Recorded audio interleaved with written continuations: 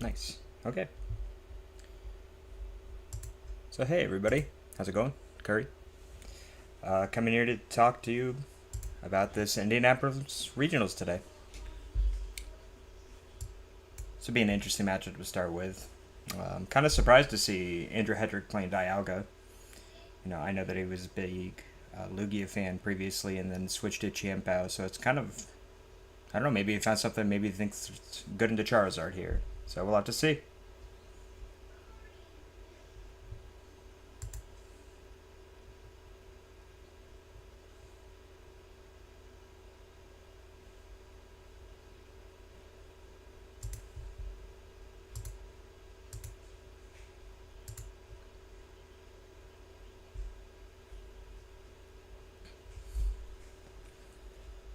I know I'm a little bit behind here, so I'm going to just kind of skip ahead, kind of get up to the game and see what we can look at.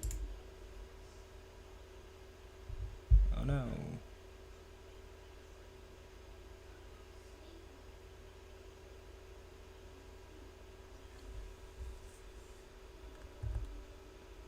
Skip a little bit more.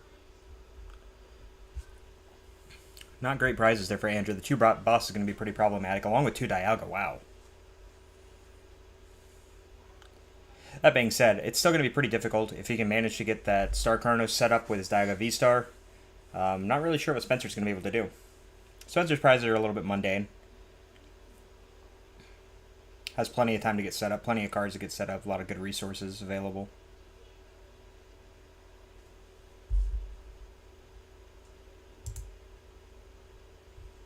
That being said, we should be getting underway here any second.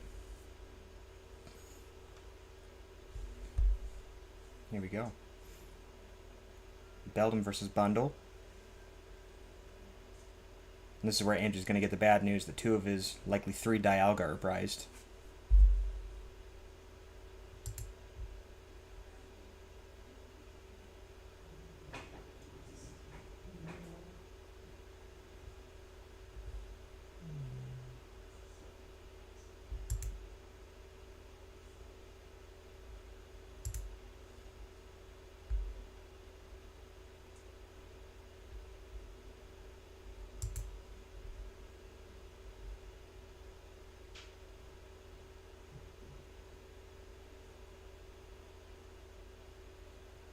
So quick grab at 2 Beldum, doing some price checking.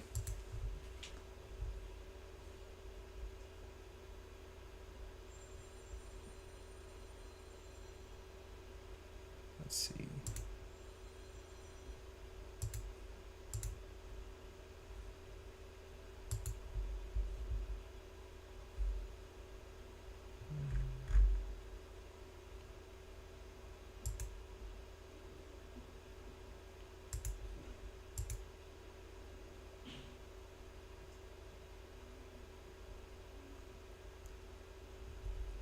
Failed a Pokegear here.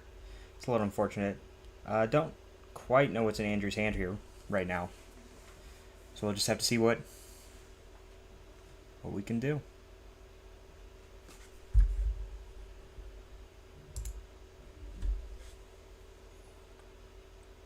On another Pokegear here. Nice research.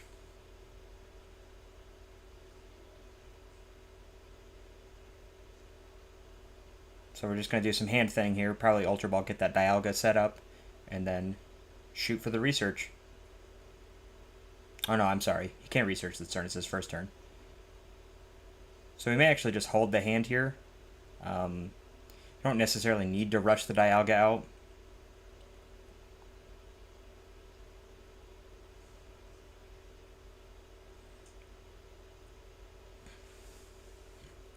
I think I like this play from Andrew. We're play it nice and slow.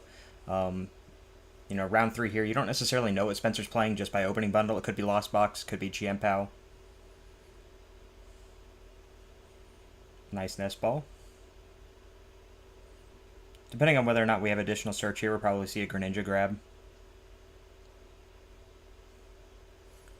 Big thing here for Spencer is we're probably angling to try to snipe those two Beldums off the bench as quickly as possible.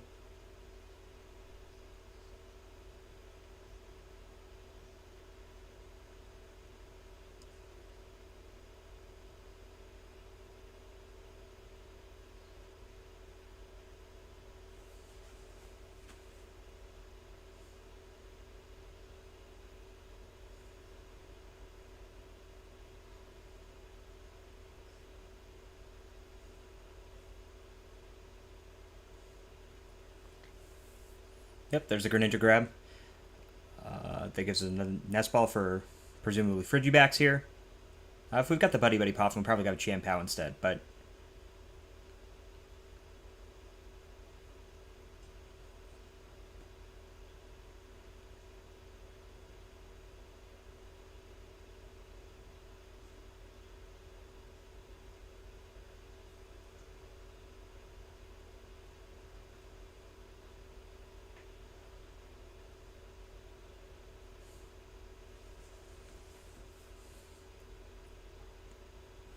Cypher.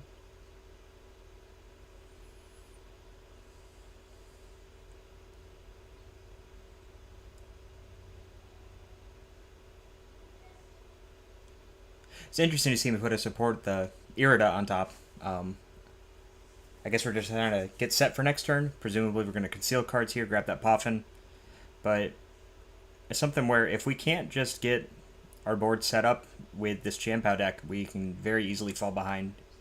And it's very difficult in this matchup in particular where the Dialga gets that big swing turn when you get that Star Chronos attack off. It's hard to prep for.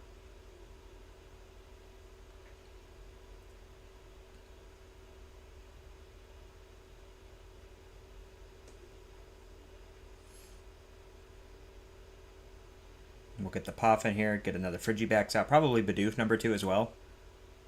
We can clear that bench space with the Iron Bundle whenever we need to, as soon as we get it back to the bench. And honestly, Iron Bundle's not a terrible attacker here, especially given that Andrew only has one Dialga to work with. If we ever have a chance, we can use its attack to prevent that Dialga V-Star from swinging. I'm a little surprised to see 3 Frigibacks come down here. I guess maybe that's our prep for whenever that Star Chronos comes through.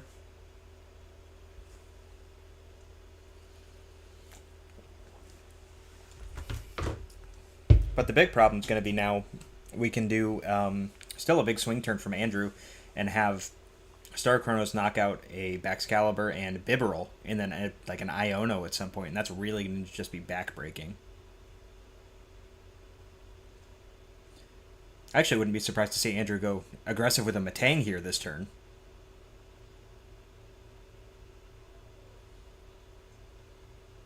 Here we go. We got the Ultra Ball. I'm going to say Metang number 2, probably.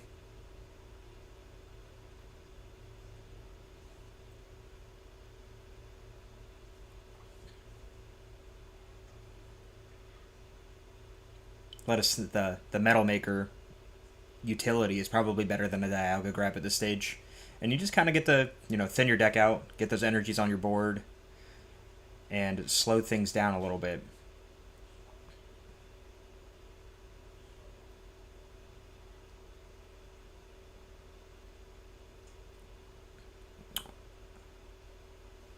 I don't know if we necessarily need to avoid evolving the active. Yeah, because I really think that we're just going to beam this turn, especially if we don't find Dialga. Zamazenta pickup's nice. The Zamazenta is going to be really good in this matchup as well. Gives us an easy one-hit KO on Chien-Pao or Baxcalibur. And you can actually get the knockout on the Baxcalibur without even needing your opponent to have taken a prize last turn. Got our Dialga set.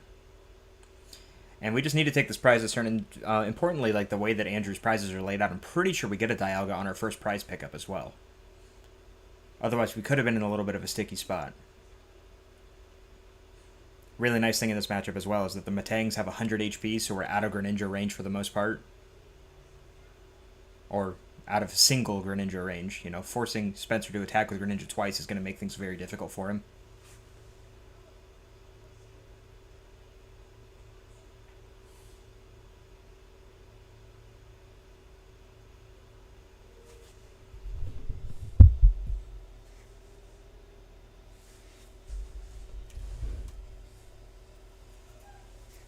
Yep. We're going to get that beam coming through. And this just puts a good bit of pressure, honestly. There's not really a response from Spencer to this. I guess we can go in with that Iron Bundle swing if we want to, but that's not super great. It gets answered very easily and doesn't actually knock out the Metang. But I don't know. Putting some damage on the board, setting it up so that you can knock it out with a Moonlight Shuriken later, maybe that does do a bit more than I'm giving it credit for.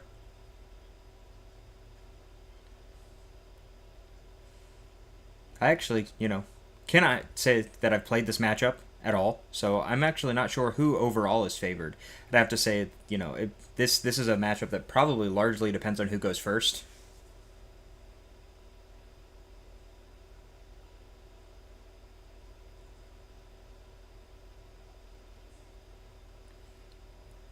We still could see, depending on what Spencer's able to get set up here. We've got the Irida, so we know we have access to Excalibur this turn.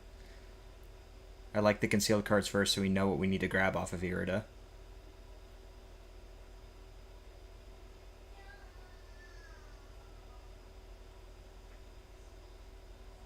And trying to eye up, I saw a superior energy retrieval in Spencer's hand, so I think we have to grab both Candy and Excalibur off of this, unfortunately.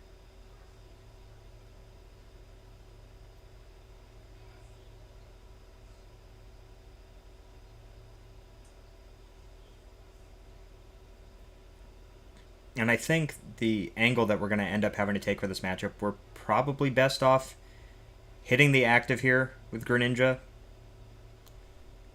Yeah, I mean, so our options here, actually, yeah, we can either Moonlight Shuriken, put pressure that way, since it forces Dialga to come up active, or if we have a Gust option, if we can knock out the Dialga, that puts even more pressure, and it really depends on whether or not... Okay, yeah, Andrew did not pick up the Dialga off of his prize here. Key thing, Andrew does have Prime Catcher in his hand, so if we can't get things set up properly, we could actually lose our Excalibur here. Nice. And I almost wonder if Spencer actually has the resources necessary to fully finish this matchup.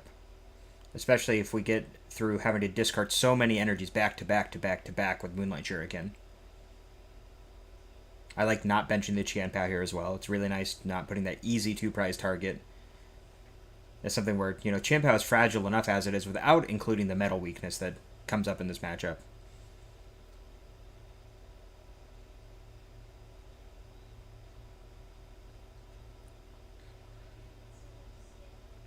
See, I think that I would have rather seen the hit on Metang here.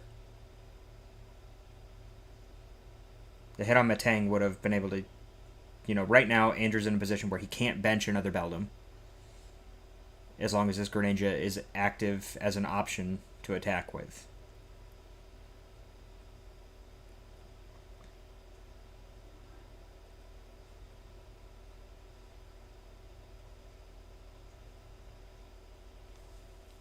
But I guess, I don't know. Maybe this works. Maybe this works well enough. We don't want Zamazenta to have free reign. Because right now we're probably going to get revenged here.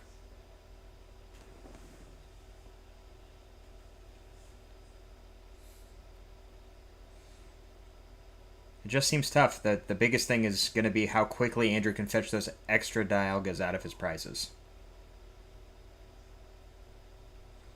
But like I said, we're going to see that Excalibur go down here. And Spencer really needs to just find a Super Rod ASAP now.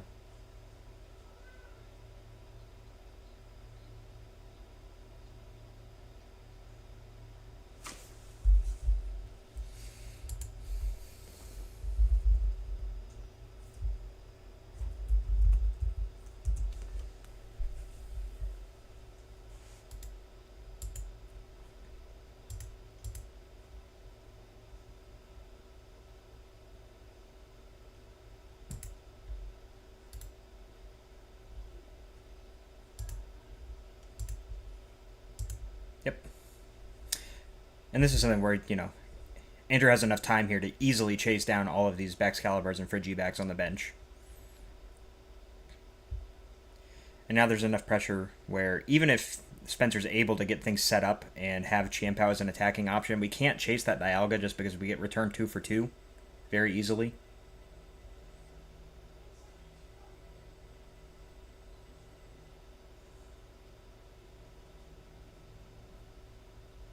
Good stop.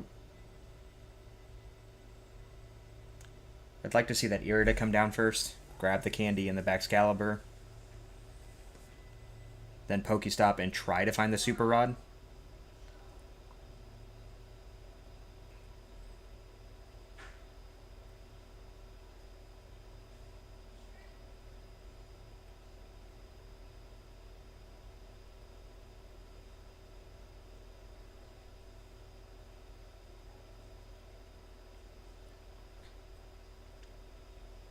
Interesting. I guess maybe I missaw. I don't have the best view of Spencer's hand, so it maybe it was not any Irida in there. Saw the candy grab off the cipher.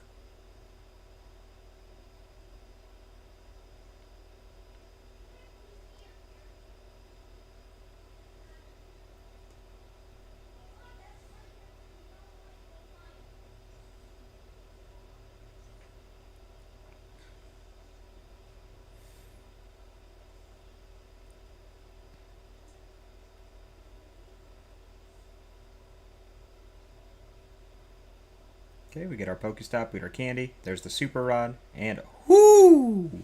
It's a very good third card. Very good third card. Lets us find Excalibur. Oh, or we already have it. Lets us go find Frigibax, rather, and it also thins our hand for our Industrious Incisors. Gonna grab Excalibur, probably double Frigibax here.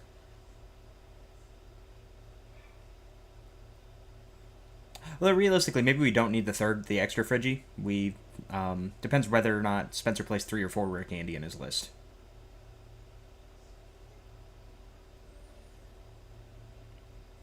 But it looks like it's going to be a really long series. I'd be surprised to see these two players be able to finish 3 games, given that we're just trading 1 for 1 right now. Gonna have to see some more explosive stuff here. So we did have the Irida. Oh, actually, that does make sense. Spencer did already have the Excalibur in his hand.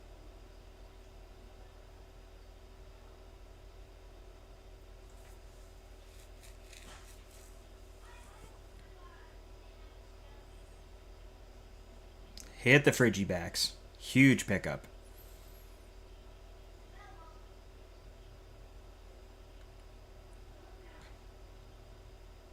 Grab Zamazenta.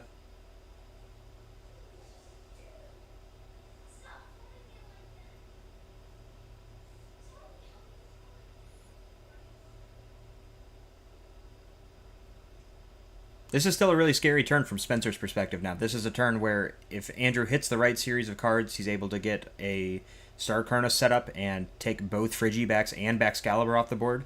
You know, in that vein, I actually probably would have liked to see that extra water energy just go to the Greninja so you have an attack option next turn. But really, we probably needed to hold the Ultra Ball so we can get another Frigibax out.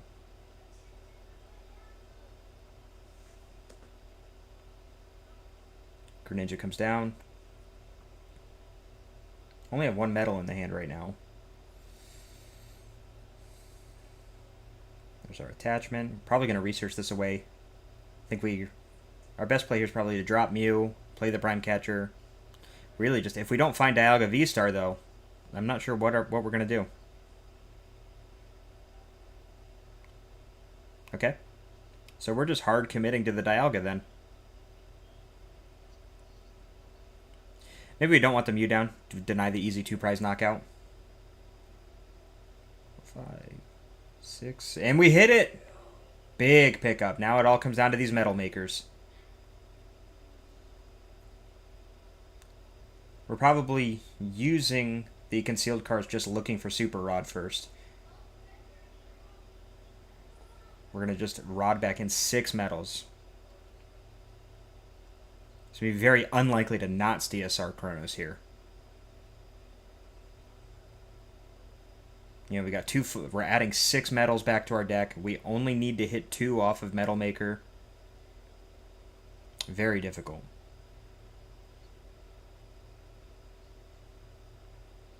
And this is the scary thing about Dialga. Star Chronos is an extremely powerful attack.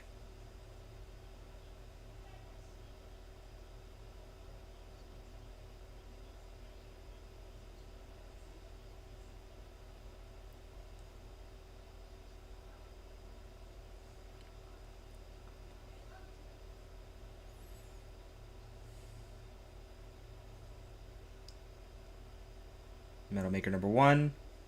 Whiffs. Or was there 1 energy? 1 energy. Okay.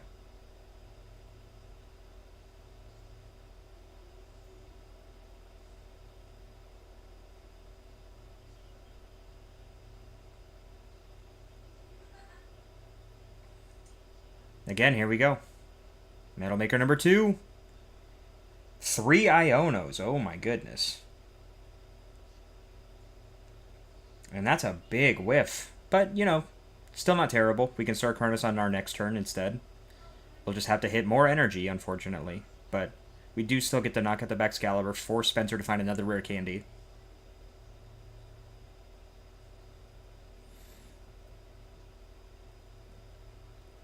I actually don't know if I think if evolving here is the correct choice. We could have just knocked it out with Dialga's second attack, because now Spencer can push up Iron Bundle potentially and prevent your Dialga from attacking without you having to retreat. And then, even though it's not taking a knockout, it actually pushes Dialga out of the active spot and puts enough. No, we'd be 10 short. 10 short. 10 short of knocking it out with a bundle plus Greninja.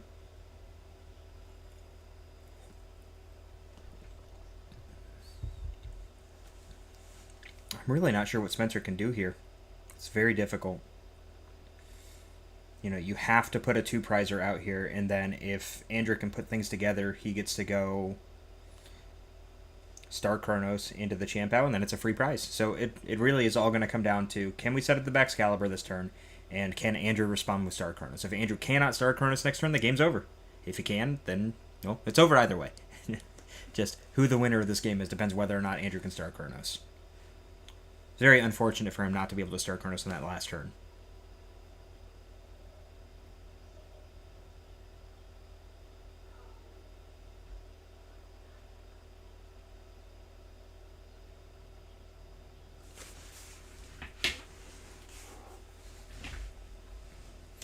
The only other thing we could do is maybe Prime Catcher the other Metang with no energy on it. But I don't know. Okay.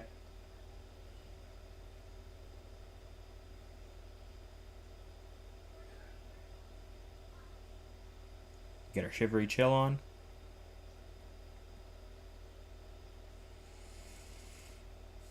And this just kind of, you know, goes to show that even though we've had very little Dialga V-Star prior to rotation, prior to the release of Temporal Forces, you know, we did have a little bit with that Magnezone variant of the deck, but having to set up a Stage 2, being way less consistent, and the key difference being that Magnezone shuffled all the cards back into your deck, while Metang put the ones that you did not hit back on the bottom instead.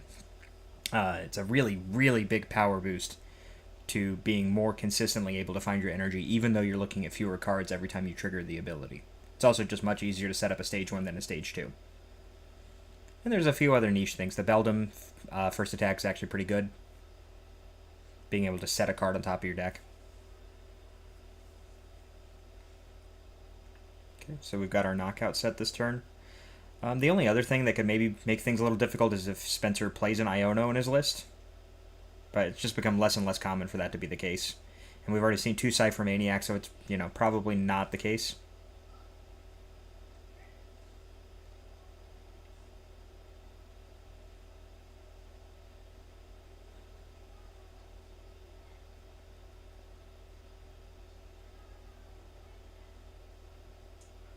Pokestop. Pretty good.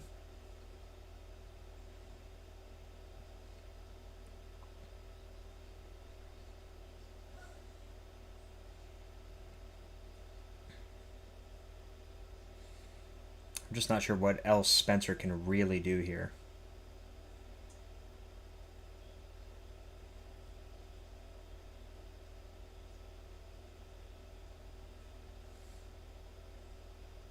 Now we're actually in a position where Andrew doesn't even need the Star Chronos. If he has another Gust effect and can knock out that Baxcalibur, you know, the game just ends there too.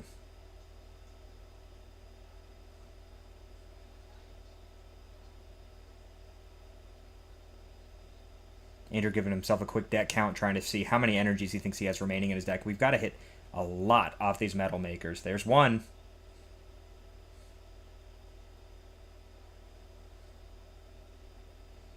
And number 2. 1. This is still okay, though. This is still okay. If we have a gust on the Baxcalibur, we're good. Yep. And there's the boss. And Spencer decides to scoop it up. Let's go to game 2. We may still have enough time. You know, we took just about half the time in the round. We may have enough time to pick it up here and shoot for a tie, maybe a quick win. If Spencer goes first here, we could see it. That's really the key in what I mentioned in that first game. Why you know, what you're aiming for as the Qianbao player in this matchup. We really want to get a Radiant Greninja Moonlight Shuriken off on turn 2, if at all possible.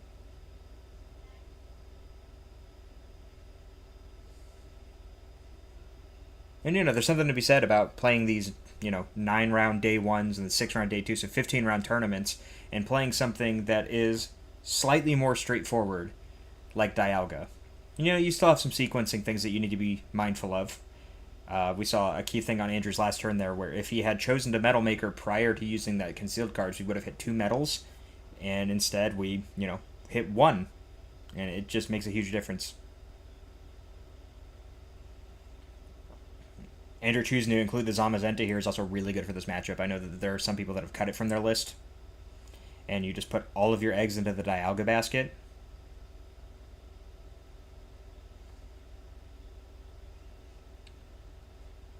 The nice thing about having these slightly, ever so slightly beefier stage 1s with these 100 HP Metangs is that Greninja is not quite as powerful, and you can stabilize things a little bit if you are able to set them up.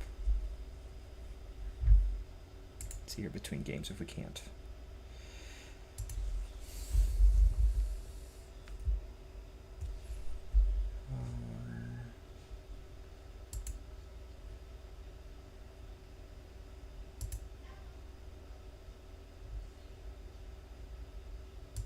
Let's see here.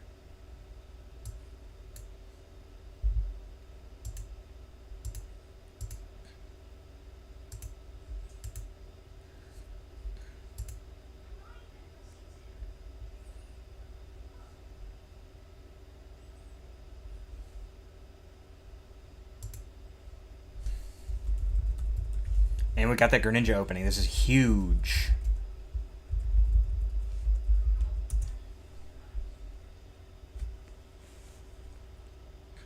This is tough, though.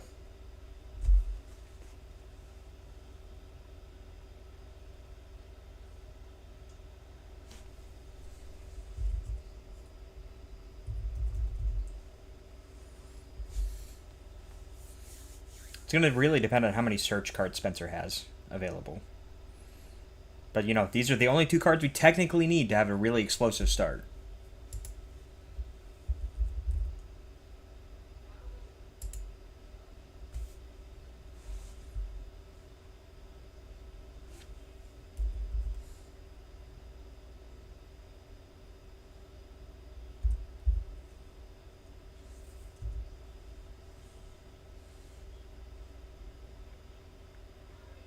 Interesting.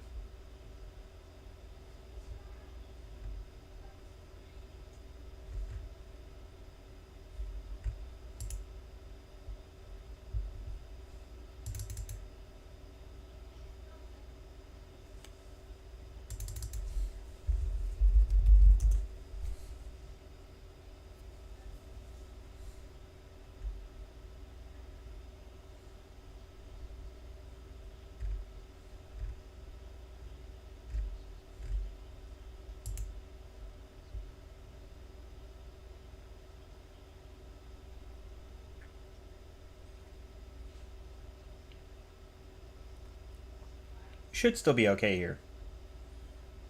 Not having Bibarel next turn is going to be tough. It's going to be tough.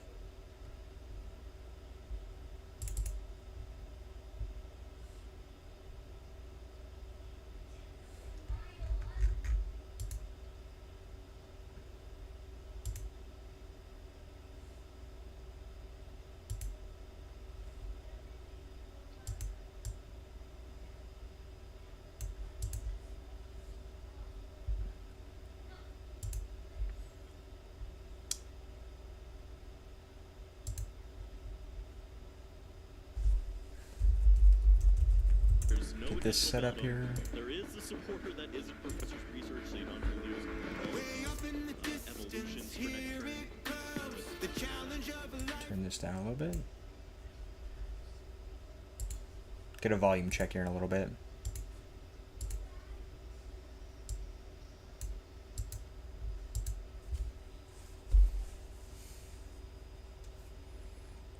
Really nice start here from Andrew, though. It's going to be tough. Now, Iono actually may help Spencer out here quite a bit. His hand was not super great, aside from having that rare candy set up. And we've got rare candy, 2 superior. I'm trying to figure out what that card is behind the rare candy. I think it might be Excalibur. But Spencer doesn't have enough energy here to really do anything. And realistically, if we have our single Metang available, we should be able to explode. But the only real play Spencer has here is to either get a Chiampao set up this turn and knock out the Dialga and hope that Andrew can't hit enough energy to return KO with the Zamazenta, or we go for the Moonlight Shuriken and we take out 2 Beldum off the bench. Instead, we're going to take our second Frigibax. It's going to be really tough to continue a stream of KOs without a Bibarel. And never having the ability to really push a Chiampao into the active, it may be difficult for Spencer to find enough energy to keep this going. 1, 2, 3, 6. A little bit of confusion, it looks like, here about whether or not Spencer has enough cards in his hand based off of the Iono. But no, it looks like he's got 6 on the table. He's played 1. The Iono gave him 6. He drew for turn. He should be good to go. Should be good to go. Always difficult. A little bit of tension when you're up on the stage.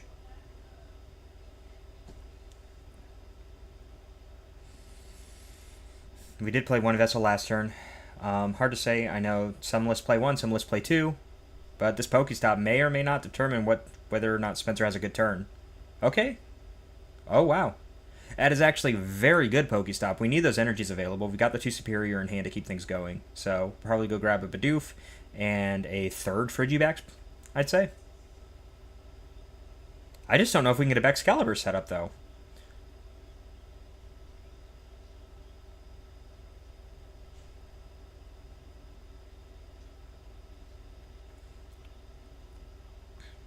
Double Bidoof instead. If we're not killing Dialga here, though, this could be kind of sketchy. There's always the chance that Andrew can get the Star Chronos off and take all of our energy acceleration options off the board as Spencer. And something you just have to be wary of. But now Spencer's put himself in a position where you can't put another Frigibax down.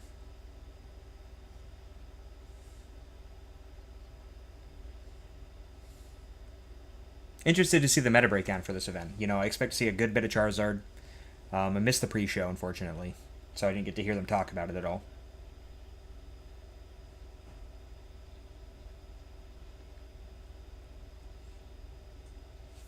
Interesting. What do we got? So rare candy. So 2 candy, 2 superior, and is that a Chiampao? That's tough. That's tough. You can't really afford to discard most of those cards. Nestball, Iono, not terrible. Nestball's a bit of a dead card right now, but that's fine. We'll probably just discard it with our Ultra Ball here.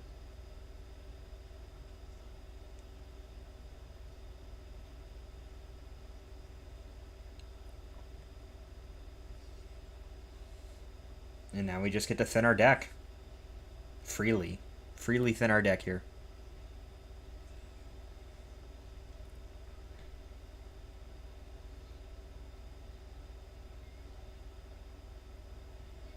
You know, these Dialga lists play so many energy that it's very likely every time we hit one of these metal makers, you know, it's like a mini electric generator. Except when you play them in series with each other, it's more effective than electric generator as soon as you use the second one.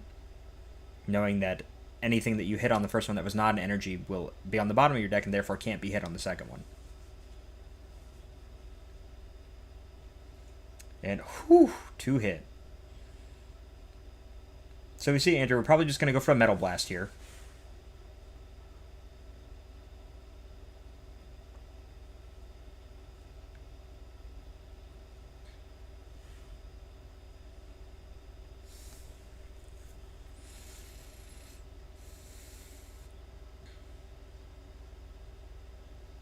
We've got the Super Rod to replenish our energy in the deck, anything that we discard off the Pokestop. And so Andrew's actually, set up enough here that he doesn't necessarily care what he discards off the Pokestop. The biggest pain points would probably be Boss. But we conceal cards. Wonder if he's going to go for the third Metang. You don't necessarily need the Buddy Buddy Poffin, so we could discard that.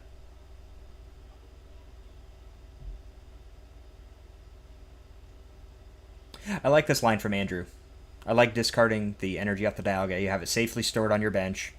It's a little rough having to re-find the energy to power it up, but with the Zamazenta available and to just bash into whatever you need to.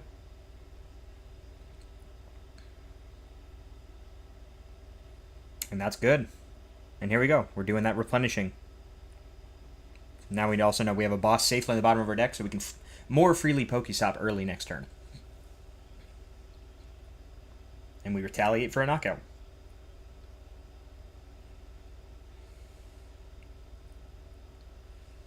And again, as Spencer, just what do you go for here? You cannot just gust up the Dialga and knock it out with Champao, because then we get return KO'd by Zamazenta. But it may be the thing you have to do. Andrew's definitely in the driver's seat in this moment.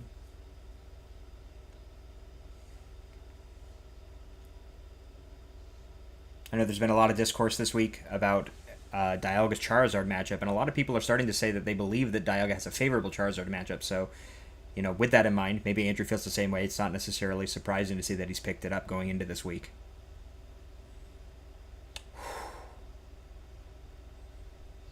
I mean, we knew last turn Spencer had a lot of good cards in his hand that he didn't want to discard, and here now he's just going to have to make some difficult decisions.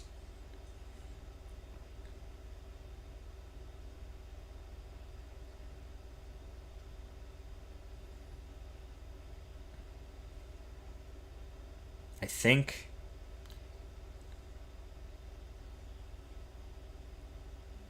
he's got to go just all in here. He just can't do anything with this position.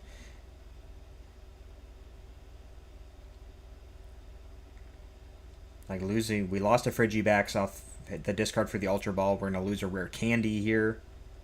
And a superior energy retrieval if he wants to attack at all. It's a very, very difficult hand to work with. Let me get one more.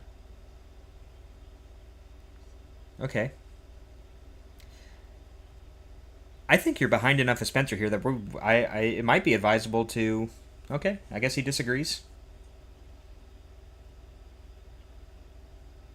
I think the right play potentially would have been to get the Bibarel set up just to do something. You've already had to discard so many cards this turn that I think you just have to, kind of go for broke.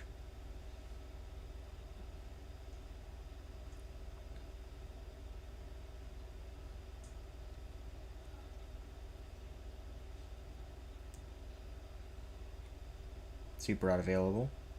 No boss yet. No boss yet. The only way Andrew's going to find it is off of a concealed cards. Get a second Dialga set up.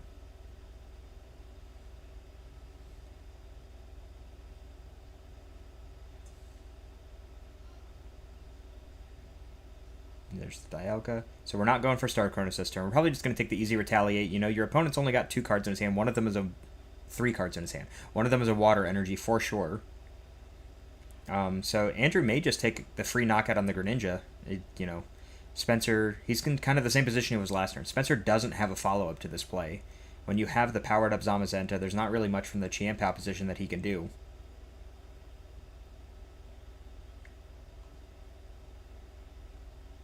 This game's just going to be extremely difficult. I don't know if there's really anything Spencer can do from this position.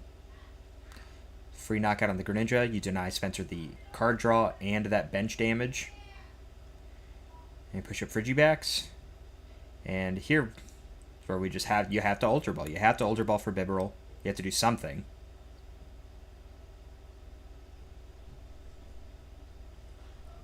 And just pray that it draws something for you. Andrew's got 9 energy on the board. I believe 1 in the discard pile. Maybe this is a position where we can try to trap a Metang, get the Greninja back out and snipe around it. But that's still just, that's asking a lot. Asking a lot.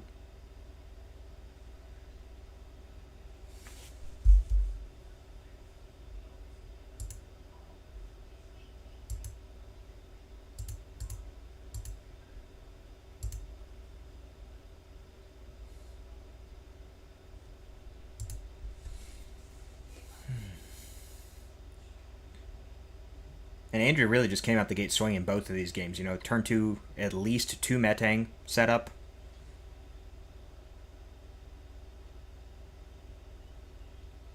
And then, oh my goodness. Hitting nothing off the Pokestop.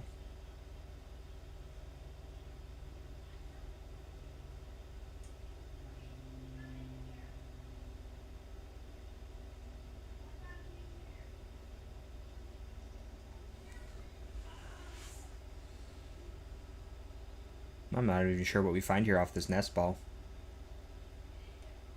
Okay.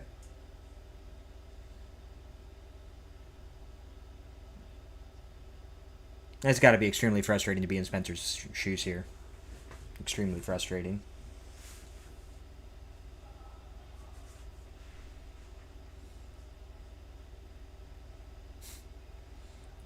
Is Andrew going to play into this for Spencer's sake? No, unfortunately, no.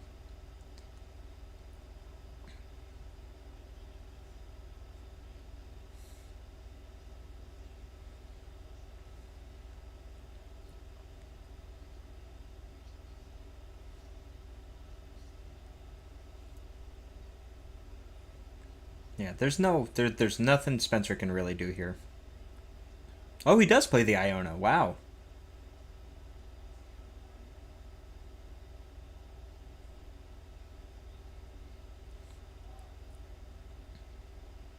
What do we find here? I like the sequencing choice to use Bundle, use the Hyper Blower before we Iono. I know we just threw...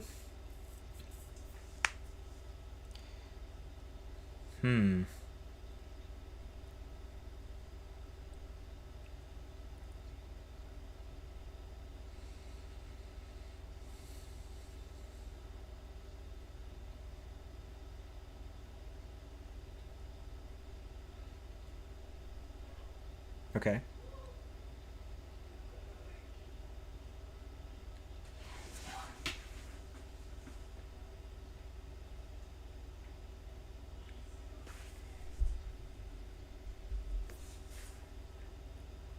Boom. Frigiback's going in hard.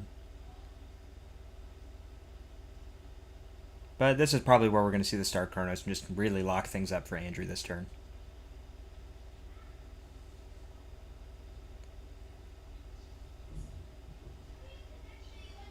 Get a Metal Maker. As long as we hit at least one energy off of one of these Metal Makers, we'll see a Star Chronos turn. There we go.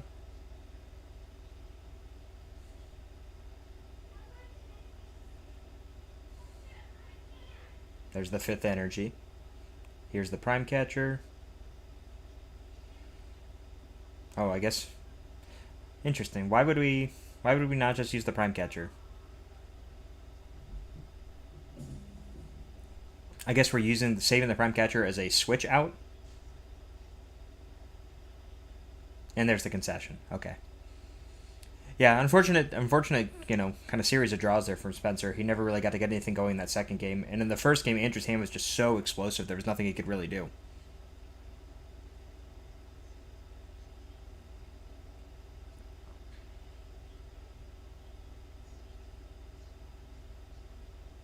Okay, well, I'm going to go run and check on something real quick. And be right back. in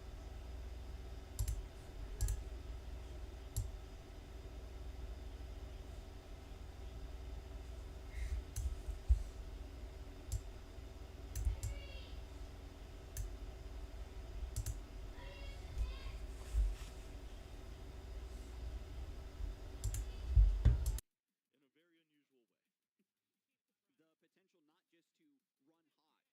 very unusual way. The potential not just to run hot, get the big turn two star Chronos, all the Metal Makers in the world,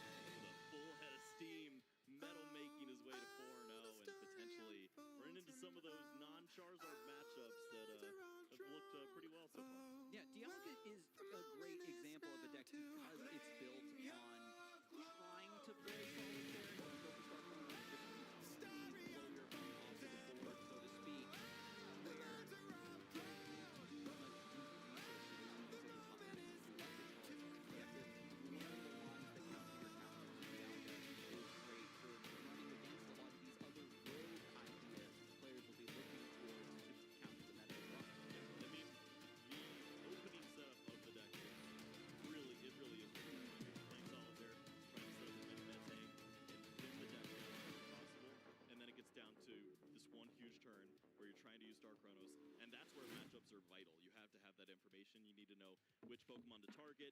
Do I need to go Prime Catcher along with Iono? And I'ma then tell you Frost? about the How do come up, how I learned the incorporate game. all of Every these challenge that I faced, pieces how that I I earned the have name. to set up my Nobody said opponent that in the it was worst easy possible going for the situation gold. that You only gotta losing a take turn risks, can you do? gotta be And bold. But I'm here to that run the really race, is yeah, I'm here to flips a go lot of matchups far. on their Here head. to take names, Dialga here V-Star to be can a fall star. victim to And when I pilot finally make error, it, I'll be certainly. at the top. But now we can go to the Best of lounge, best. actually, and hear a little bit Yeah, more about I'll be Andrew walking. and his thoughts on the deck here in Indianapolis. Where legends are alive, I'll be walking. Thank you so much, Garzing. I'm sure you're very happy to see that win on stream. Of course, we just wrapped up our state round 4, and Andrew Hedrick coming out on top as the Dialga champ. Andrew, how are you feeling after that match?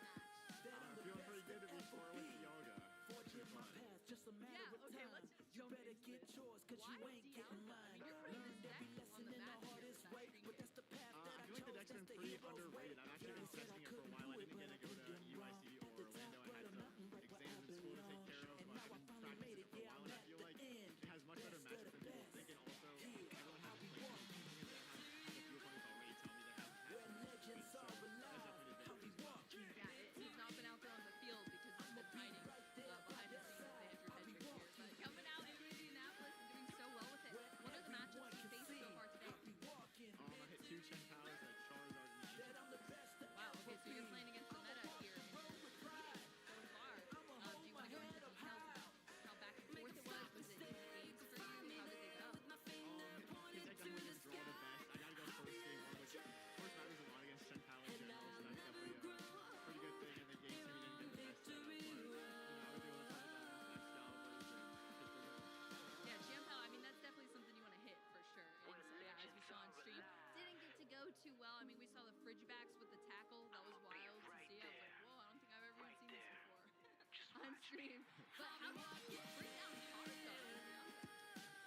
Pretty much a different strategy. It's a really interesting matchup. I've played it a lot of times. It feels super close. If both people, you know, are taking the best possible plays, but if you can pull stuff off, it's pretty annoying for them. So do you think having that slight edge is equal now with the deck has basically I think it's definitely a benefit for sure. Because they don't exactly know like what my deck is capable of, how well I can pull off different plays. So there's definitely an advantage. They're kind of guessing.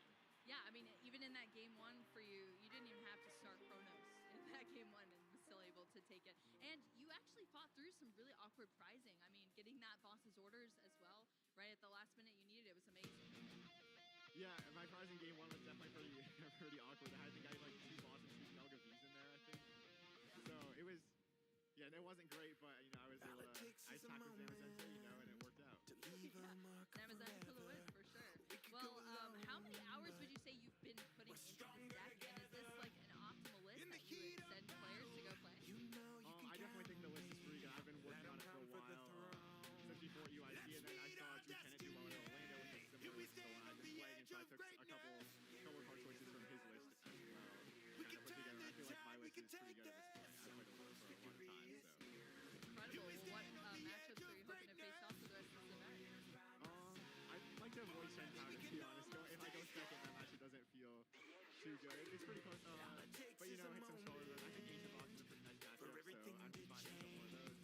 I think there's definitely a lot that I've seen out in the field, so maybe hopefully for some good times out there today in Indianapolis. Well, you've been doing great so far. Is there anyone you want to give a shout out to? Any play testing group you've been practicing with? Yeah, shout out to Dave Smart and Michael Davidson, who are playing a similar Dialga list as me. Shout out to Lieutenant too, because I talked to him about the deck, and shout out to Dead Drug Gaming.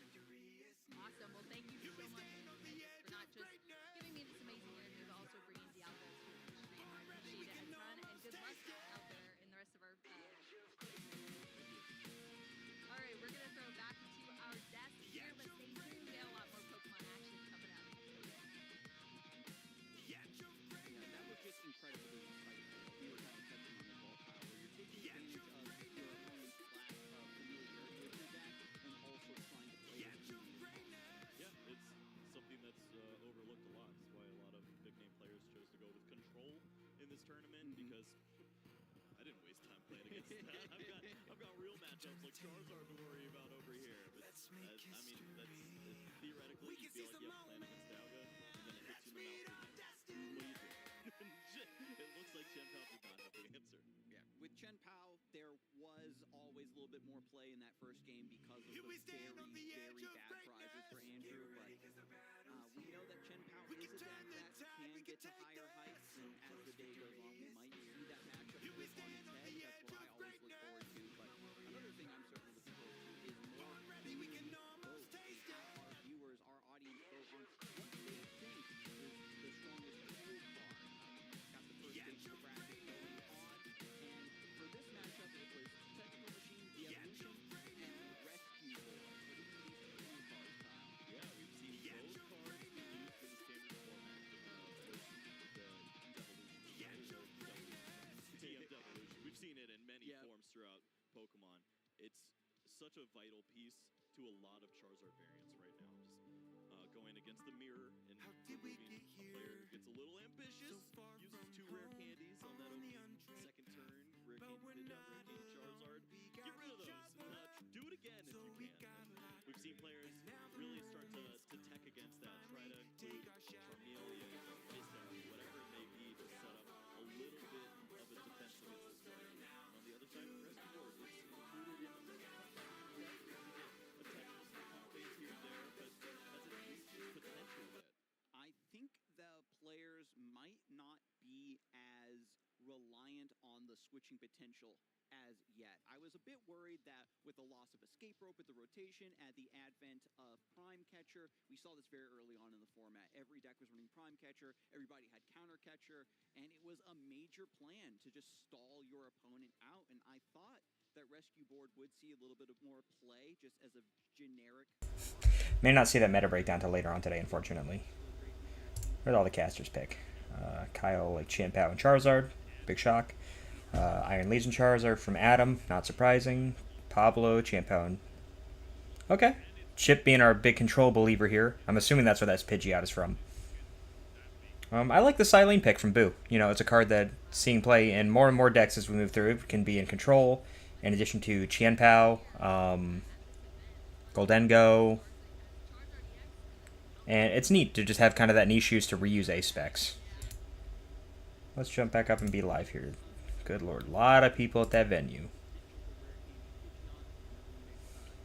A lot of people. This is what you can expect when we pull through for a regional. But we should be setting up for the next round here soon. Very soon.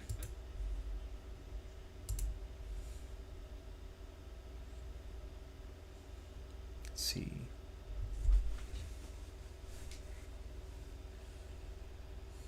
Maybe between some of these games, go over and check out some of the Champions League matches from yesterday. Or I guess it was technically today, just earlier.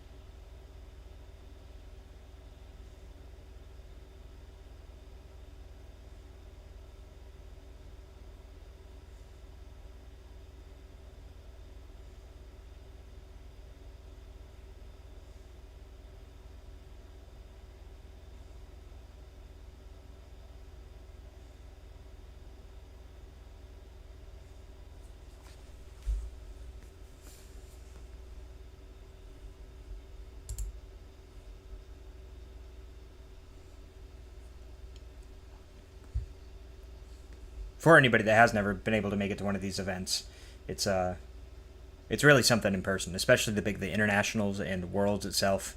Just the kind of the spectacle of it all is really cool. You know, you get special things like the pop-up Pokemon centers.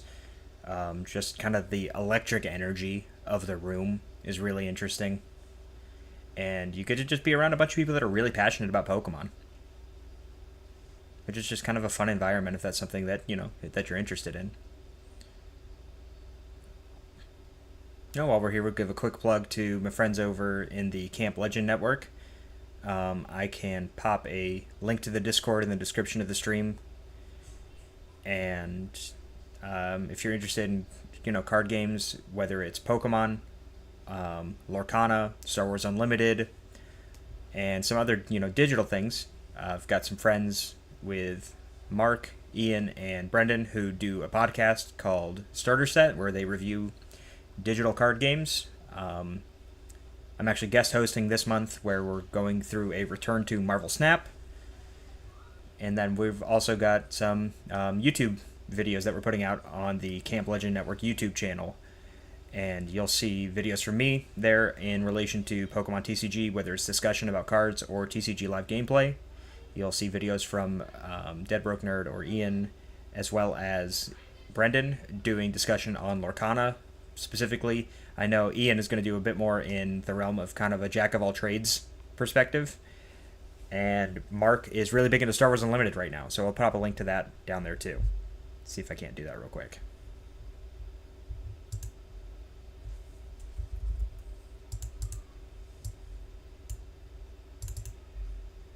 Let me get in the studio here. We'll check it out.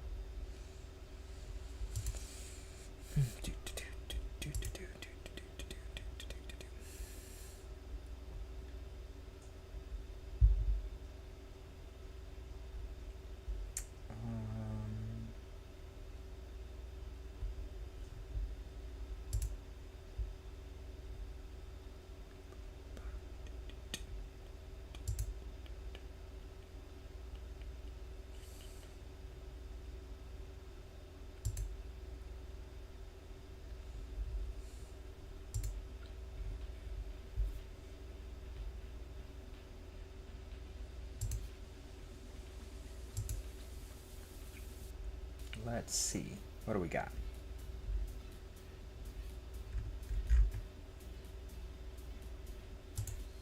This is not supposed to say my broadcast. So we're doing the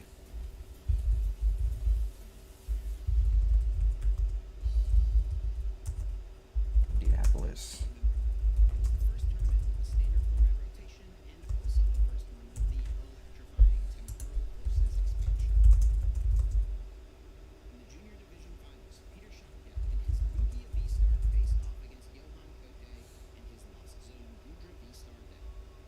Unfortunately for Peter, a 1 Luminium V-Start in Game 1 and a single Archeops in play Game 2 wouldn't be enough, and Johan's Gudra V-Star was able to roll its way to an IC title. Very interesting. Very difficult for Lugia. Lugia as a deck in general just has some issues with consistency right now. The senior division finals featured Benny Billinger squaring off versus the reigning world champ Gabriel Fernandez. In 2 games straight, Benny's Charizard EX deck was a bit slow to get going, which swung the matchup heavily towards Gabriel's ancient toolbox deck. In the end of each game, Gabriel was able to perfectly map out a path to victory, ensuring he would become the champion.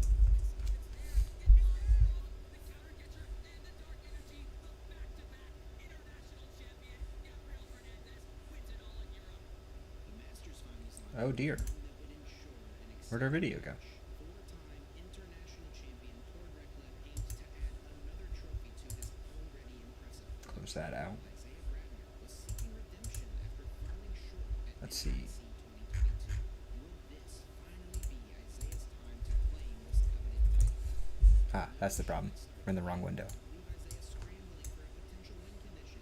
Though he eventually found a Polaris' experiment, it did nothing. He Oh no. the game out This seems to be over here. eventual victory. In Game 2, things seemed much more promising. In the middle of the battle, Tord played an Iona and attacked with Radiant Charizard. Isaiah's hand after the Iona was not very strong, and he could only muster up an attack with Cramorant, not even taking a grass card. This was the turning point, which ensured Tord would win the prize trade and also win his 5th IC title. And that's gonna be it. The rare candy from the Pidgeot EX will find the evolution needed.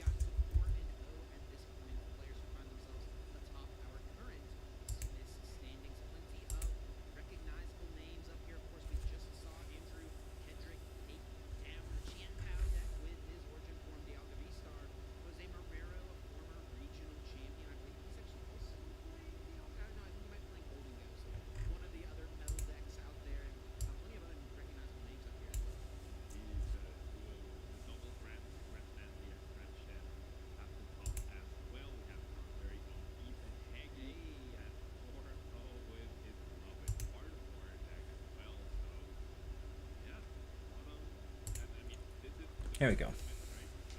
And we're back.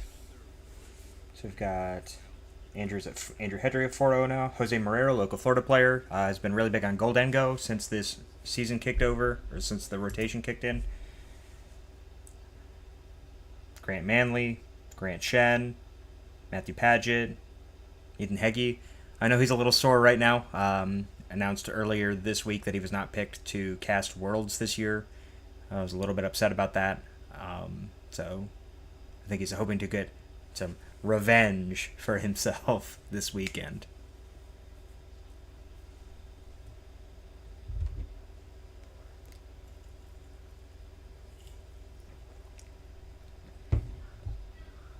Really want to see that meta breakdown, though. Hopefully Pablo and Chip give it to us here real soon. I think that we're, far enough in the event that they're okay releasing that information.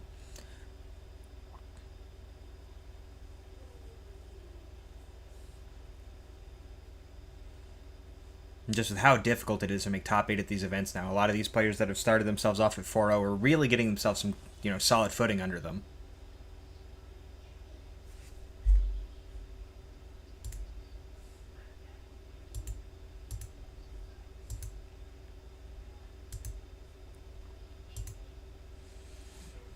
Oh, we get to see Meowscarada. That's cool. A couple of these have debuted recently. There was one in Australia at Perth Regionals, and then down in Sao Paulo a couple weeks ago, we had one as well.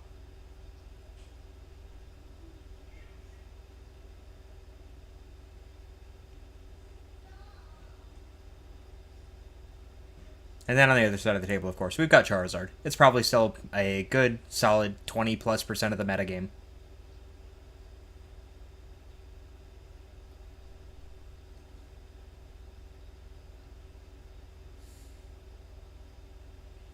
And kind of the big draw here for the Meowscarada deck as a deck is the fact that you get to cover that grass weakness from the Charizard.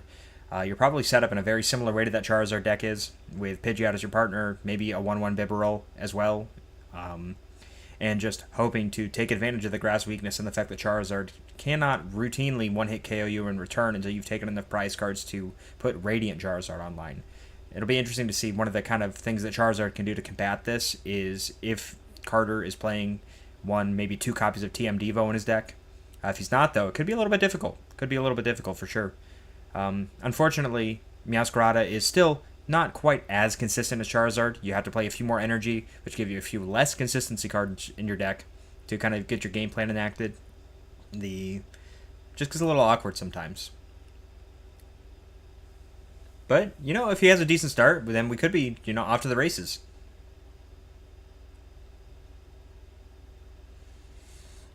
We'll just finish setting up here and we'll be on our way. Florigato, 2 Arvin. The Forest Sealstone for Carter makes things a little bit easier for Gavin. And there's that TM Devo. I wonder if he's packing a second copy.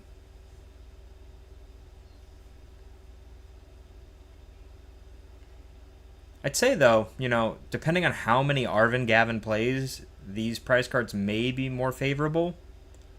The Forest Sealstone being prized is really tough for Carter. The Rotom could be difficult. Probably still has Cleffa. You don't necessarily want to put Cleffa down in this matchup, though, given that the 30 HP is just, a magic bouquet away from being knocked out. Interested to see who chooses to go first here. And Gavin gets to start us off. Ooh, I like the Fluttermane inclusion too. You get some nice bench damage up to set up your Scratching Nails.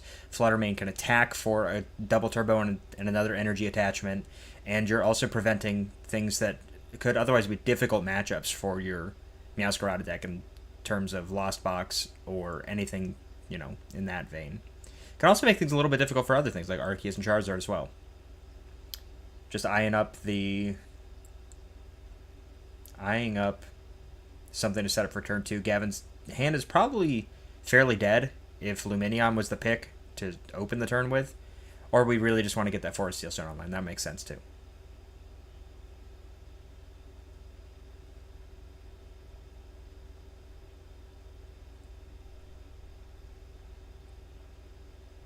Let's see. Research, okay. I wonder if we're going to see the Forest Hailstone this turn.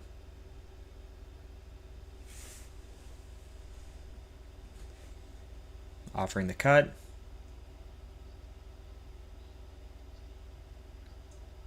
Okay. Gavin just doing everything by the book here. Completing our action of shuffling prior to going back in with our Forest Hailstone. We'll probably see a Buddy Buddy Poffin grab here, since we've already seen the Sprigatito and Pidgey keyed up to the top of the deck. And there's the Buddy Buddy. And we'll shortcut this time, get our Buddy Buddy in play. Get those nice Paldean Fates shiny copies of Sprigatito and Pidgey. Interesting to see that we've got the 60 HP Sprigatitos here. I think that, the arrow that they're keying up on the screen here, the Heat Tackle being able to knock out Sprigatito is pretty big, and I've seen other copies of this list that are more likely to include the 70 HP Sprigatito just for that reason specifically.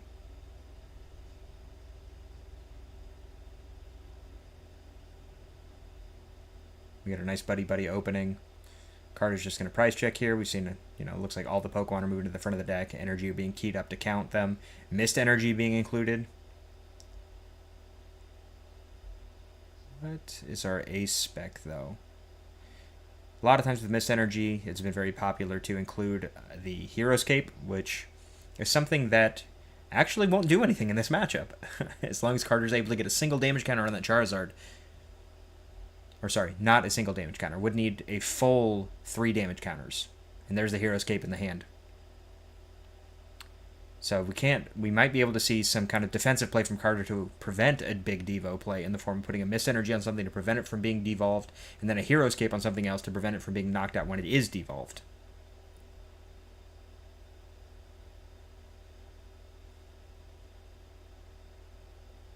Buddy Buddy.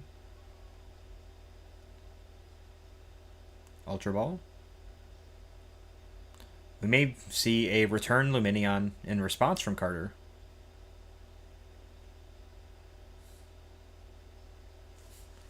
I think we discard that Defiance Band.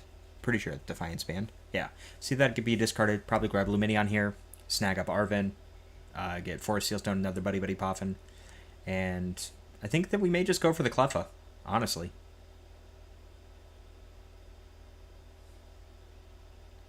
As long as, until Cleffa hits the bench, it's still able to use its attack. That's the one limitation with not Florigato, that's the stage 1. It's a Masquerada's ability, while very strong, being able to put 30 damage on the board.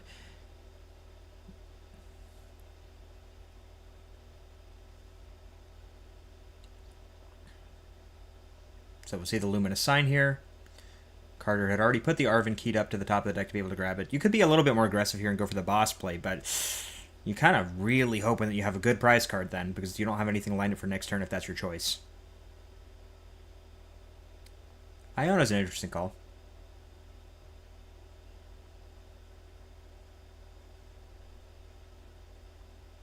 I don't know if I necessarily agree with this. I think that Arven may have been a better play. You get the Forest Sealstone that you don't have to attach quite yet, but you could. And then you also get to put Cleffa in play. I think the Carter's just afraid of putting the Cleffa down because of the Meowscarada. The Cleffa would have keyed us up. We've got the energy would have been discarding. We have the Charizard in hand, still ready to go.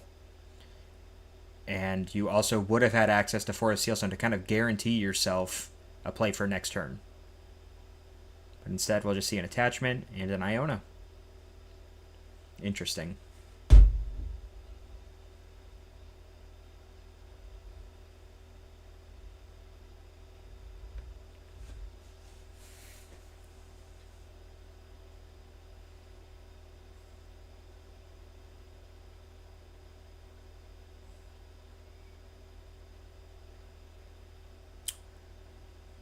Okay, so we've got it's actually a pretty good draw from Carter. We've got both Charizard and Pidgeot lined up. The only difficult thing will be that it depends on how many energy we have remaining in our deck afterwards. Having to Ultra Ball away 1 to 2 energy just to get things set up is a little awkward. I think, if I remember correctly, there was 1 fire prized. No fires, because we had the Forest Sealstone, the Rotom, Devolution. No, I'm sorry. I am correct. I was correct the first time. There was 1.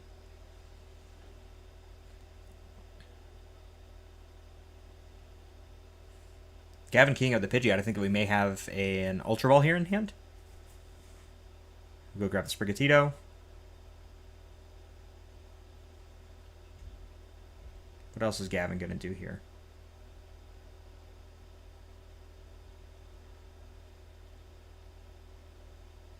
So we Ultra Ball. Turo. Interesting.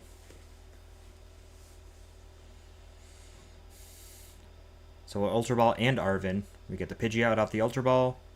And we'll grab Rare Candy. No tool cards remaining, or none that we wish to grab at this time.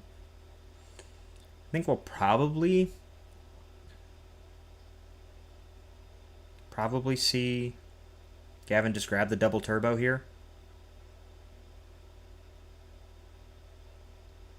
Yeah, if we had access to Florigato, I think that we could have seen an argument for grabbing that off the quick search, but otherwise I think we'll just grab a double turbo and use our Hex Hurl. And the Hex Hurl, you know, having this Fluttermane active kind of makes things a little bit awkward for Carter, depending on who he chooses to promote off of this knockout. If Charizard's in the active spot, we can't use our Infernal Rain ability. If Pidgeot's in the active spot, we can't use Quick Search. So, you know, he'll just have to be cognizant of that and make sure that he sequences things properly. And Carter choosing to put one damage counter, it looks like, on both Charmander and Pidgey on the bench. So now both of them have achieved the condition to make Scratching Nails do the bonus damage from Meowscarada.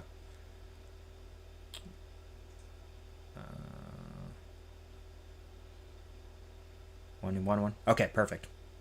I think it's very smart. It's very smart. Unless that Hero's Cape ends up on the Charizard, you know, Gavin is okay to just move through with the Scratching Nails on the Charizard and doesn't necessarily know that that's the aspect that Carter's packing yet.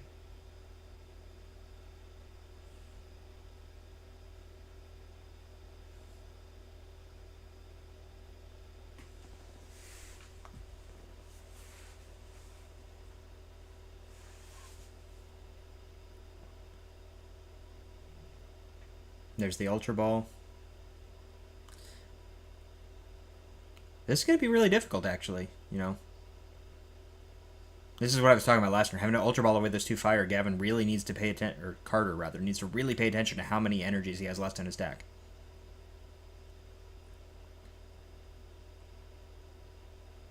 And then we'll get the candy. And then we'll get the Rare Candy into Charizard. You don't necessarily even need to use Infernal Rain here, honestly. Nope. Good catch. Good catch from Gavin.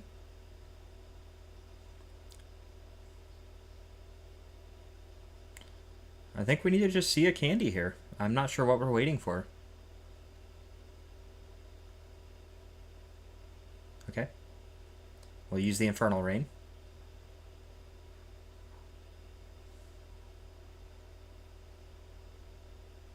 Although if we have enough energy in deck, that's rough. So yeah, I think what Carter wanted to do here was Super Rod, first to put the energy back in deck and potentially just attack with Pidgeot this turn.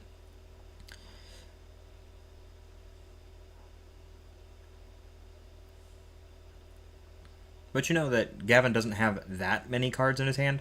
I think that you should be okay to just, you know, get the Pidgeot set up, retreat, grab your supporter for turn, and then take a knockout.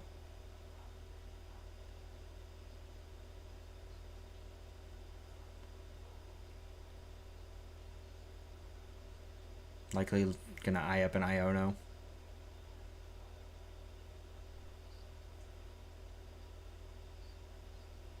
This is kind of an awkward turn for the Iono, though. It would be nice to see something, you know, like the research that the decks used to play, like the one of that we saw picked up by Gavin.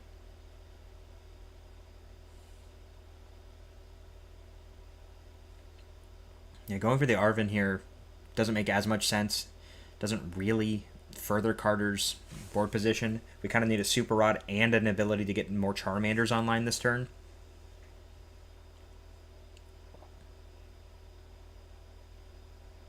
We really need that. We need Super Rod. We need the ability to get other Charmanders to play. Maybe Radiant Charizard.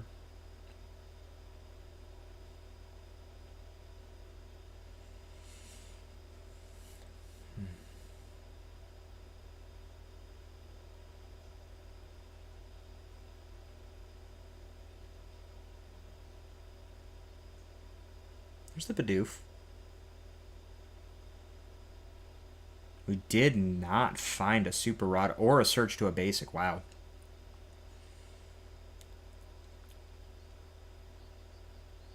Wonder if we don't just see Carter go for a 2-2-2 line here, maybe knock at the Luminion. Yeah.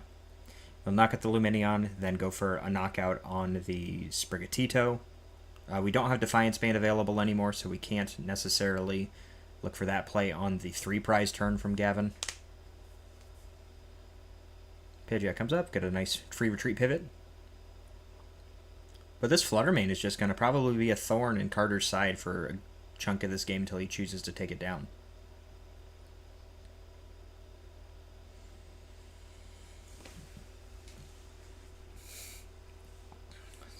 I know that we had 2 grass in Gavin's hand in addition to whatever ace spec. Looks like Prime Catcher.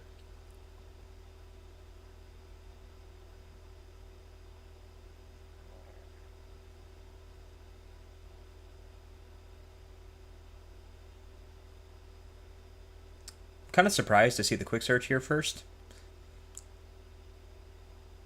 Gosh. I think I would have liked to see the research and just look for all the pieces we need, because we need Rare Candy, Meowscarada, and Double Turbo Energy. And those are the 3 cards we're looking for this turn. We're only giving ourselves 5 cards to look at off of this Iono. That's not going to be enough, more than likely. It would have been better to just look at 7 and then also have Quick Search available to kind of push you over the line. But Gavin seems to be valuing the energy that he has left in his hand instead.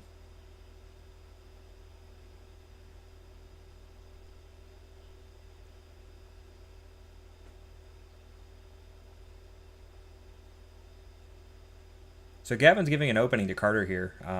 Really would have been able to punish the lack of Charmander on Carter's bench. But instead, maybe, I guess now we technically only need to hit Double Turbo, and then we can attack with Pidgeot's Blustering Wings attack to knock out the Bidoof, put ourselves back on even prize cards. But this is...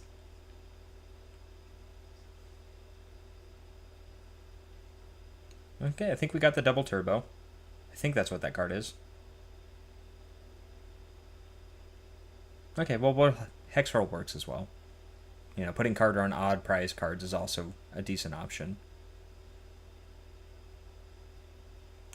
Losing that vacuum is going to potentially come back and bite Carter. Still unaware of the Hero Escape lurking.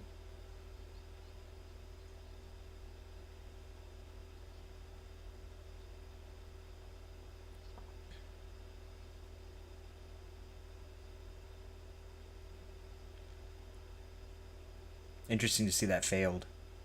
So I think what I talked about at the beginning of this game, Gavin may not have a Bidoof and Bibarel in the deck. Gavin frustrated by the lack of Florigato in the deck. And this is an adjustment that we'll probably see in the next game. The placement of damage counters here, putting 1 on Luminion, 1 on Pidgeot. I think that knowing that if Gavin knew that Hero Escape was the ace spec that Carter had, then I would expect that we would see two counters on the Charizard. Because you have to figure most of the time, the Luminion is not going to be active unless you've gusted it up. So you should have access to Magic Bouquet to put 3 damage counters on it whenever you need to.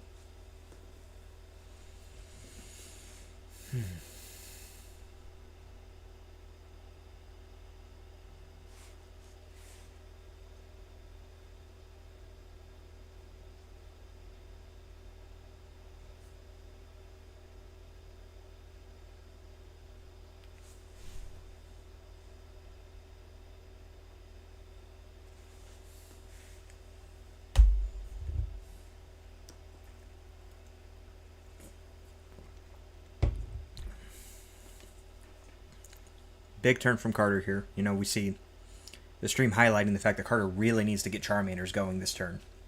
So see a quick search. Or Carter's going to go more aggressive, I guess. I mean, we do have an Ultra Ball in hand. As long as there is still a Charmander in deck, we could see an Eerie to try to pull those candies out of hand. But you'd have to think, from Carter's perspective, you should know that Gavin doesn't have candy in hand or he would have grabbed Meowscarada.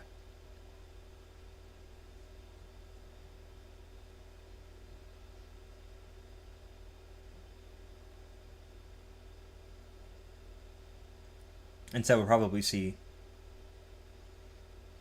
Yeah. It looks like Gavin's going to go, or Carter is going to go and set up instead.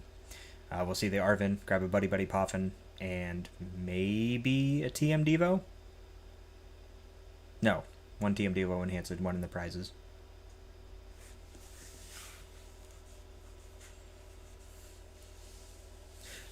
Maybe that's what Carter was thinking about. If Carter was trying to second guess whether or not the TM Devo Airy was the line of play that he needed to go for. And it would have been interesting, but I think it would have been less fruitful than what he's going for here. I think we need to just kind of plow through the prizes, put more pressure on Gavin. You're in a position now where if we can get this Luminion off the board eventually, then it should be very difficult for Gavin to take his last prize cards.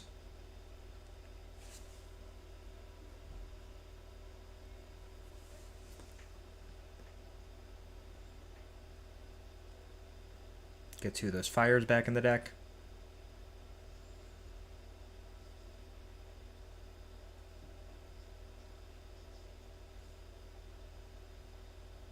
Beebrel very powerful in tandem with Pidgeot. You know, the thing that we're likely to see here as we move forward is just a board that is very difficult for Gavin to knock out for two prizes, with Pidgeot being the only potential option because we're likely to see either a Turo or a Collapse Stadium to remove that Luminion from the bench.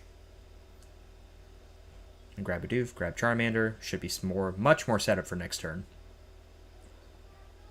TM Devos in the hand are going to be a little bit awkward. Maybe would like to see... Well, I guess we could attach them at any time. Could also discard them with Ultra Ball. I don't think it needs to do anything else, though. I think we just attack and we wait for next turn.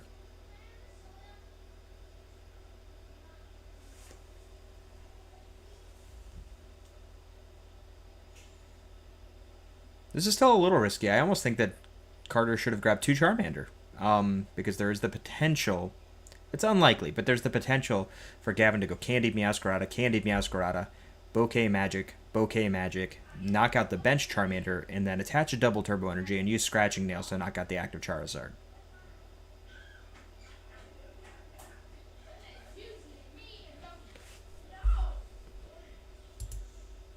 Let's see, though. Let's see.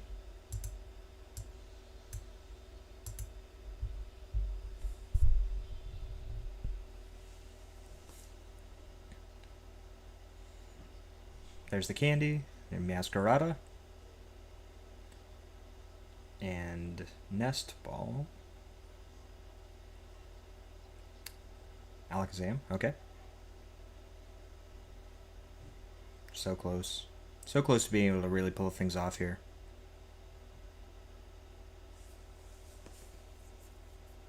We still have Quick Search available after the Iono, but again, we're only getting 4 cards. I really think we needed to research last turn.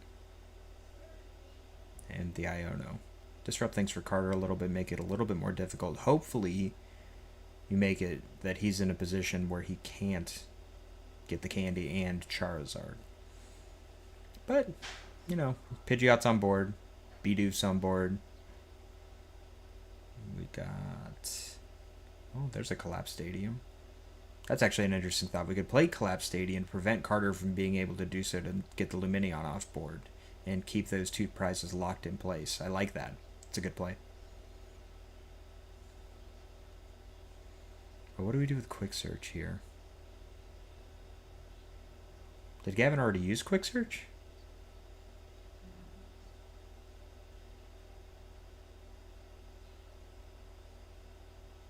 Okay.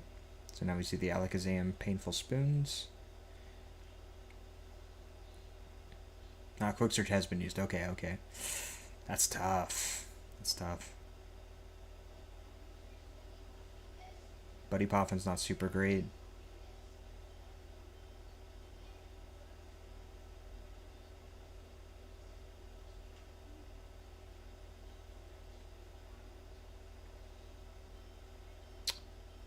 I don't think I like feeding Carter another single prize here. I think you'd be much better off just letting him hit your Pidgeot. He's not going to take a knockout on it, because now you're in a position where he can either Devo and you just have an Alakazam strained at active, or he knocks out the Alakazam and then you've put him in a position where he just needs to use Radiant Charizard to take his last 2 prizes on a Meowscarada.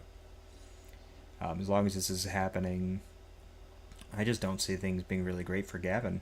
We could probably see a Devo play here.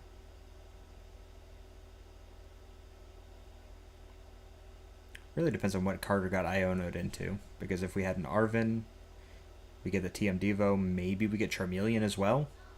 But I guess instead, maybe he has another supporter that he's got keyed up ready to use already.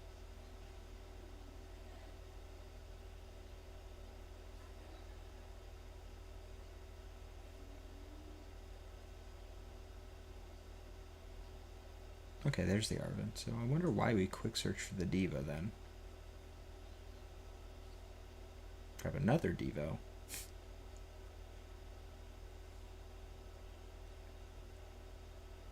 If we still have an Ultra Ball, I think we may have one more.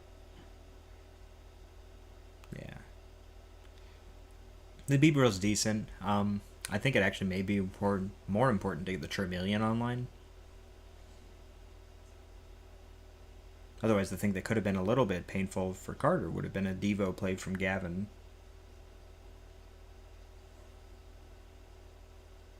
But I think, you know, Carter's in a position where I don't want to see this Devo play here. I think we just take the knockout on the Alakazam. And unless another Iono comes through, you're in a great position to just win the game. You know, this puts us 2 to 3 more turns away from winning the game. But, you know, Gavin's been struggling to put things together here, and that's kind of one of the weaknesses that I mentioned at the top of this game.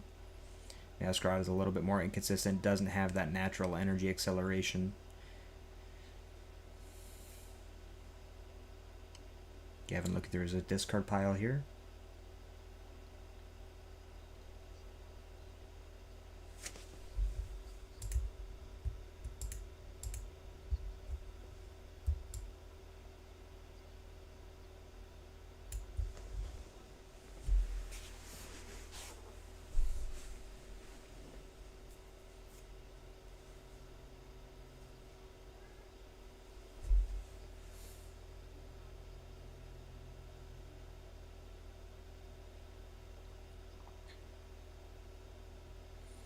It's really awkward.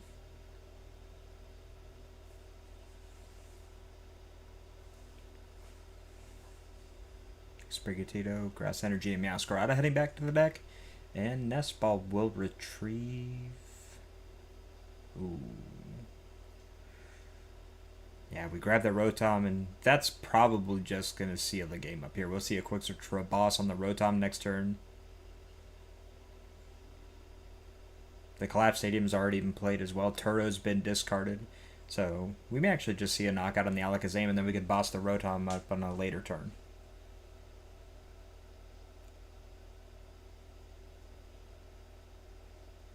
But what is Carter...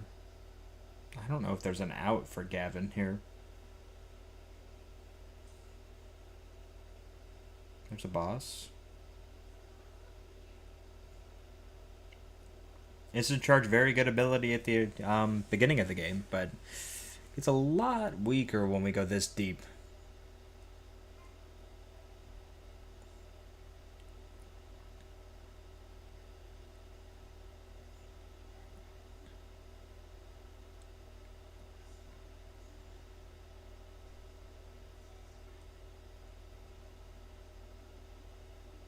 Let's see, what did Carter grab off quick search here? Boss. Okay.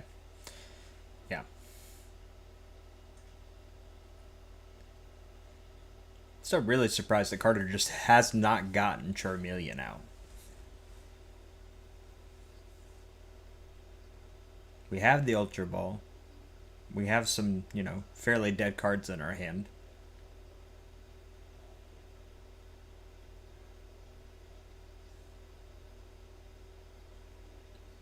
There's a knockout. This is actually a really awkward spot. You could definitely see something from Gavin being able to knock out the Charizard and the Iono Carter to 1.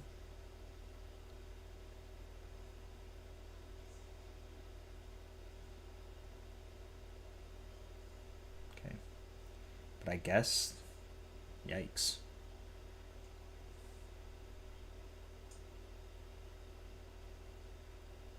I think Gavin's pretty locked in on a desperation prime catcher stall attempt, but I don't know how well that's going to work out for him.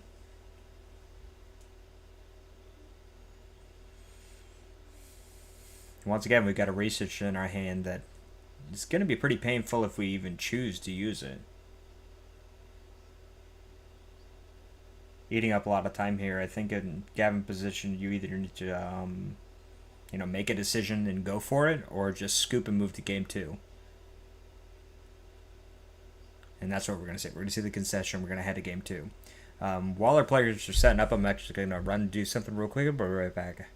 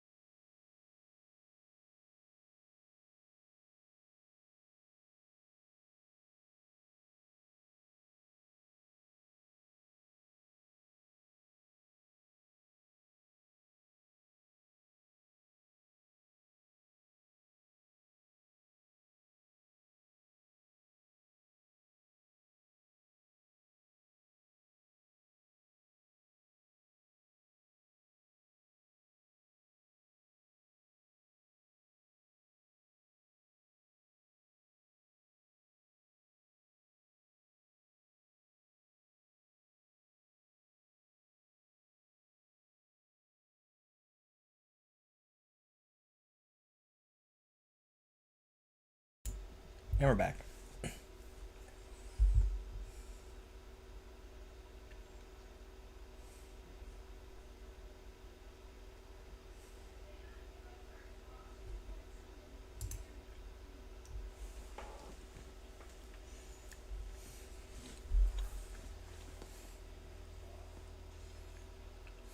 See the collab open from Carter this time. But we never actually got to see Gavin use that Masquerada ability, so may not be too much of a liability. Has the potential to be one, though. So it's kind of important to keep in mind. Again, I'm really surprised to see Gavin here with our 60 HP Sprigatitos. Got a bit of a stronger opening from Carter this time, though, so maybe we actually will see that Heat Tackle KO.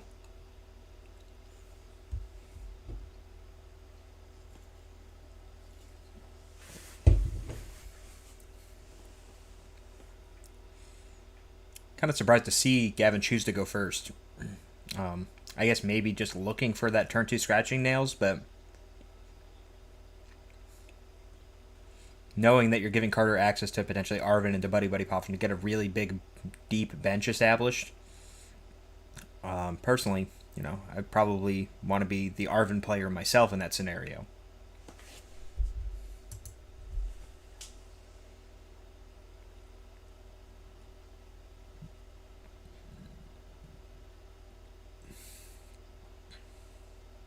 But no Charmander in play.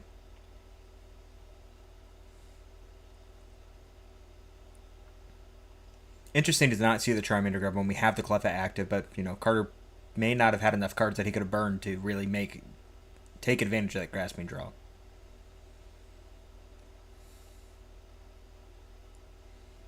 Let's see. Charmeleon, Radzard.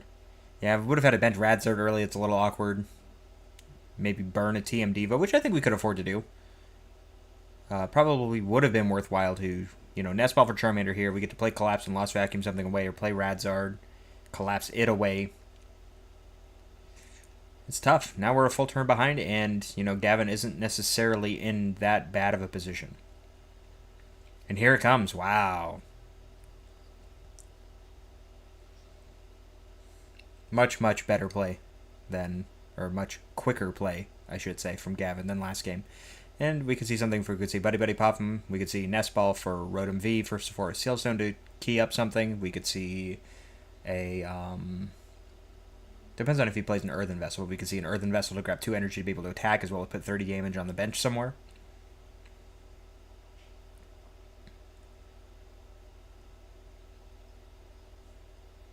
There's Nest Ball.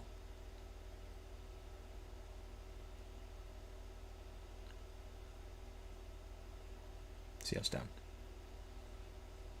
We go back in with our Nest Ball. Likely grab Rotom here. Really don't want a Nest Ball for Luminion.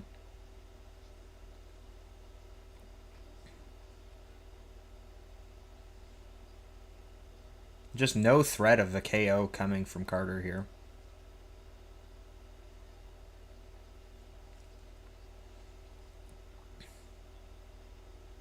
Gavin was so close to being able to really, really punish Carter for his play by doing something like Bouquet Magic, or Prime Catcher, bring up Pidgey, Bouquet Magic, knock out Cleffa, Tough Nails, knock out Pidgey, and just run through things from there. The rest of this hand is really just not super strong, though.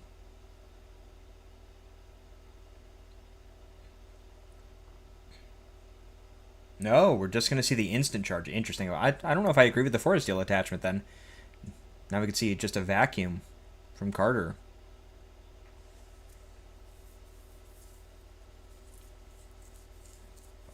So now Carter's in a position where he can really, readily thin his hand down. I don't think there are any other vacuum targets for Carter in this game, other than maybe Collapse Stadium.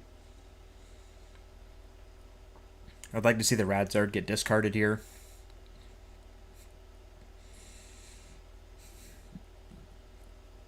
Yep. It's not bad. It's not bad. Gavin is likely to want to collapse something away himself at some point this game. He can, kind of affect what Carter is or isn't able to collapse away, but we've got Pidgey out set up here. Likely then get our Buddy Buddy Poffin rolling, and Carter can kind of explode from here, hopefully. Gonna take his time.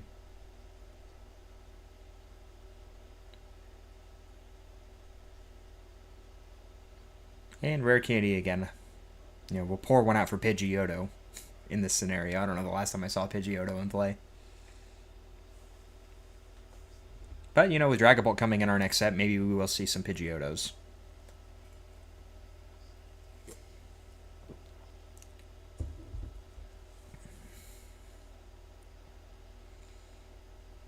We get Arvin for our own Sealstone and grab Buddy Buddy Poffin and just have the Sealstone sit in our hand. Or maybe just directly go get the Buddy Buddy Poffin. But, not playing a supporter just doesn't feel good.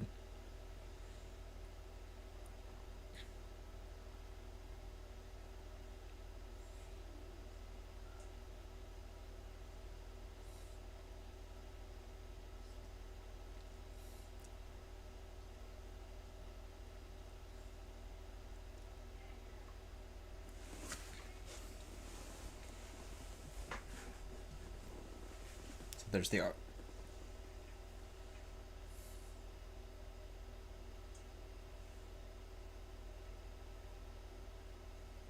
Arvin.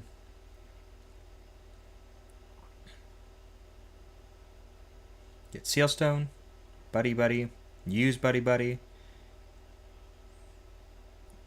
Are we not using the Buddy Buddy?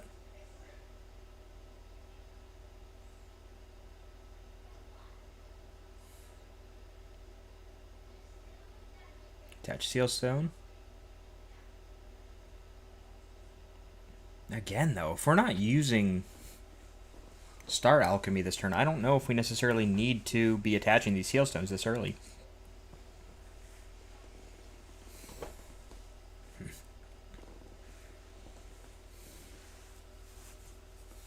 We get Charmander 1, Charmander 2.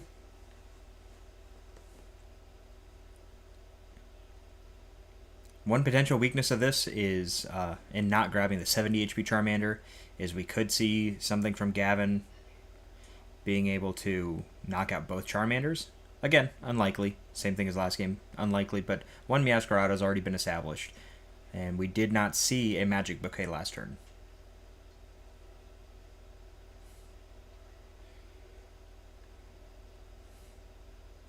Star Alchemy. Wow. Are we looking for our Bidoof this turn? Is that what's happening?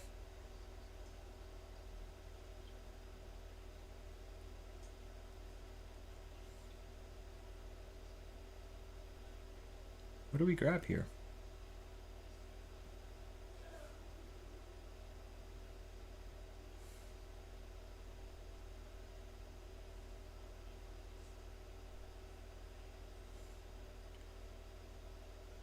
I mean, it would have to either be Bidoof or third Charmander, right?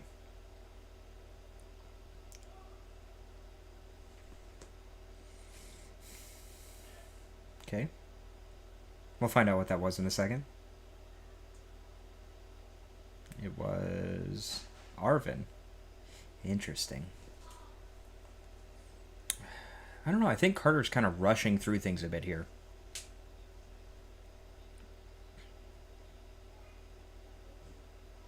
I think I really would have rather seen the Bidoof hit the field. Gives you access to quick search for Bibarel to get things going, and just kind of slowly progress your board to a state where, you know, Gavin can't necessarily knock you over. But our hand's so big, we're going to see an instant search here. This poor Clef has been sitting in the active spot and has done nothing the entire game. Probably terrified out of its mind.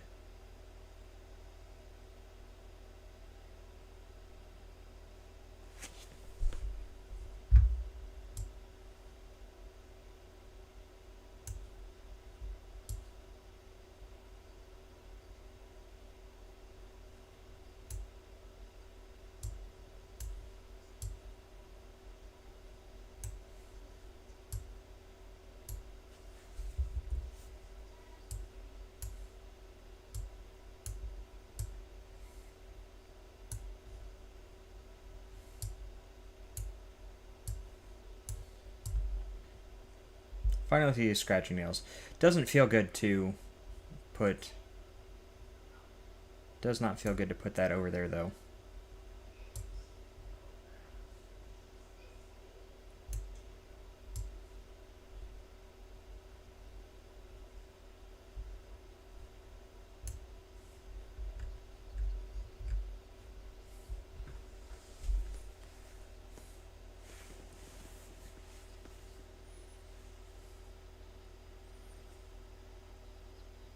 Gavin only takes one prize here. You know, there's no danger of this Meowscarada getting knocked out. Be very unlikely to see anything truly, you know, terrible happen to him.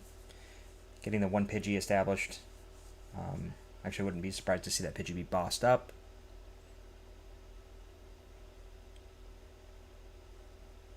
I think there's maybe an argument to just heat tackling here. Get 60 damage on the Meowscarada. As soon as Gavin takes another prize, we're then in Defiance Band range with Charizard EX. And then when Gavin takes another prize, we're now in Radiant Charizard range to knock out the follow-up Meowscarada. And then Gavin would need to get a third Meowscarada online. And even then, unless he's taking out the Rotom, would be going down to 1 prize, at which point your second Charizard EX could actually win you the game. But we'll have to see how Carter chooses to approach this. We know we've already got the Charmeleon in hand, so we're looking for Candy Charizard here. We've already burned our Forest Sealstone, though, and we've got an Arven. So, Quick Search Arven gives us the tools we need to get Charizard online. Let's see, 1, 2, 3... 3 fires in deck? That's also going to be very awkward.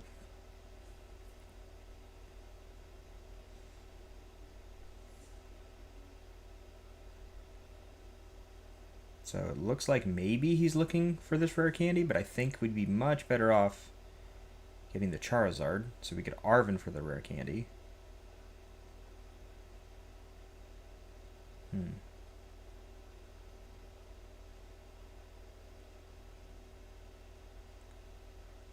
Carter's 1 card away from being able to pull off the counter catcher play, I believe. Gavin asking Carter to make a decision. It's important, I understand that these games can be very stressful. It's important to just keep a reasonable level of play, reasonable pace of play established. We see the Arven as a follow-up. Grab the rare candy.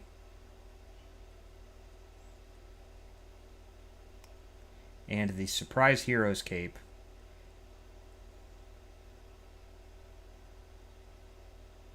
And Carter was able to hide that ace spec from throughout the entirety of Game 1 from Gavin. See our Infernal Rain ability. Even having the big grass weakness, Charizard has the tools to kind of combat this matchup a bit better than you may think it would be able to. And we're going to see Carter attempt to approach that by swinging in with Pidgeot here. Soften up the Meowscarada slightly.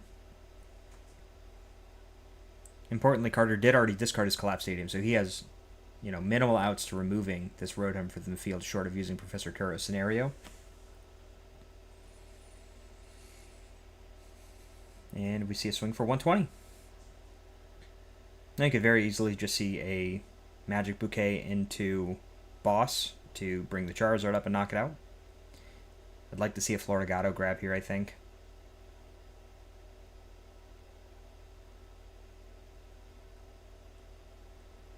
Let's see how Gavin chooses to approach it, though.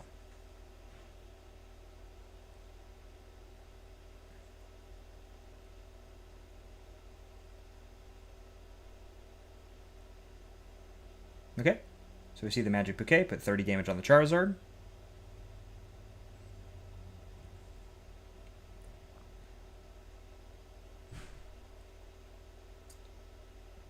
And are we going to Ultra Ball for Lumineon here? Counter Catcher? Yeah, we know we're going up 3 prizes. I mean, very unlikely to be able to use Counter Catcher anytime soon here. There's the Florigato. And Arven.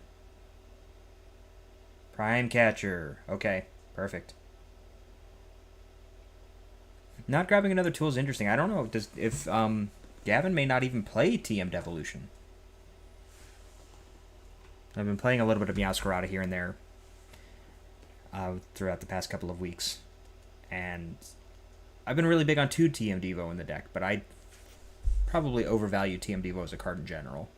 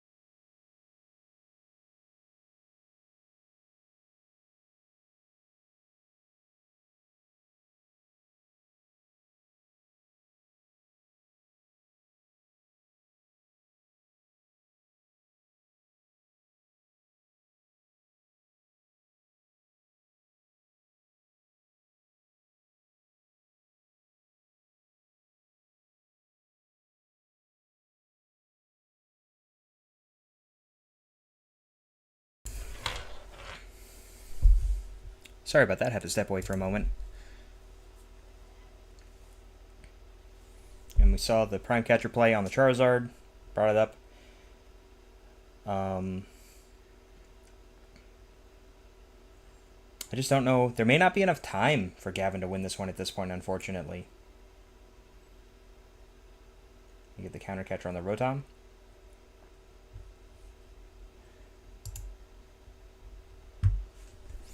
And I think this is just a key. Yeah. Carter is just looking to kind of put Gavin in another awkward position. We get the Charmeleon established. We get to slowly build our Charizard up.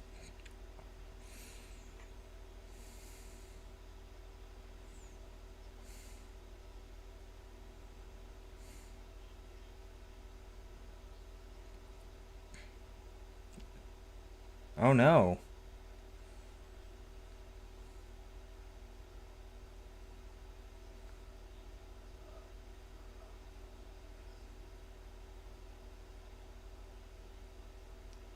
Florigato gets picked up. Florigato gets reestablished.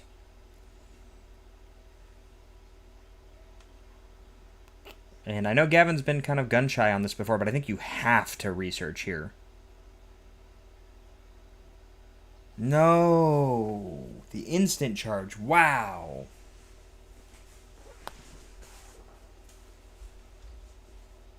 We get the boss and the Florigato.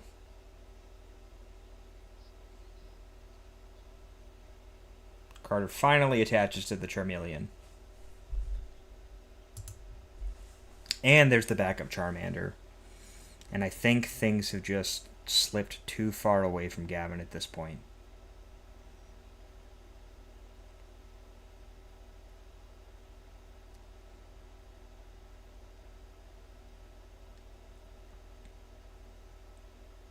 But maybe there's still a path. It depends on how many boss Gavin plays. Because we do have our Candy Masquerada in hand.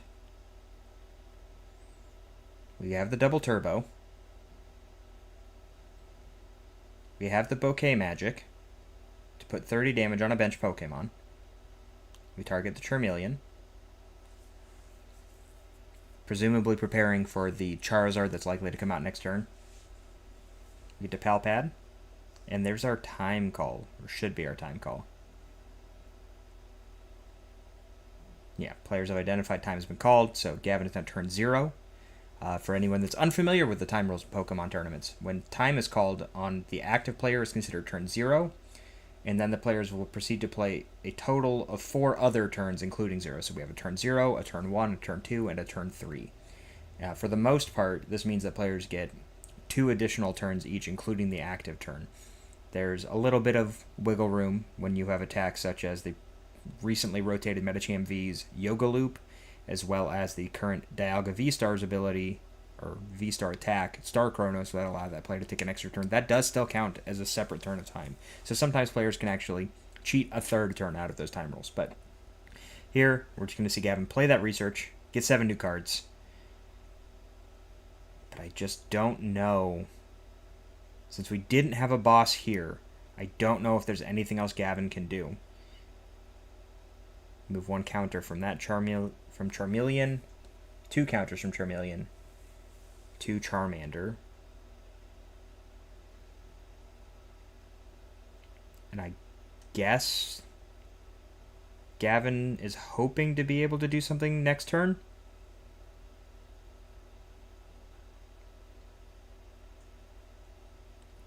Again, though, Gavin's taken enough prizes here that a Radiant Charizard play is technically possible from Carter. There's the Charizard, too. We've got 1 Super Rod in hand. If we just do a second Super Rod, we should have enough energies in play and in deck to be able to attack with the Radiant Charizard, knock out the Meowscarada. Get the Quick Search.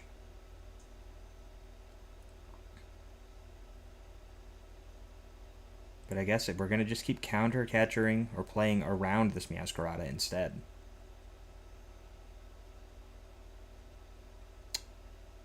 This is also an option, and it's just a way that there's not going to be anything for Gavin to do in response to this. Get our energies online. I'd like to see the Charizard be played. You know, knocking out the Charmeleon is just as good as knocking out a Charizard here for Gavin in this position. You know, with 3 rare candies gone, even without anything else, the second TM Devo here is probably just back-breaking.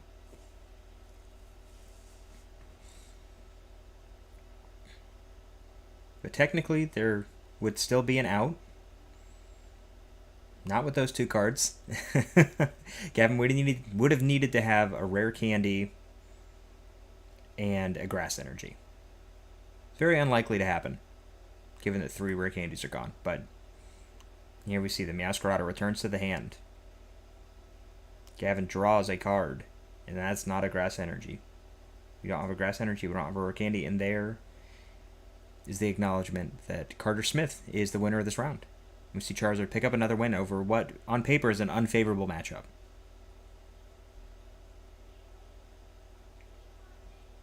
A couple of mistakes from both players, but, you know. Carter moving on to being 5-0 at this point. And we'll see if Gavin can pick up some more wins and maybe show up again for us later.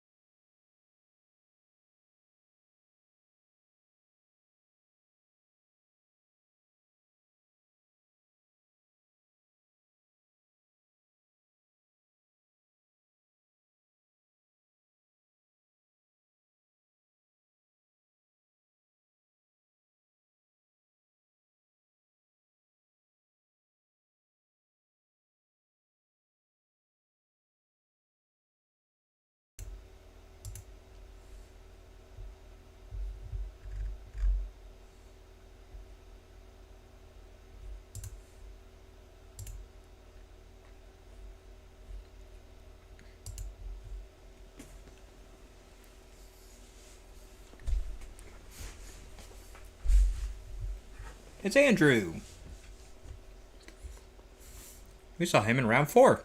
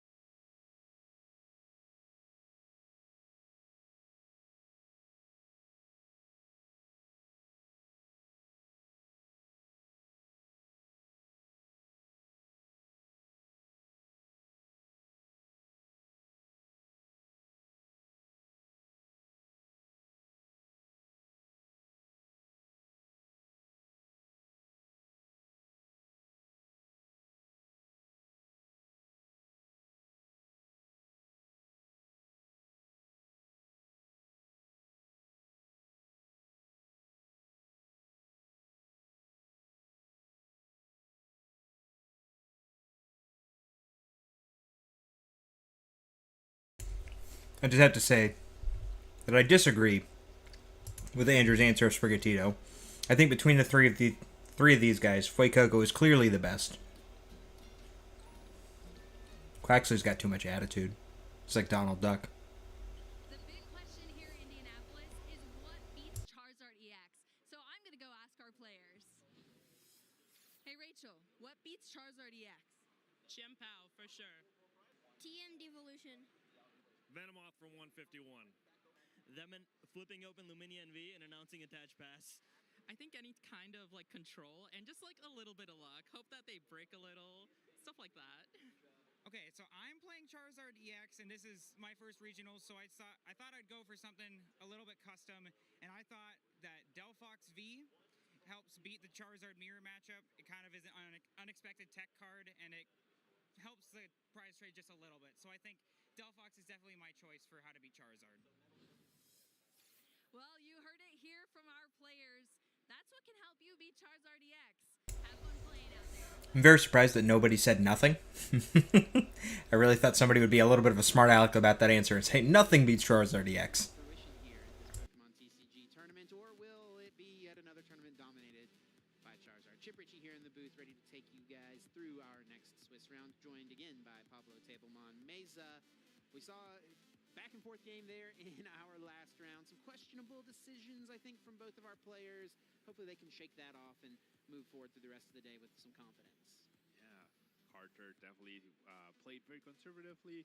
Gavin also as well. If he had been a little bit more aggressive, maybe we would have seen Meowscarada triumph unlike his Pathra, but unfortunately the grass Pokemon still in debt to us here in the stream. All of those answers from the people that Boo interviewed, nobody said any of those grass type Pokemon. Yep. Nobody said his Pathra or Meowscarada. So yeah, it's not definitely inspiring confidence, I think, in those decisions.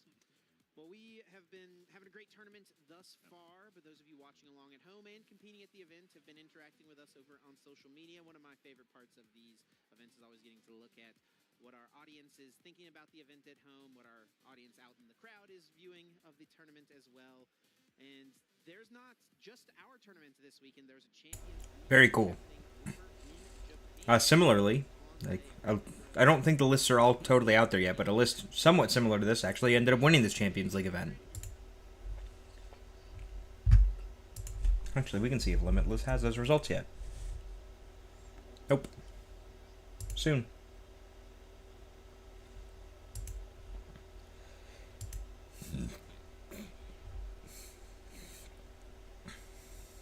Look at that little Tatsugiri there in the center of the screen. What a cute guy.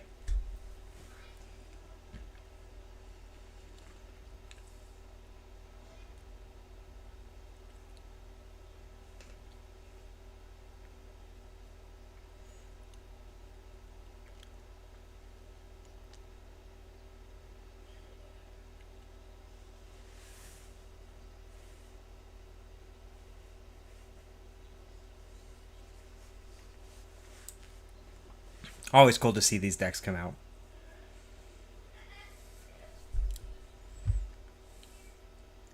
Played in this event back in the day.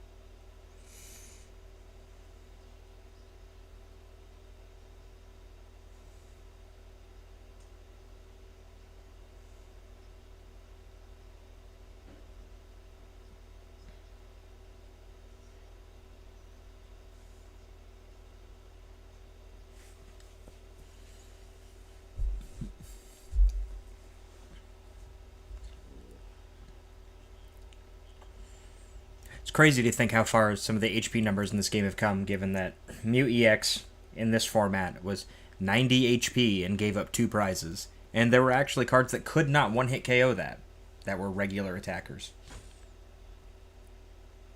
Or the Manectric itself being, I believe, 110 HP.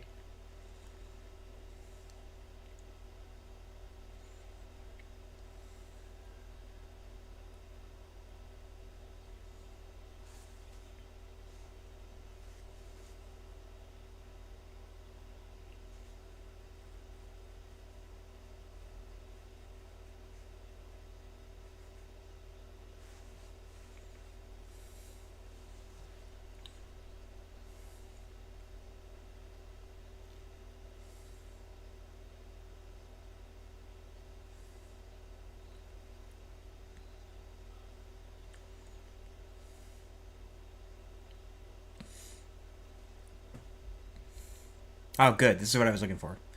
Holy cow. Almost 25%. That's crazy.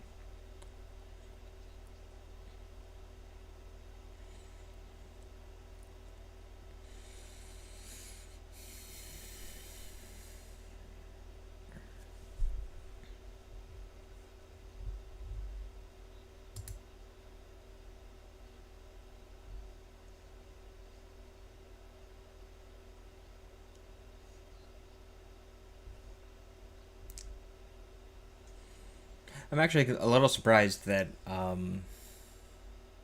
Ancient Box is still as popular as it is.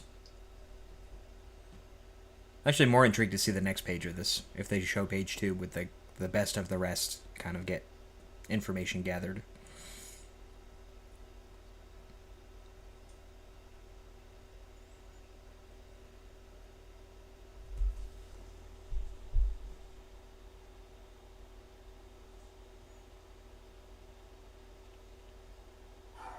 Still 24% Charizard. That is absurd.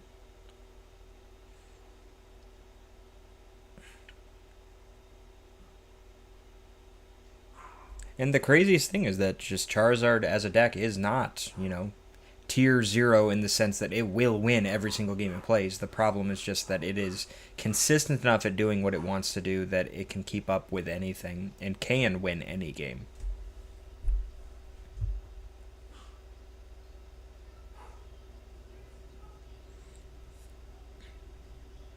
Jose 5-0 though. I'm still not sure if he's playing Charizard or Goldango today though. Andrew's keeping that Dialga up there.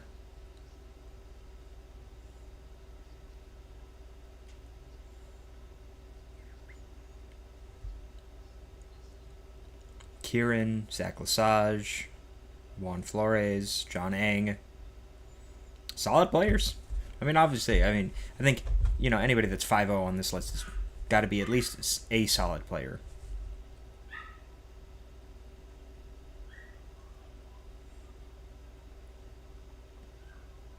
So if we started with... I'll scroll back very quickly to look at this breakdown. So if you figure 563 is 24%, then, just under a quarter. Let's round that up, and we'll say that, there we go, that's almost perfect. So, Charizard plus Lugia gives us very, very close to 29% of our meta. So, 677 people. Round that up to 700, probably just short. So, we're just short of 2,000 here. Just short of 2,000.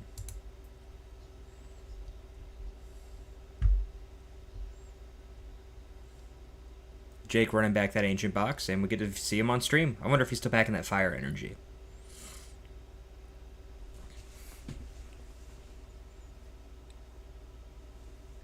It's a hard matchup for Qianpao.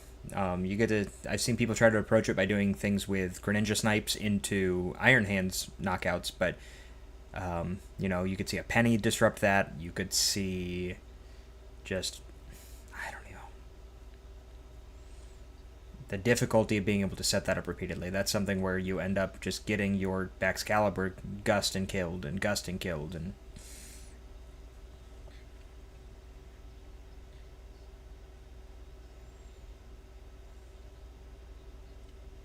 Sea Koraidon heading straight to the discard pile. Oh, I saw the fire energy.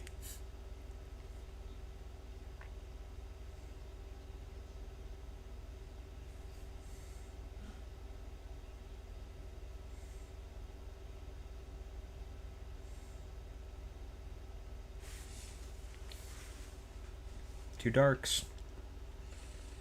Yeah, Ancient Box is a fairly streamlined deck at its core. Booster Capsule. So this will prevent John from getting into a position where he either has to discard 4 energy for his Hail Blade, or he has to Water Shuriken, Moonlit Shuriken twice, or 3 times, or Moonlit Shuriken into Buster Tail, and it's just all awkward. All of the damage numbers for Chan Power just short of what you're looking to do.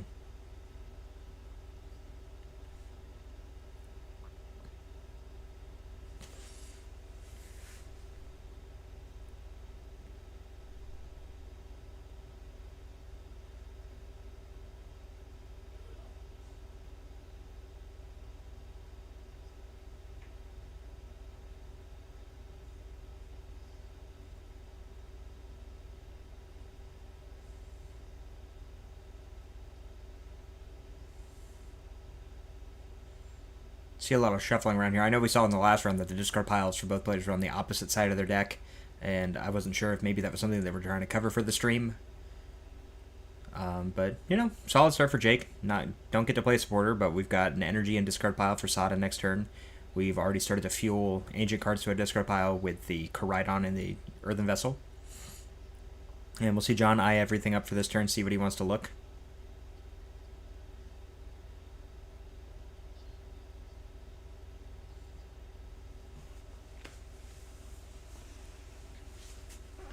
We see John checking out what are the options that I could hit with Heavy Ball instead of just slamming it on the table, because we may need that down the road as discard fodder. You can end up in positions where you're just 1 card short of being able to actually make the play that you need to make, because there are several resource-intensive cards as far as Superior Energy Retrieval, Ultra Ball, and just your attack concealed cards. It's a lot of things that want you to discard cards from your deck. Or from your hand, rather.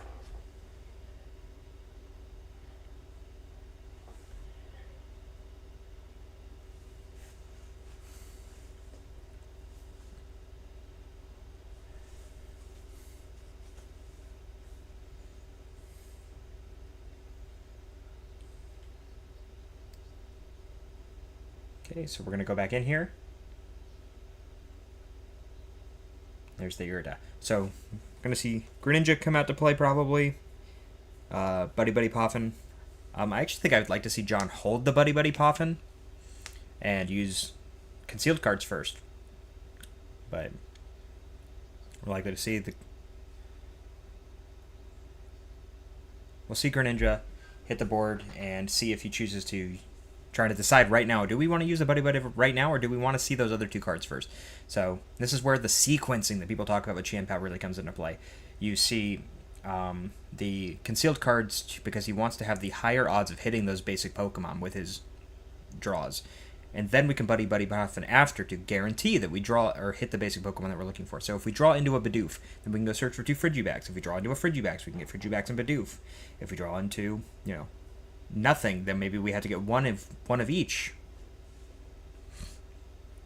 So there we go. We discard the water, and we hit a second Poffin. Even better, even better. So we'll go grab more than likely 2 Bidoof and 2 Frigibax here, and just kind of go straight for get ourselves off to the races. John's out here getting all his buddies set up. Clean play.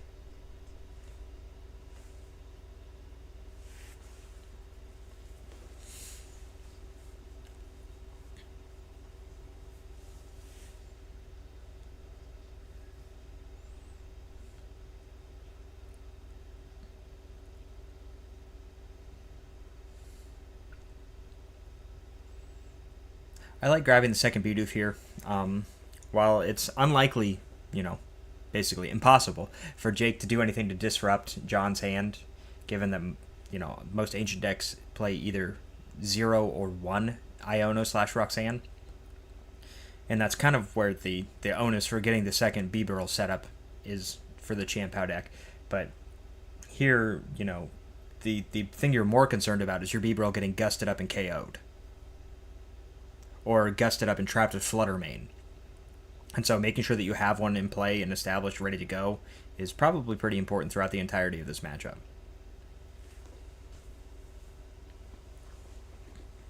Now, the one scary thing here is that if Jake, kind of takes things a little bit slow, maybe, especially if we could get Flutter Mane set up. But, it's not something that Ancient Box typically attacks with. But if we had that Flutter Mane set up, we could kind of play a long game since John has bench locked himself.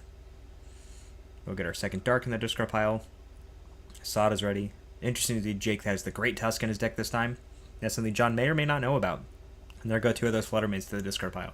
So I think our ancient count is up to 4, I believe. See if we can't get confirmation of that at some point. Another Roaring Moon.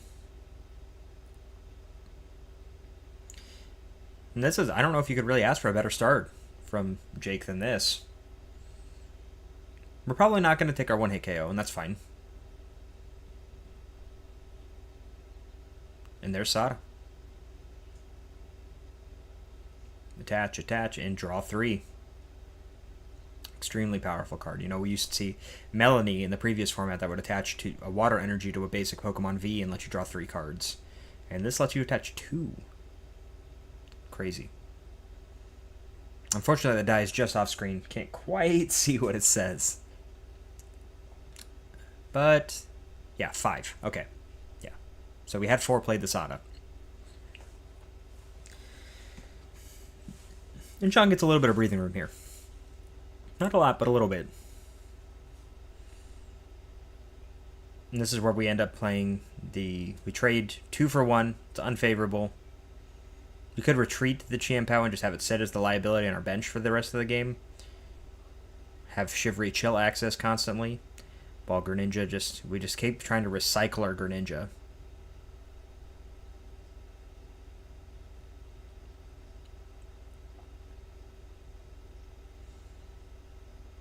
I like the discard of the Pokestop. Pokestop, while very powerful for Chien-Pao, we don't necessarily want to have it in play to give our Ancient Box opponent access to that ability to self-mill, fuel those Ancient cards to the discard pile. It's very important at the moment that Jake is actually not able to knock out Baxcalibur. But we'll see. We'll see what goes from here. John's got a ton of cards in his hand. I have to imagine that Jake at some point, must have mulliganed at the start of this game.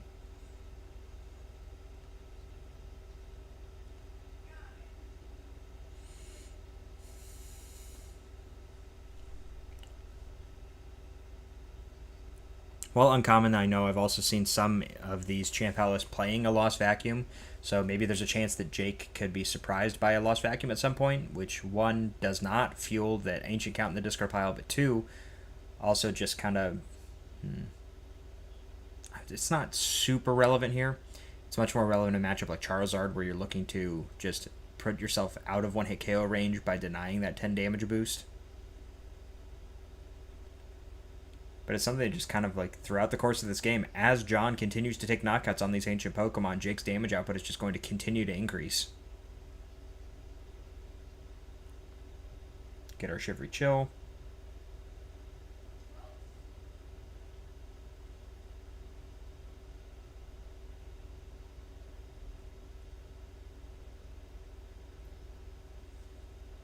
Rare Candy Baxcalibur.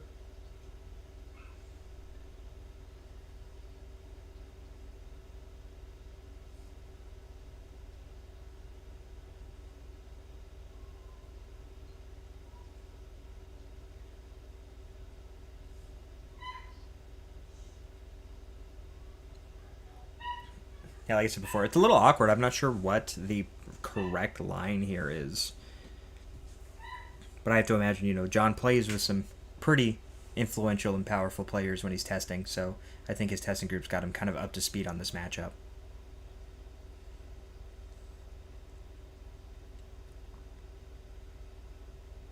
First, Industrious Incisors, draw 2 cards.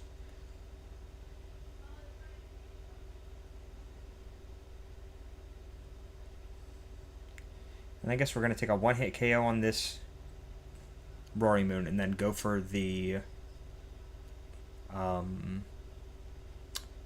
Moonlight Shuriken into Iron Hands play on the next couple. Right now, this puts the pressure on Jake that he would have to get these attackers established since he's only got the 1 energy on the board. If he plays Asada again this turn, obviously he's fine, but we'll kind of, it's something that is still more resource intensive than just poking these big, beefy, ancient Pokemon would be. And looking at his hand briefly, I don't know if Jake actually has an attack this turn.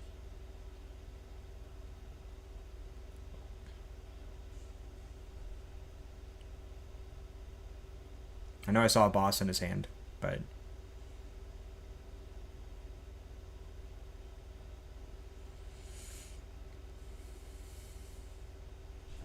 Oh, we do have the Sada. Yikes. He's kind of depending on what he draws here. There's the Prime Catcher. Yeah, we were almost in trouble, and now I think we're kind of right back where we need to be. Get another dark, get another dark. I'd like to see the attachment here to the Roaring Moon that doesn't have any energy so that it can't get stranded in the active position. And then we'll take our knockout.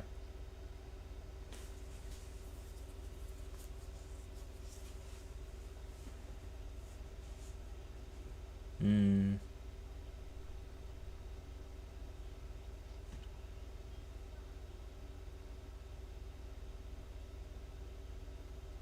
really surprised to see that in this matchup in particular. I mean, I know that we saw the Iono in the earlier game from the Baxcalibur, but it's just not a very common card in that deck. Very good Pokestop. We could see those Sadas go back into the deck. We don't necessarily have to be in a position where we're doing a ton of damage this turn. We only need to do 100 damage to knock out this champ out, and we have more than enough Ancient cards in the discard pile to accomplish that. But we'll just take our knockout and we'll hold that for a later day.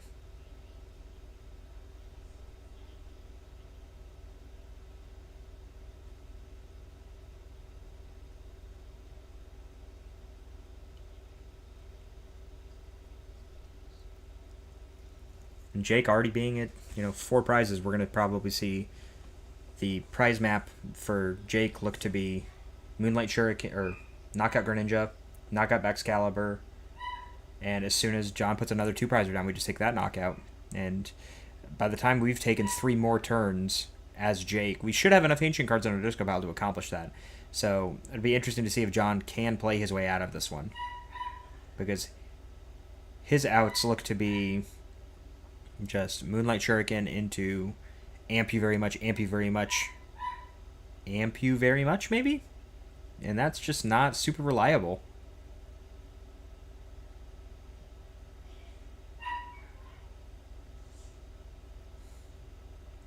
I don't know what the Hyper Blower is going to do here for us, but it at least gets that Ancient Booster Capsule out of the active, potentially. But that might be something that we want to do later.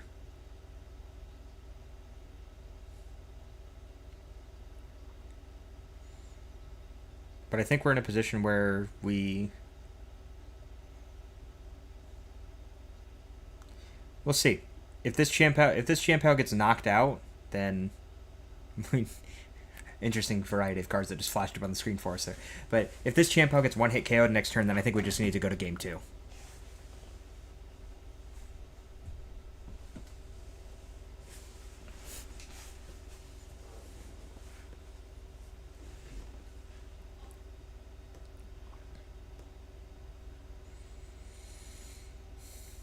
And despite having a ton of cards in his hand, John doesn't really have all that much going on.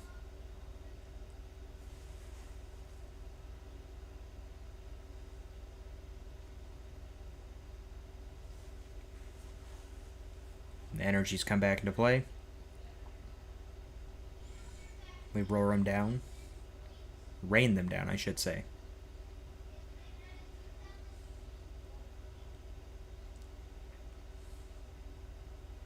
Wonder if it's ever correct here to not take the knockout on the Roaring Moon. We retreat and just swing in for 180, and then we can Moonlight Shuriken next turn to put knock out the active, put ourselves down to 4 prizes, put 90 on a bench Roaring Moon, so then we can amp that one and then amp the Greninja for game. But so that's a total of 4 attacks for John, and unfortunately, Jacob's likely only going to need 3 more turns to take a knockout. It all is going to come down to whether or not Jake can knock out this champ out on this following turn.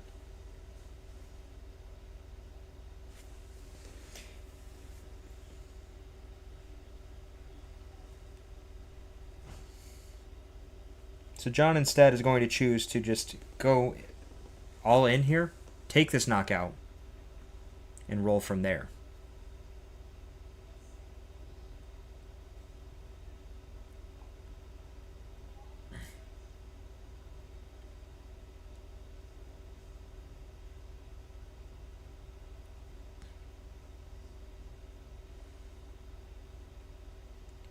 Get 3 more from Beeberl, 4 more.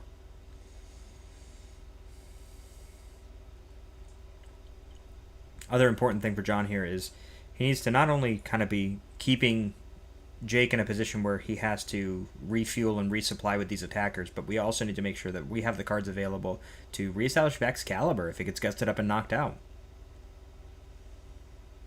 Goodness.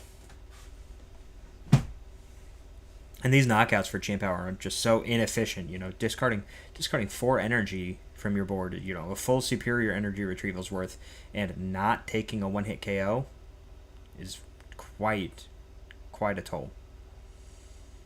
And then this is the perfect Explorer's Guidance turn for Jake being able to just discard so many cards. There's our 4th Ancient Booster Energy Capsule.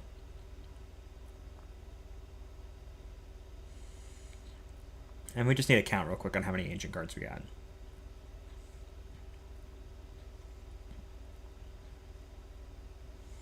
Two, 3, 4, 5, 6, 7, 8, 9, 10, 11, 12, 13, 15. And that's enough to kill the Champow. No Pokestop. Pokegear, Counter Catcher. Oh my goodness.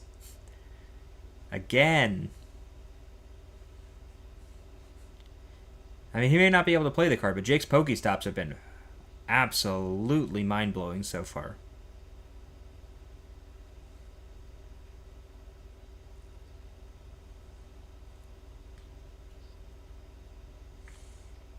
Yeah, the only thing Jake needs to worry about is whether or not he has another Dark Energy for this bench Roaring Moon.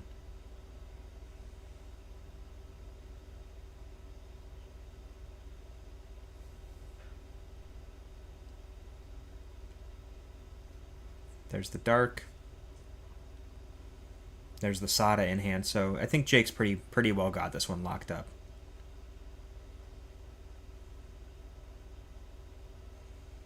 This is an interesting thing about this format. One of the reasons, honestly, that Charizard ends up being as powerful as it is compared to some of these other decks is that when you're in a matchups like this and you're playing these aggressive or up-tempo decks against each other, they don't tend to run disruption cards. And what they do instead is just hope that they can execute their game plan better and more quickly than their opponent. And we're seeing that in this game being showcased very well by Jake. He's been on the front foot. He took the first knockout, and he's able to be very efficient by taking all these knockouts with just single-price Pokemon.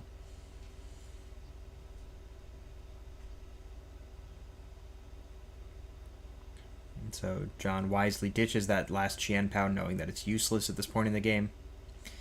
But I don't know what he can do. And without Vacuum, I don't think that this is even possible at this point.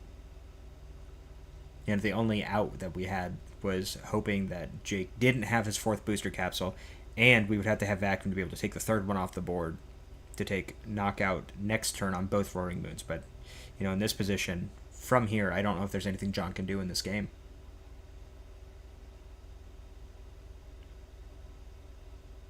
Maybe we Prime Catcher Greninja here? But right now we're having to, we're having to Moonlight Shuriken 3 times. That doesn't feel good.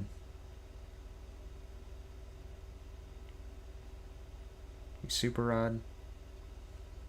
I don't know what we're doing with Champao here. I think we needed that Super Rod for Greninja as well. I'm not sure what John's digging for.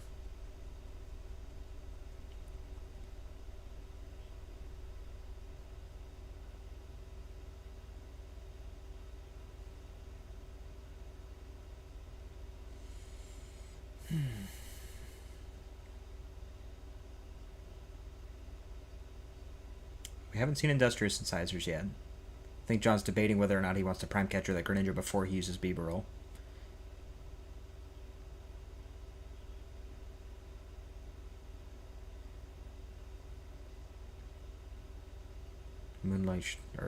Concealed cards, get 2 more cards. Canceling Clone does nothing for us here. Do we Ultra Ball to thin the Pokestop and the Conceal, or the Canceling Clone out of the hand?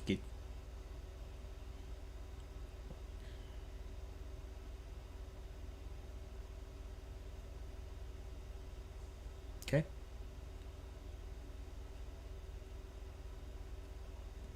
I like the Hyper Blower here. Forces Jake again to use his Sada.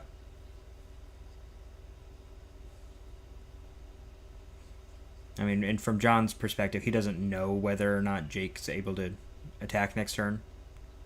I believe he should be out of energy completely in his hand/deck as far as darks go. But with that Sada in hand, we should be totally fine.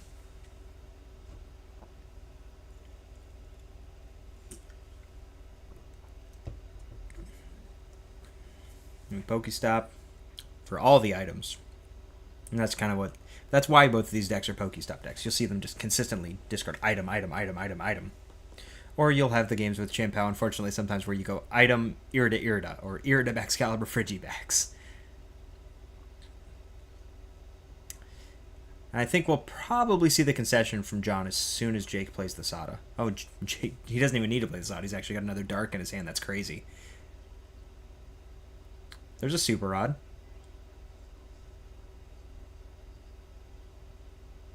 I think we Super Rod before we Sada here? Yes.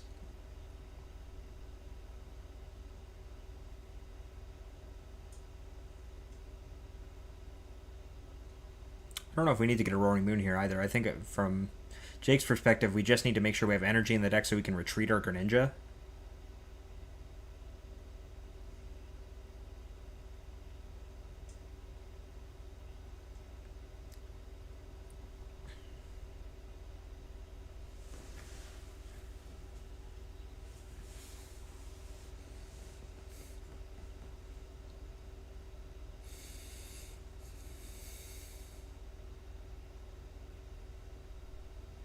I almost feel like, from this perspective, that Jake's kind of put himself in a position to lose, potentially, by being, overly cautious and playing around cards that more than likely aren't in John's deck.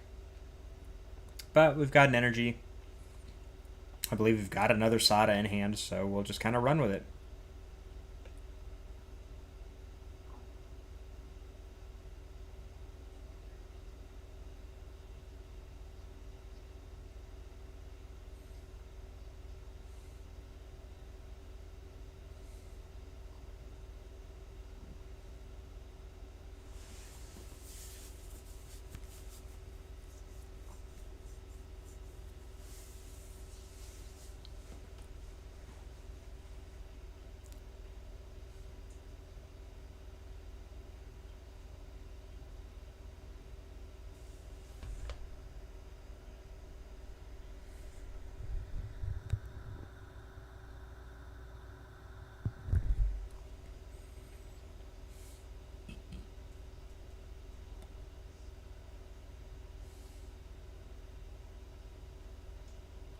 I like the attachment to the Greninja.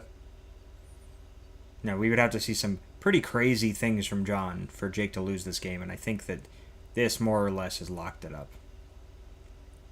Like, we would have to see something like Iono into Prime Catcher Yeah, Iono Prime Catcher. It'd just be.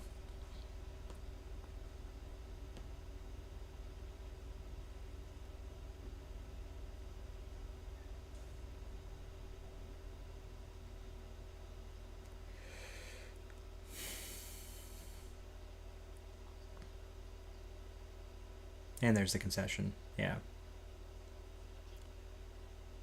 Yeah, I think as soon as Jake had the attack that turn, John should have known that there was nothing he could do. But, nothing wrong with letting him play it out.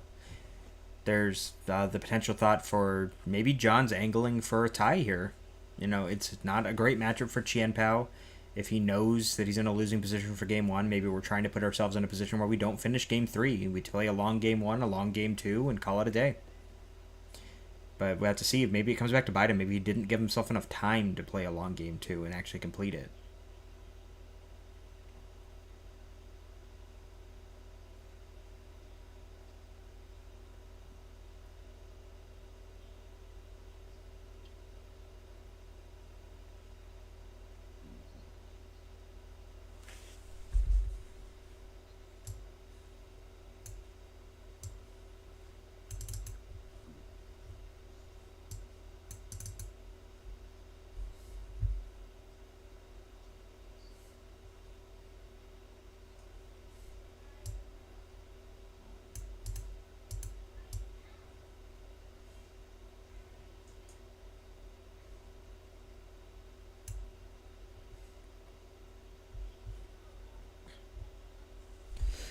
John just hoping to not play too many more ancient box matchups in this event.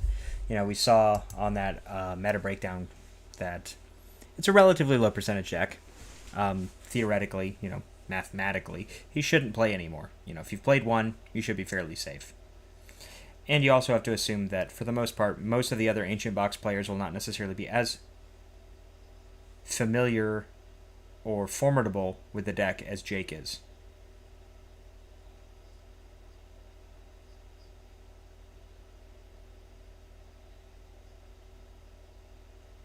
Not quite sure what's going on right now.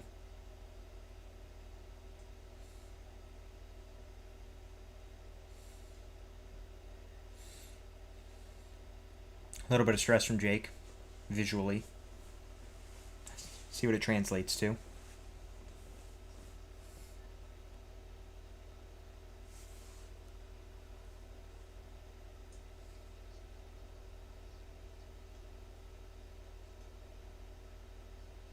Oh.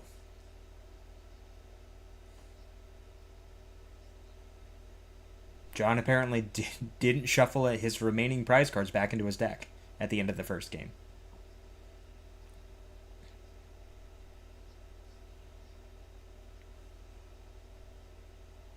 So I was wrong. No stress from Jake.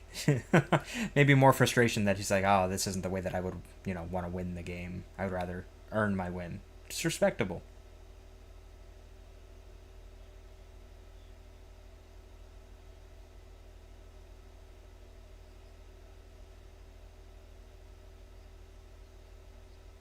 Quick conference. We'll see a little bit of a time extension as a result of this and kind of be on our way. You have to make sure, in all these cases, the reason we're having this judge conference happen is you just have to ensure that there was no malicious intent from John. Almost assuredly, there was not. He has very little to gain by just leaving his prizes over there.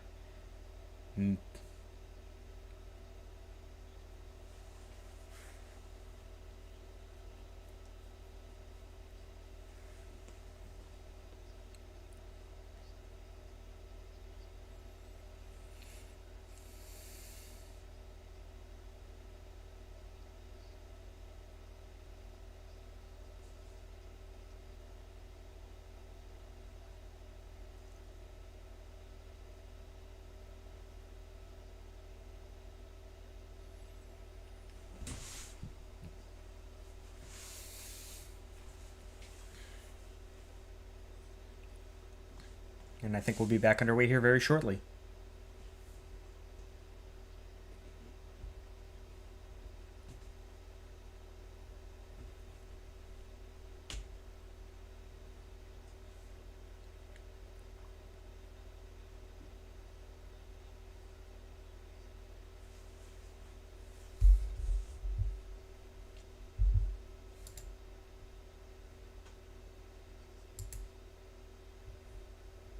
see if we, while we're waiting, let's see if we have an update on Limitless from the Champions League today. Let me see, it was Champions League Sapporo, I believe. Oh, spelled it wrong, Sapporo. PTCG Legends? Nope, no result yet. That's fine.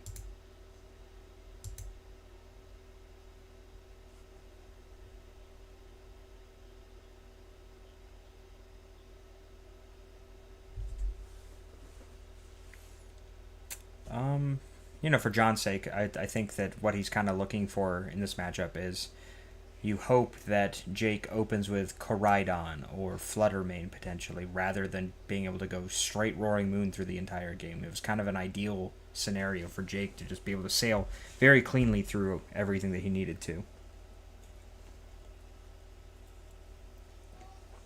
I'm very confused as to what the judges are still discussing here.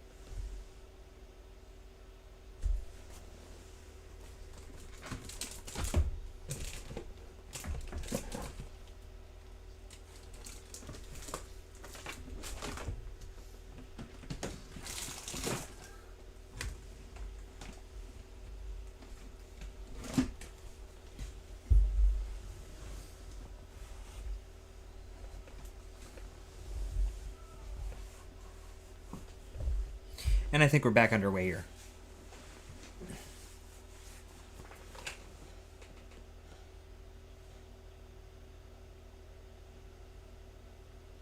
Cool.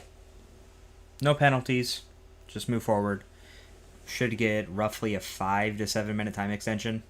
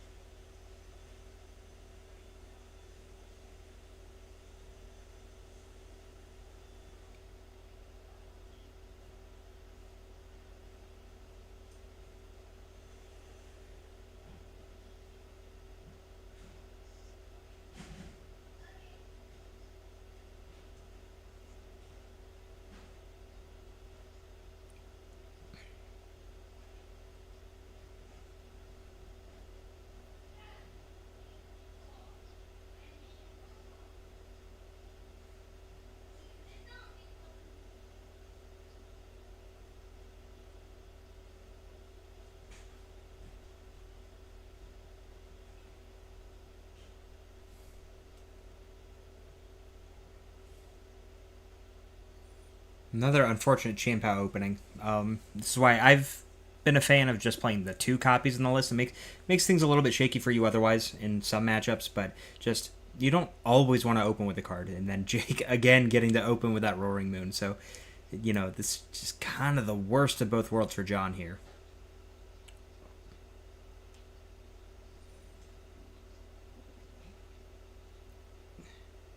We'll see John play his nest ball here. Do you grab that Frigibax knowing that you don't have a way to get Greninja in your hand?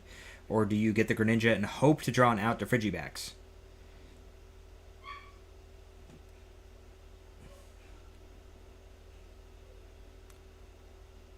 I think...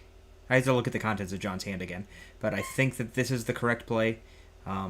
You're not necessarily in a position where you gain a ton by swinging for the fences and going for the Greninja, and then if you whip the Frigibacks, you probably just outright lose the game. So I think we take the Frigibacks here, and we just move from there.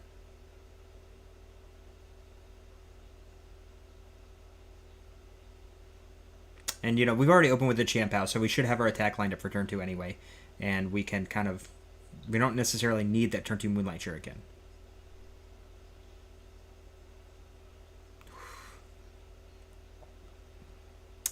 Those are not very good cards. And this is kind of the Pokestop deck doing Pokestop deck things. And we could see John being able to do exactly what he wants to do here. We get the attachment to the Flutter Mane and a pass.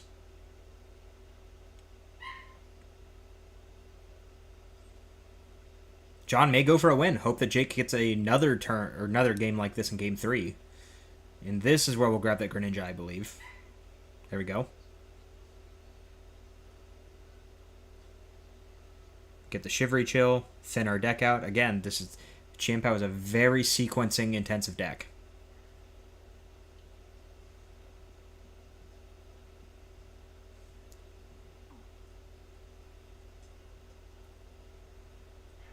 Coin thrown on the Chien-Pao to denote that the ability's been used. We got the conceal cards, and we hit Bibarel and Ultra Ball. We don't need that extra Chien-Pao.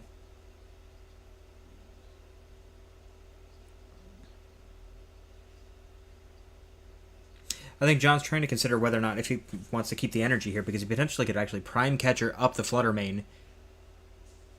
I like this. I like this a lot. We're going to Prime Catcher the Flutter Mane here, and we're going to go for the Moonlight Shuriken to knock out the Flutter Mane and put 90 damage on the Roaring Moon.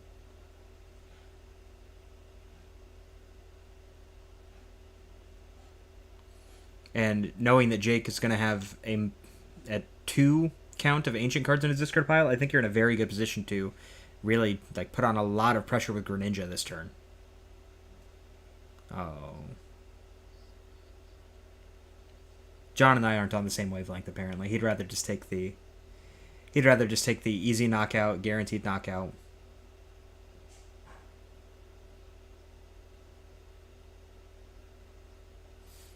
We got the Frigibacks. Does John want a Nest Ball here is an interesting question.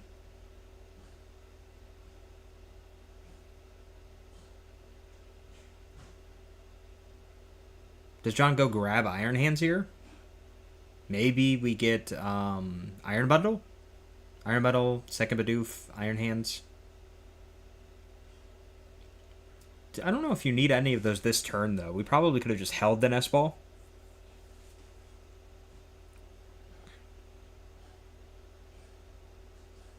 There's the bundle. And the Bidoof. John doesn't know what to go for. Yeah, I think that we would have been better off just holding that Nest Ball. We didn't need to play it this turn.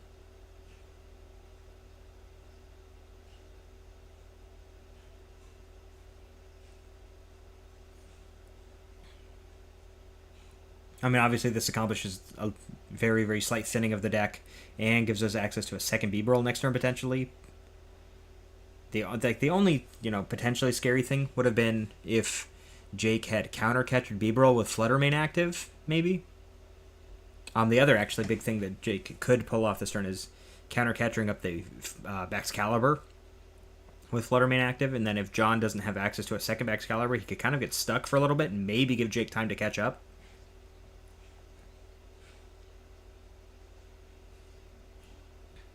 What do we do here as Jake? Koraidon's gotta go away. Dark goes away. We go grab Greninja.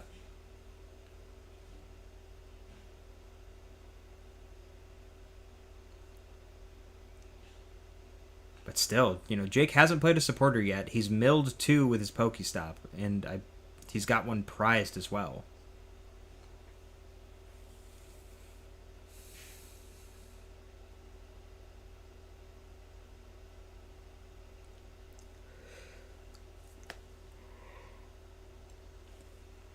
You see the conceal cards used. Pokegear's pretty good.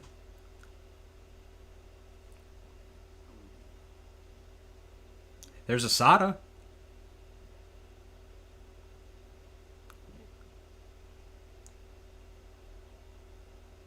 Explorer is the supporter choice. I guess Jake thinking he needs to dig more so for Pokemon search, get some Roaring Moons established on his bench rather than, setting up to attack. So the Fluttermane attacking doesn't really do a ton for us here. We're trying to just get ourselves in a position where we've got a bunch of Roaring Moons on the bench. We're able to take a bunch of big knockouts sequentially. But if he doesn't find the means of getting a Roaring Moon in play, it could be very difficult. And those Koraidons are not helping.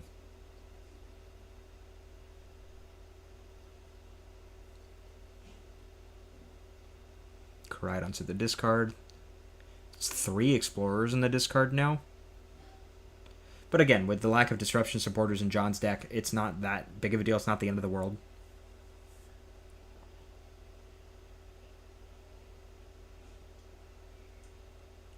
What do we do here, though? Like, do you play a Roaring Moon? I don't know if you can put a Roaring Moon down without putting a second one down in this position. Losing. Oh, okay.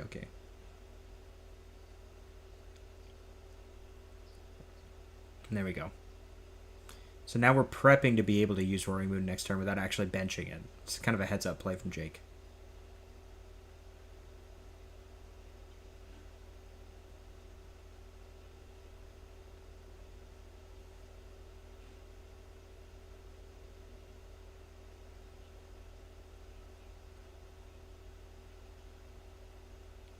Now, is this the position where John gets Qianpao back to the bench safely, force Jake to burn a counter catcher to KO it? Nope, we're just going to keep swinging.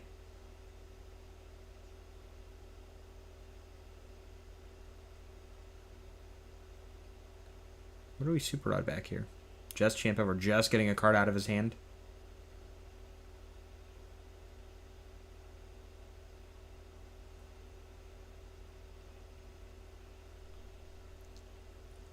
I wonder how far behind Jake has to fall before he chooses to just try to go to Game 3.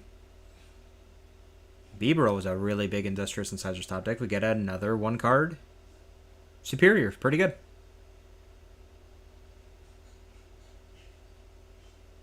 Irida.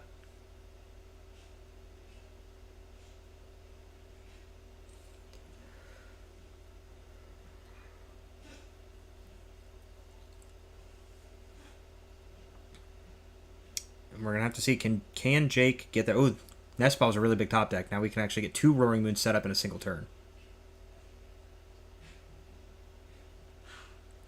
Still, though, we're only adding 1 when we use Sada. So we'd have to, between Pokestop and maybe Ultra Ball, we have to discard 5 Ancient cards total. Now with the Sada itself included, we only have to discard 4. But still, very difficult. There's an Ultra Ball, though. So we may have done it. I think we Sada first.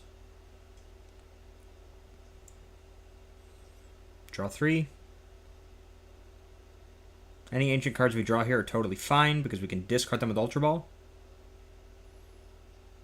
Then we Pokestop first. Earthen Vessel would be another really big hit off of Pokestop. So we're at 11. We Pokestop. Good. Great. Wow.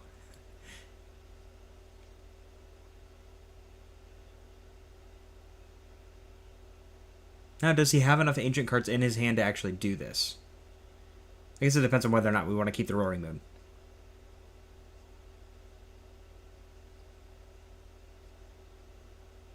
What are we Nestballing for here? I guess we're just burning it?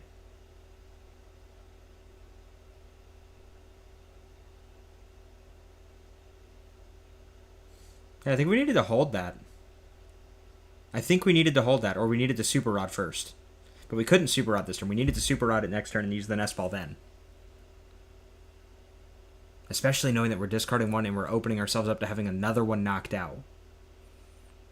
Like, this is the position where it's potentially dangerous for Jake, because we're going to have a total of 3 Roaring Moons on our discard pile next turn. So now we're at 15, which is enough for the Vengeance Fletching to take a knockout on Chien Pao. It's a very big attacking threshold, and kind of the only way that Jake can really get himself back into this game.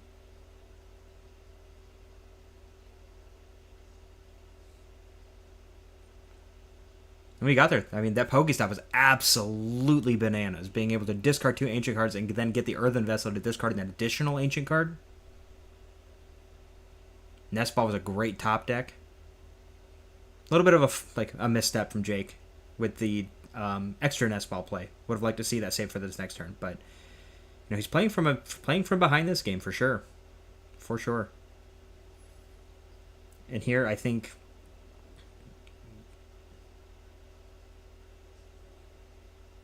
John's got 2 paths here, but do you take Chien? I don't know if Chien Pao's the right take here. I think we just take another to Excalibur to make sure we have that on board.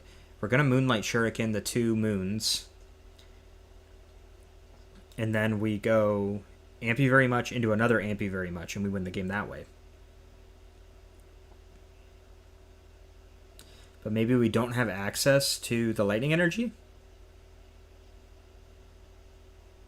Oh, okay. I guess we just got Chien Pao so we could discard it. That's fine. We have 2 attachments. Probably see...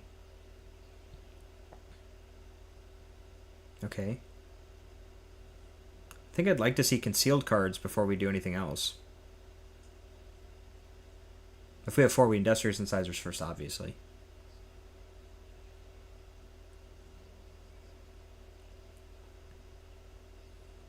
John's actually got enough time here as well where he could potentially just Moonlight Shuriken twice depending on whether or not Jake has booster capsules to attach to his moons.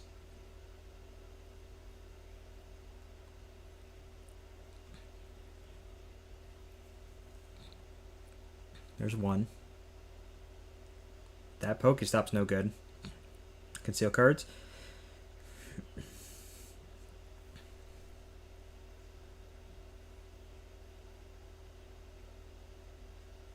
Ultra Ball. Ultra Ball is really big.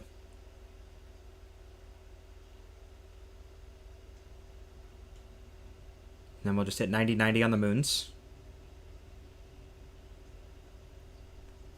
And now this is where if Jake still has Penny in his list, he can kind of make a bit of a comeback play.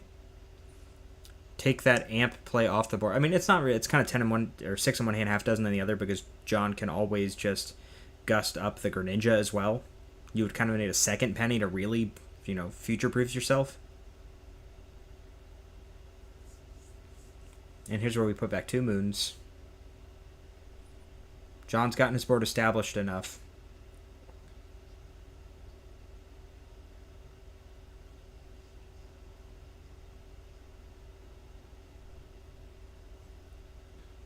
I'm actually not sure if does John have the Lightning Energy in his deck to be able to win this game?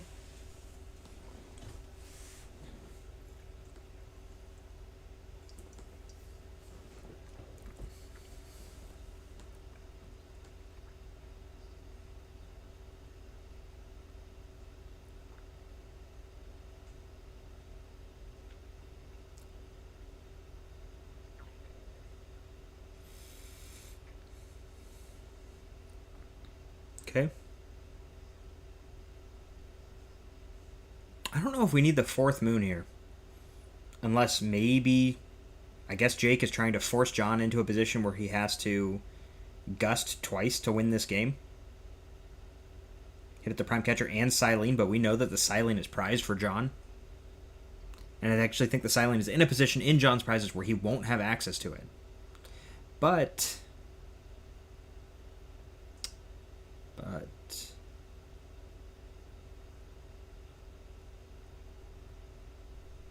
Draw 3.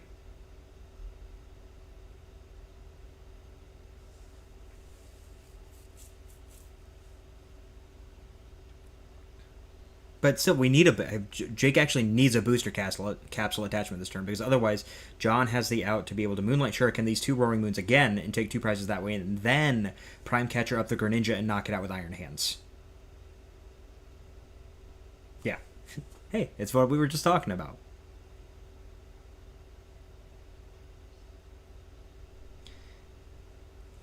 It's going to be really close. I know that I'm pretty sure Jake's Pokestopped away 2 or 3. But I think here's where we see the Super Rod, and I think the Greninja... I don't know. He didn't... Did he not have... He needed to attack with the Clean Roaring Moon here. That was the problem. He needed to be able to retreat to a Clean Roaring Moon and have a booster capsule available. And I think that John may just have this... I actually almost feel like the best play for John here, especially since it puts no pressure. We don't need to find the Lightning this turn. We can Super Rod the Greninja back in and use Moonlight Shuriken instead. I think we want to just attack with the Greninja. We save our Prime Catcher. We know Jake's not going to disrupt our hand. We can Prime Catcher the Greninja and just knock it out with Iron Hands, and that would just win us the game. Irritated discards are okay. We don't necessarily need this in our hand.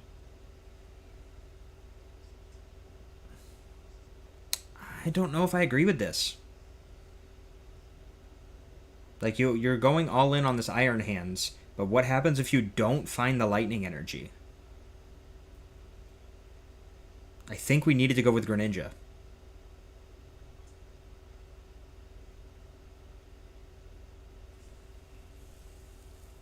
Really think we needed to go with Greninja. I mean, I can understand why John didn't want to play the Super Rod first, because he was worried about what he would discard with the Pokestop potentially. So I can totally get behind using Pokestop before using Super Rod, but I don't think I did agree with Ultra Balling for the Iron Hands.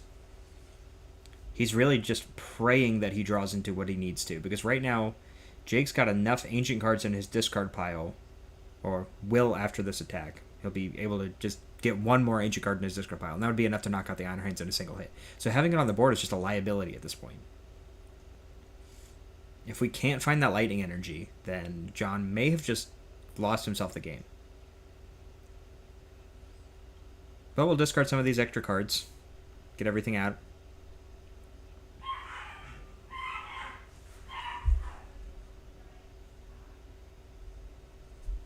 Okay, discard 3.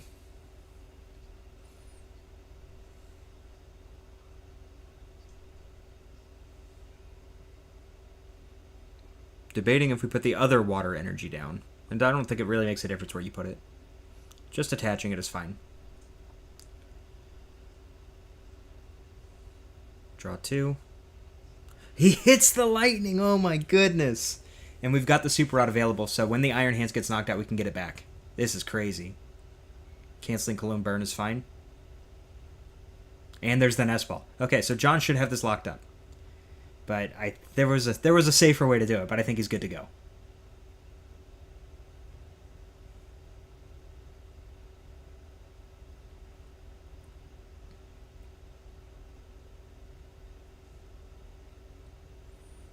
And we have to keep in mind, even though we do only have a minute and a half left, we've also got John. They should have a roughly 5-minute time extension as well.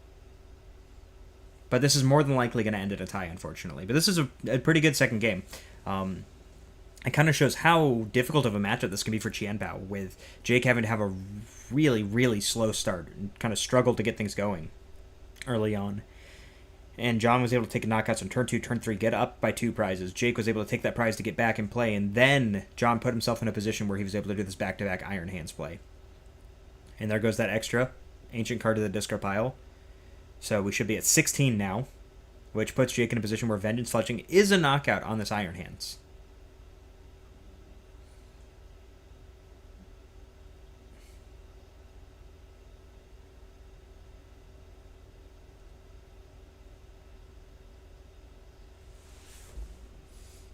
Jake just kind of going through the motions here. We see that Cobalion hit the discard pile again. Go find some Dark Energies.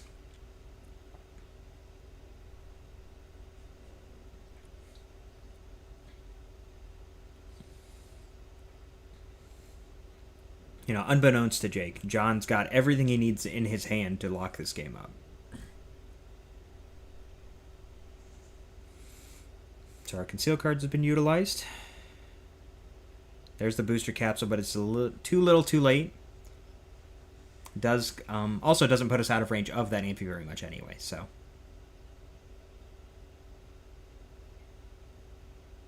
Vacuum.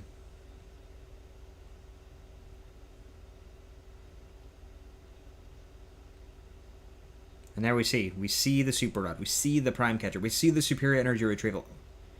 This game is over. But Jake's playing to his outs. He gets rid of the Pokestop, hoping that John is short on resources and hoping to deny him of those resources.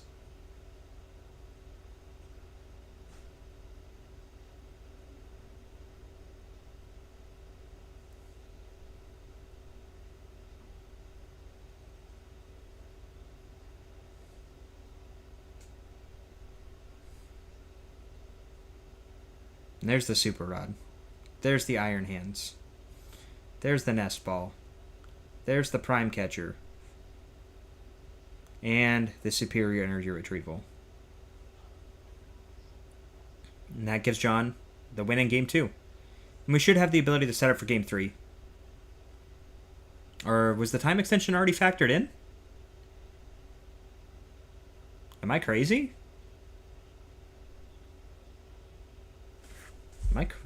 What?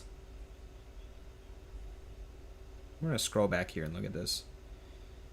I'm going to come back to... Okay, so they finished Game 1 here. That's the replay. A little bit further back. So, 24:09. They finally get set up here. Yeah, they should have had another 5 minutes to play. I mean, maybe they factored that in with even at this 19 minutes, but I'm pretty sure they should have had a little bit more time to play. Interesting. It could also be something where we're just acknowledging that we're probably not going to finish a game, you know. Let's not go through the motions of setting up.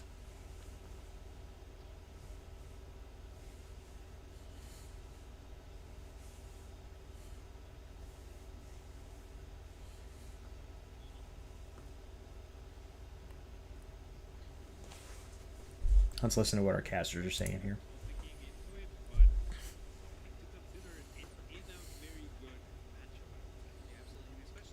I can get behind what Pablo just said as well. I had him muted at first, but saying that if Jake had just not had the Flutter Mane in Game 2, he would have been benched out and lost Game 2 and had, forced to proceed to Game 3 sooner. And I think if that had been the case, as we acknowledge, this is a difficult matchup for Qianpao. It'd be potentially possible for Jake to actually win a Game 3 if he had a stronger start. But instead, he decided to go through and shoot for the win in Game 2, and he was a little short. He was almost there, but he ended up being short.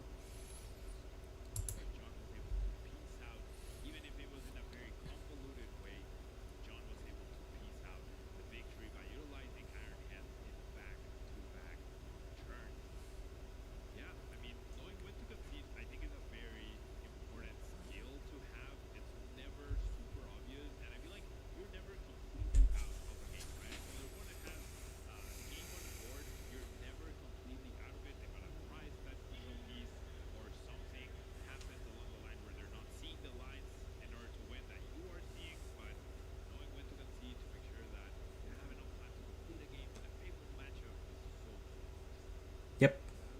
Agreed. Players coming away with a match point here, pretty solid. Of course we're focusing on our main tournament here, but there is a tournament within a tournament this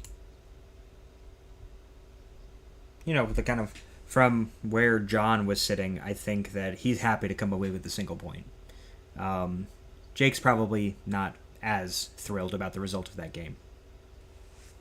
Is our next debate here, Defiance Best against Choice Belt. I'll let you choose, Pablo, which one you'd like to argue on behalf of.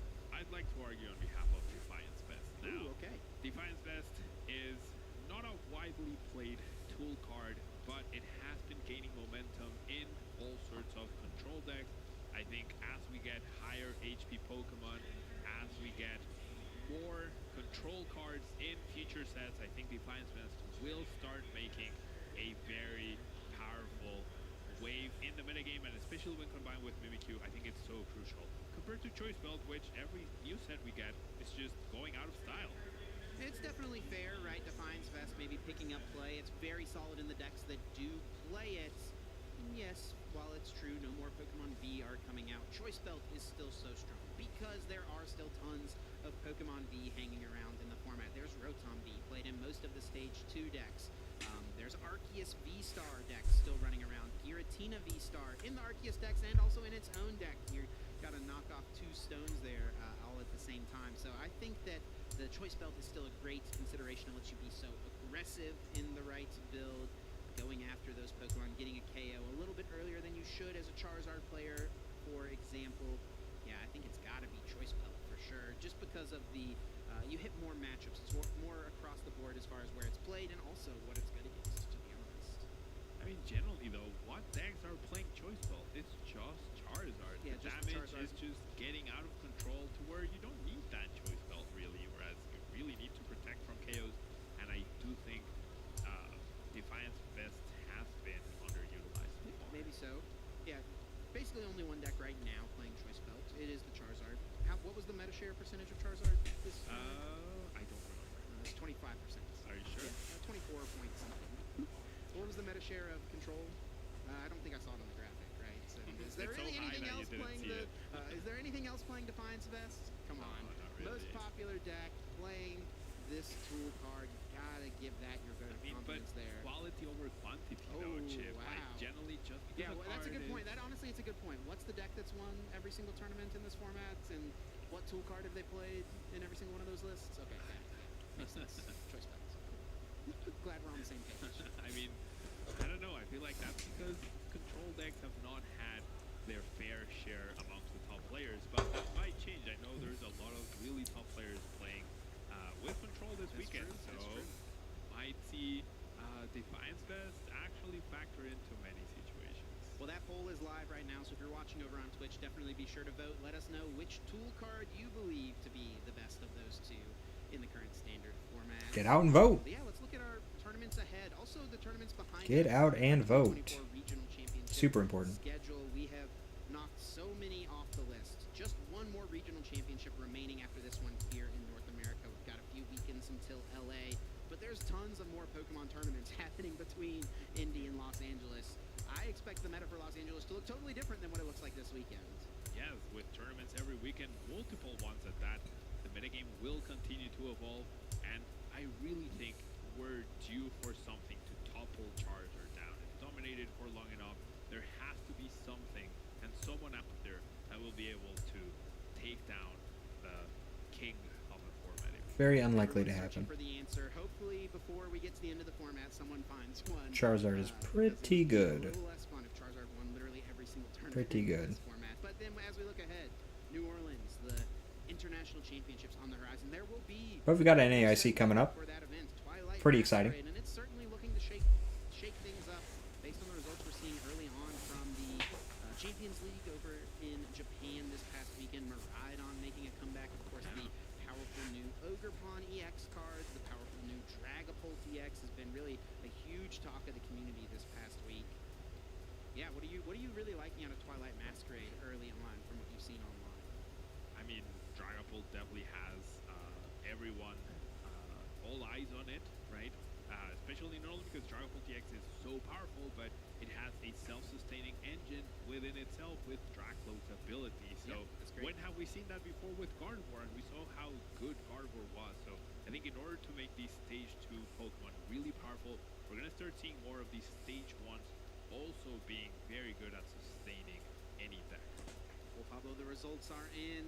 Let's see I don't which like your tool smirk. card ended up a little bit better than the other one. There we go. Everyone knew the answer. Choice Belt. Thanks, Twitch chat, for having my back. I believe it was only by 20 votes, so I made some compelling arguments. I think many people are living in the past with Choice Belt. Every unit I think it's really hard to not just see Forest Sealstone run away with this. less and less useful, and Pretty good card. using Pretty good card. Defiance Vest, in my opinion, but I'm actually a minor advocate of Forest Sealstone being banned, personally. and congratulations on your I'd like to see V-Stars leave the format as soon as possible. To be honest, at this point, so yeah, small victories. Small victories is what counts. I definitely agree, though. Defiance Vest. I mean, we'll definitely see much more of it as more sets continue to be released. There's no more Pokemon V coming out, and The main thing about Defiance Fest, though, is that it's really only good in, like, one type of archetype for the most part. Like, I don't think you're really going to ever see Defiance Fest showing up in some aggro attacking deck, unless there's some very specific math in the format that you're aiming to fix. But the fact that a card like that exists, it's definitely really unique. It is a less versatile card, as you mentioned. However, we're talking about beating Charizard, right? A Mimikyu with a Defiance Vest is basically Charizard's worst enemy, right? Charmeleon does 10 damage to it, Charmander's Heat Tackle does nothing, it's immune to Charizard EX, and if you're not attacking with it, Radiant Charizard needs all 5 energies to take it down. So I think that's a missed opportunity by many players as a way to take down Charizard, not just in control decks. Imagine a Gardevoir player taking that into their deck and then playing passively. Do you have enough Buzzers to play around that? I don't think so. Yeah, that's a good point. That's a good point. Maybe we need some more people taking your advice out there, Pablo. Maybe we need you back on the floor for some of these tournaments to show us the true spice. Well, it's been a great couple of rounds here. We're going to have Swiss Round 7 coming up very soon. Just 3 more rounds remaining here in day 1. You're definitely not going to want to miss it. Stick with us. We'll take a quick break and be back shortly. I will say that Iono saved the day for you. Well, you Urfin Decimal and Ultra Ball, which kind of signaled to me you probably had it good. Agree your price. I think I do, thank you. I like that one. That's game. Good game. Good game. Also, that just never happens on stream because my prizes are on the same side as my deck. Yeah, it's dead. Yeah, that start was just horrendous. I like the B-roll. I like the B-roll with the player commentary. That's a nice touch.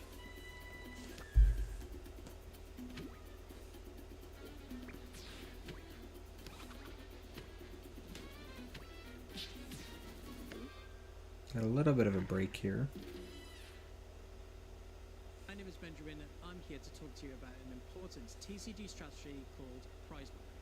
First of all, what is prize mapping? Prize mapping is the conscious act of solving your most efficient way to victory in any Pokemon TCG game. Okay. We all know that Pokemon is a game of 6 prize cards. However, the contemporary metagame will always be represented by Pokemon which, when knocked out, could provide the player with either 1, 2, or even 3 prize cards. So in light of this, it will require players to strategize their approach to taking prizes while playing. Much like prize checking or even sequencing, prize mapping and understanding your route to victory and what Pokemon you need to knock out in order to achieve your win is something that is held to the highest importance among all of our experienced players. So how does prize mapping look practically, and how can we relate this to the current metagame? Well, a deck that takes advantage of having a fantastic time prize mapping is of course Lost Box. Lost Box utilizes a plethora of powerful one-prize Pokemon, most notably in Sableye and Kreml. So, why is using one-prize Pokemon such a large advantage? Well, their opponent is only taking 1 prize card against a certain Pokemon. This ultimately means that the opponent will require 6 whole turns of attacking to take all of their prize cards, making it difficult to win within the same time frame that it takes for the Lost Box player to complete their strategy. Other than this fact, Lost Box is also fantastic in abusing its ability to spread damage efficiently across the board, allowing Pokemon like Sableye, Greninja, or even Kyogre to take multiple prizes in one turn, normally resulting in Lost Box taking 6 prize cards quicker than their opponent. Other than Lost Box, another deck we've also seen recently laying down the law with their opponents in its awkward prize mapping strategy is Arceus V-Star, coupled up with a few of its friends in Umbreon and Duraludon Venus. And you guys at home may be thinking, Ben, how can a deck that only uses 2 and 3 prize Pokemon take advantage of prize mapping? This deck doesn't play any 1 prize Pokemon. And you're right to ask. Decks that possess these Pokemon can take advantage of the prize race simply by placing only 3 of its high prize value Pokemon on the field. Ordinarily, a board state for these decks will only present 1 Arceus and 2 of its powerful VMAX Pokemon, forcing the opponent into what A little bit outdated. I think we've only got, what, Regieleki and Zeraora VMAX left in the format? Still decently worth talking about, though. Players will play certain Pokemon that can take heavy knockouts on Pokemon with very high hit points like Raichu V and its massive dynamic spark attack, or Pokemon that can take multiple knockouts by spreading their damage across multiple Pokemon, like Kyogre and its Aqua Storm attack. And it's not just Pokemon that can be used by our players, but trainer cards too. For example, cards like Echoing Horn can bring Pokemon from an opponent's discard pile, helping players that are struggling to keep up with the prize race by bringing back Pokemon from their discard pile back onto the field. And even stadiums like Collapse Stadium will help players with their board state, mitigating the risk of having vulnerable 2 or even 3 prize Pokemon on their bench, thus manipulating their opponent's prize mapping strategy. So now that we know how certain decks, Pokemon, and trainers can alter the prize mapping strategies of our trainers, let's look at an example of one of our past games. During our most recent Toronto Regional Championships in Round 9, we saw Logan McKay's Turbo Lost Box deck up against Yehoshua Tate's Chen Power-EX deck. On the face of it, Yoshi! the main attack of Yehoshua's deck is of course Chen Power-EX, a 2-prize Pokemon. And as we've already established, this may not fare so well against the powerful single-prize Pokemon within Logan's Lost Box. So, what can Yehoshua do to help his prize mapping strategy?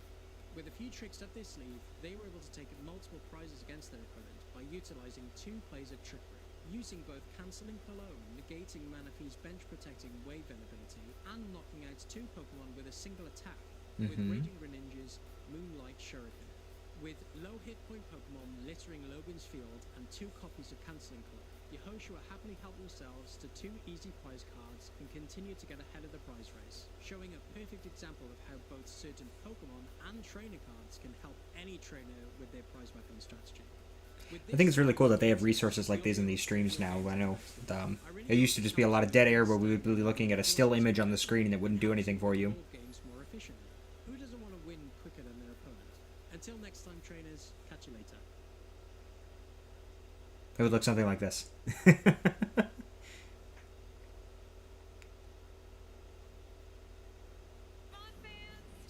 and communities worldwide, welcome to the Pokemon World Championship.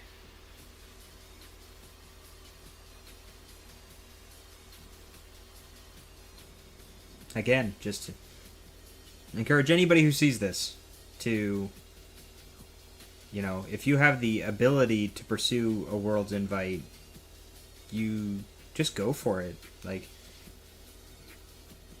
it's something that, personally, you know, as a big fan of the game, a big fan of the franchise, I would have regretted not pursuing the World's Invites that I pursued in the years that I was playing more heavily. Having gotten to go to my first regional in over a decade this year, the events are a lot of fun. There's some pressure, but for the most part it's self-inflicted. And once you can kind of get over those nerves and just get in the zone and have fun, you meet and interact with the people, and eventually, if you're able to perform well enough, you get to end up on, you know, this stage. Maybe not necessarily to, you know, these first place finishes, but just being in that room competing is one of the greatest feelings that I've ever had. Hello, all you beautiful It's something I always look back on people. My name is fondly. Adam Watson here at the Indianapolis Regional Championship. But we'll get back to Skarzik. Are still underway for day 1, working through our Swiss rounds, deciding which one of our many competitors is good enough So to make many it to people. potentially top 8, potentially locking up a World's Invite to Honolulu. And to help me break down the action is It's Kyle. Sablehouse. How you doing, my friend? Doing well. We've got quite a tournament on our hands. A lot of great matches out and about. I haven't even been able to really watch any of the stream as I've been out there watching all the great games that we have going on that we can't feature. We have so many great players out here. I mean, you're missing out, but also we're going to bring you the best action we can. There's just so much Pokemon going on. Yeah, our players are almost ready to go, and we have just enough time to get caught up on the standings. What data we do have, we can see what players are really popping off here today, Kyle. That's right. We've got some quality names here sitting at the top. Hey now, you're a Hex Star. Ethan Heggie at 6-0. Jose Morera. Jose continuing to push through. Sitting at the top there at 6-0. There's some other couple names. Maybe a That's cool. homeboy there. Zach Lesage too. Amen. We've got 9 players sitting at 6-0 still. So as we kind of push through this, you know, we've got 3 more rounds today. So we'll see this pool continue to shrink, and we'll have 1, maybe 2 people be undefeated at the end of this. But all of these players that you see on the screen with 1 more win automatically make it to day 2. Everyone that's in the top 9 here with a tie automatically makes it into day 2. But we're, you know, likely to have all of these players continue to play as well as possible. They want those wins. They want to try to make top 8.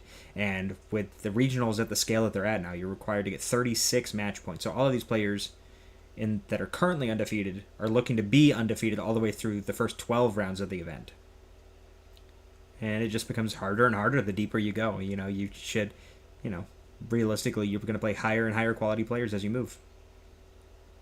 And we're going to see another Dialga game versus Lugia. Lugia in this format's interesting. It's very powerful, has access to, obviously Summoning Star to get those Archeops back into play. And then the tool that it picked up from this Temporal Forces set was the Cinccino, with the special roll attack, being able to move through and do 70 damage for each special energy attached to it. And so, obviously, you get to use your Primal Turbo attack from your Archeops, which is going to... Let's see if we can't fix this real quick. Should be a little bit better. We'll get Primal Turbo, which allows you to really turbo out the energies onto your Cincinos. But just starting up this game, some very odd prizes again. I think we've actually seen this in both Dialga games that have been featured on stream, between this one and the one with Andrew Hedrick, where Andrew actually had 2 Dialga Vs prized, and then in this one we've got Drew Kennett with 2 Dialga V Stars prized. And the access and the way that the Dialga player typically wants to approach this matchup is by getting that Dialga V Star and using the Star Chronos ability onto the Archeops, and then following up with the second turn and taking out the other Archeops, and therefore depriving James or whatever Lugia players across from you from the ability to get those extra special energies out onto the field.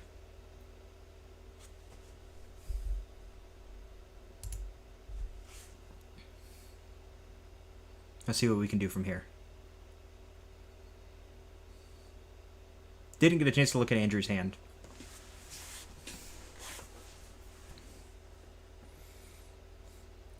Probably noting that he's got his 2 V-Stars prized here. We've got the Buddy Buddy popping to grab us 2 Beldums here. So I think that we'd like to see him just pick up a Greninja. Radiant Greninja, that is. We'll be able to use Conceal cards, kind of dig through our deck a little bit. Andrew's just taking his time to take some notes here, write down what all of his prize cards are.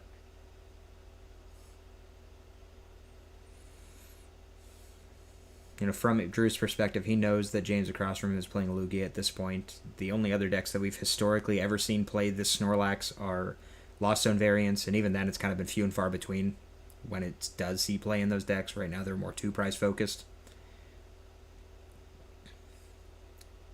A little surprised to see Drew shuffling here first. I guess maybe we're going to concealed cards and hope to have higher odds to draw into a Beldum. Maybe we want to try to get 3 benched this turn.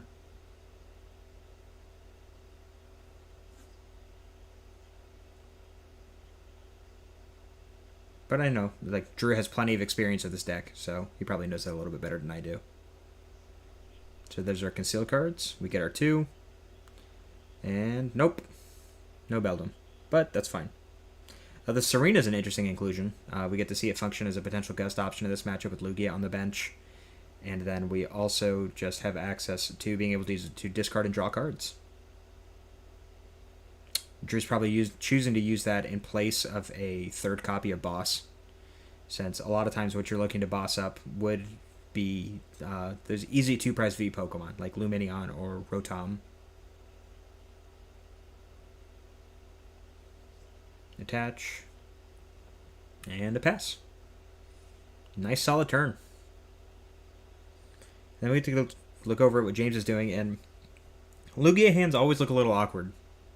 He played these weird cards, like Capturing Aroma, that at face value don't really do anything.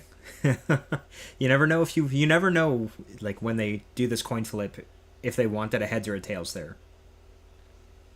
But, kind of in this position, we have to assume that James wants to access either a Lugia, a Minccino, or even Lumineon V to be able to set himself up.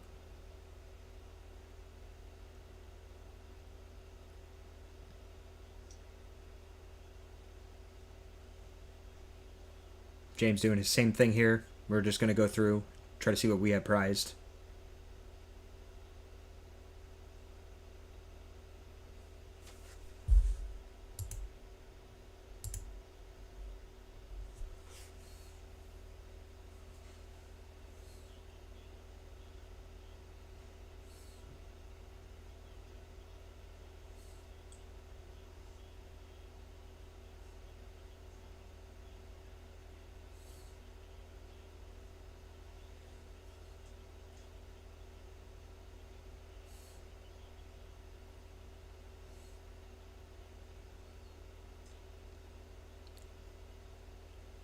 Shuffling's a little bit excessive at this point. I think we would have been good a little bit ago. Especially knowing that James is going to keep going. And it's probably a note from the judge, hey, let's, make sure that we're expediting things a little bit.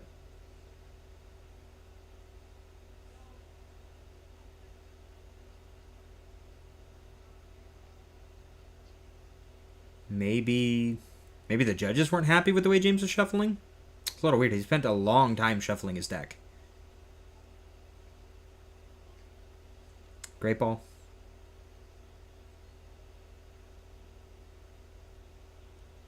Five, six. Nothing. We'll get that shuffled back in.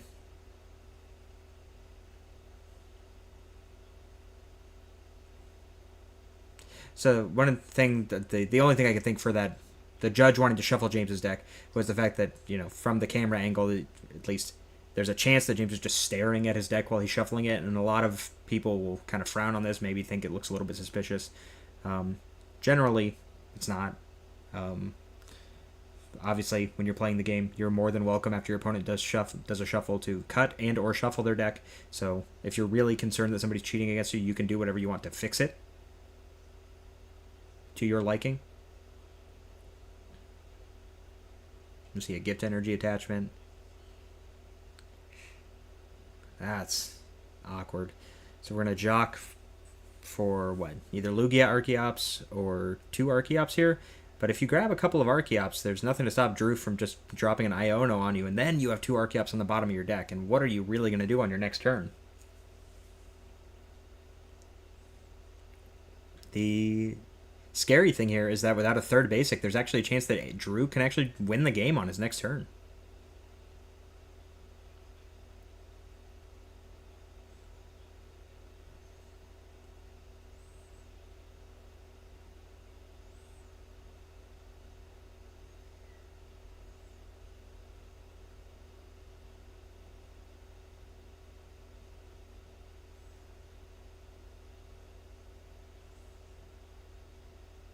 And a pass.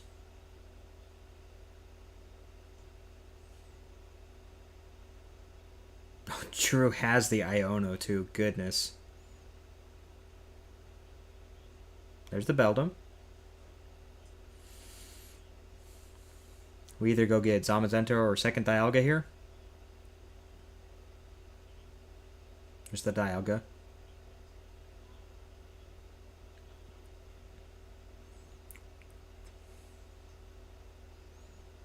Poor James is just going to get absolutely taken to the cleaners here. Super Odd's interesting. I guess we're just trying to maximize our Metal Maker odds. As I said previously, I mean, there's a chance that we just win the game this turn if we're Drew. It's unlikely, though. We've only got 1 copy of that V-Star in our deck.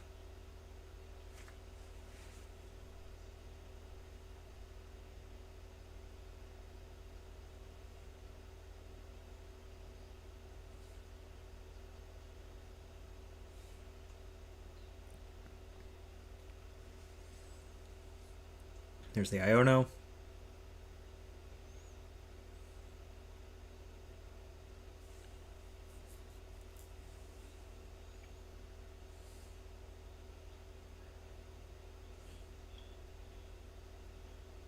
And nothing.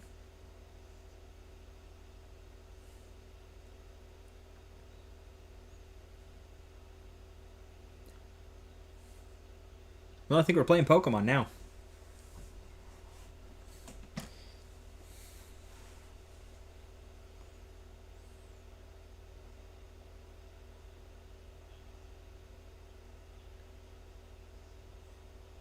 Something's going on with the judges again, I think.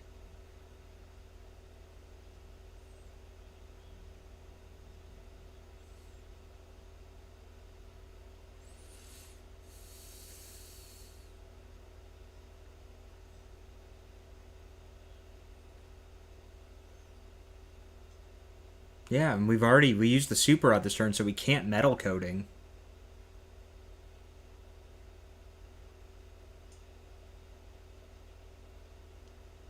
I don't know, but we must be waiting on something from... Okay, yeah, we're waiting on something from the judges. Otherwise, we would have just seen a pass from Drew at this point.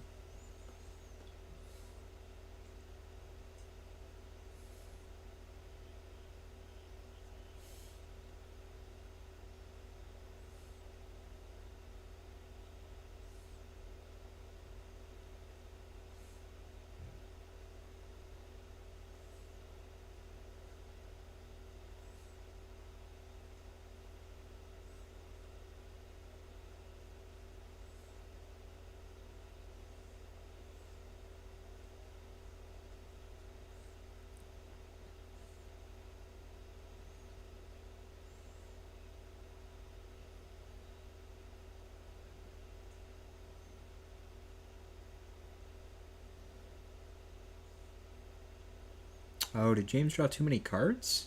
No?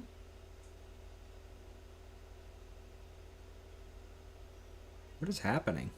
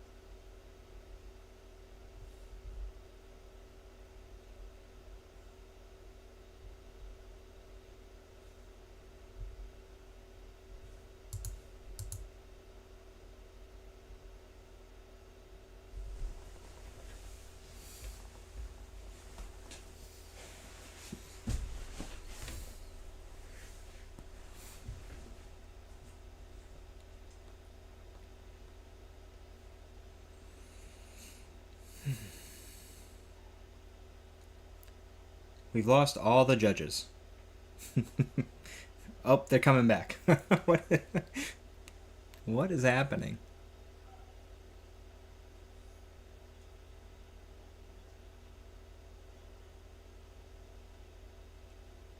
So I guess maybe somebody accidentally saw an extra card?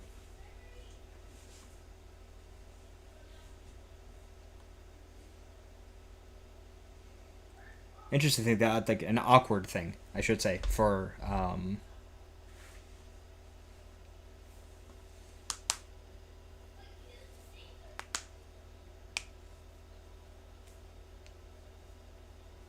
Okay, so an extra card was seen. But the awkward thing is that the Jacques has already been played for a Lugia player, so knowing, and those two Archeops just went to the bottom of the deck. So I'm not sure what the response is going to end up being. Like, how are you you're gonna have to find those two Archeops and then also discard them again.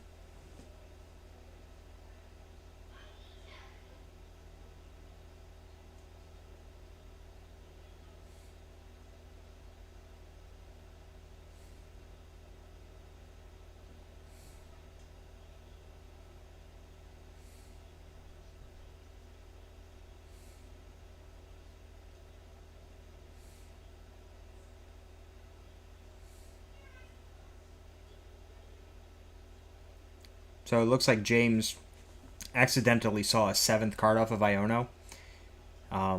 There are some very niche scenarios where this could be a consequential thing, but realistically, like, he's going to see that card at the beginning of his turn.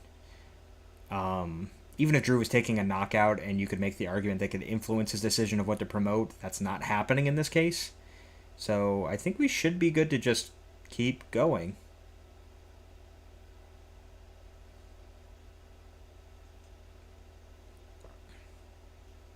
One, two, 4, 5, 6.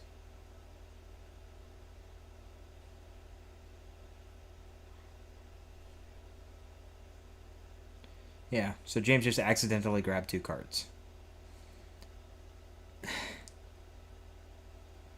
I don't think that really matters, personally. Looks like an honest mistake. He even calls himself out on it. Like, it's not...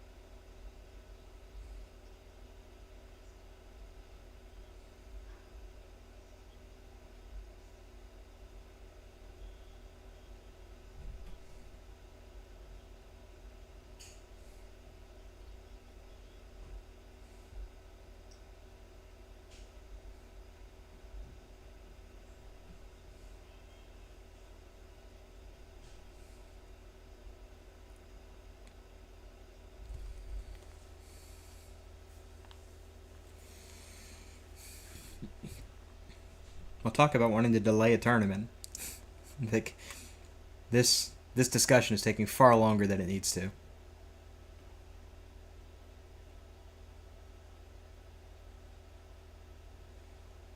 And so again, like the whole discussion is just that.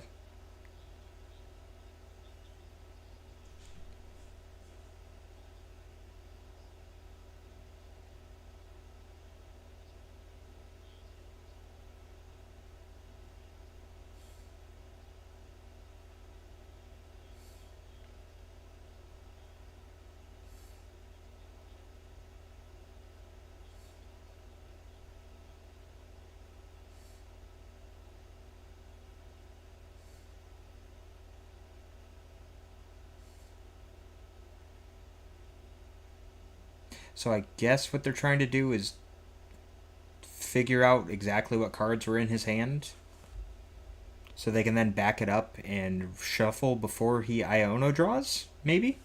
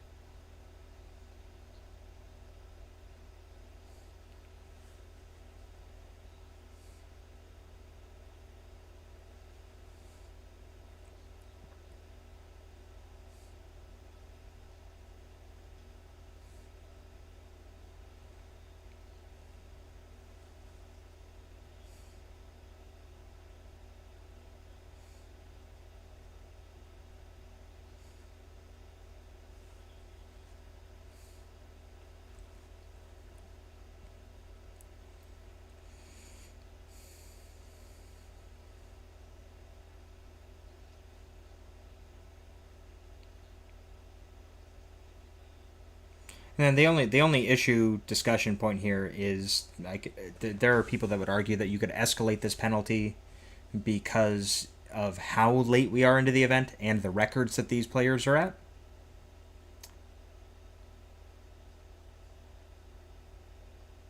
We had 5 cards.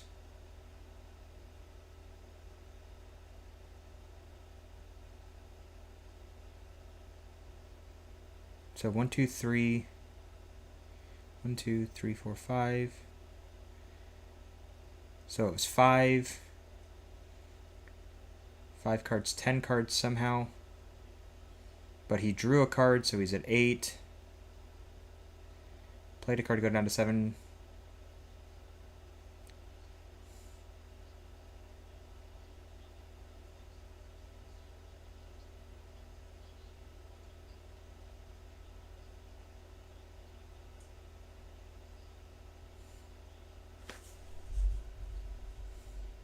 Back into the deck, right? Even though he drew it for turn, still the rules say if you draw an extra card, it's a double prize card penalty. Yeah. So it will be a double prize card penalty, meaning that Andrew needs 2 less prize cards to win the game.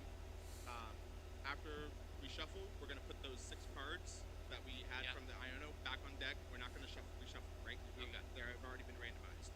All right? So walk me through that. I need to pick the deck up. Yeah. All right, we figured it out. So, if there are 6 cards... So we're giving him a double prize penalty off of this.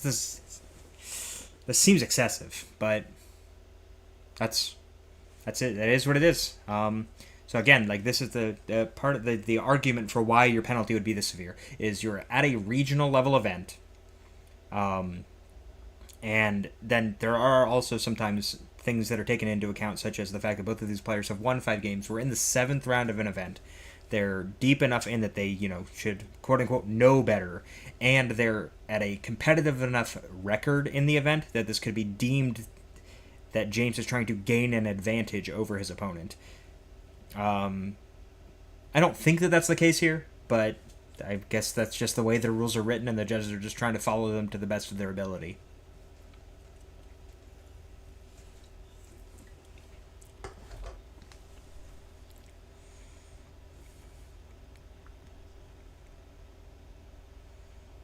I'm still trying to figure out how he had 6 cards. So if you start with 7, you draw 1 for turn, that's 8. Because there were 6 cards on the table. There was a Snorlax, a Gift Energy, a Lugia, a Jock, a Capturing Aroma, and a Great Ball. And a Great Ball. That's what it was. And the Great Ball whiffed. So did he have 6 cards?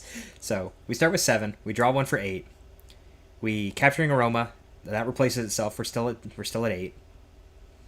But Lugia and Snorlax are down, so we're actually at 6. So we're at 6. We play Jacques. We go down to 5. We go up 2 for the Archeops, so we're at 7. And then we play Great Ball, so we go down to 6. Okay. No, never mind. We got there. That's the math.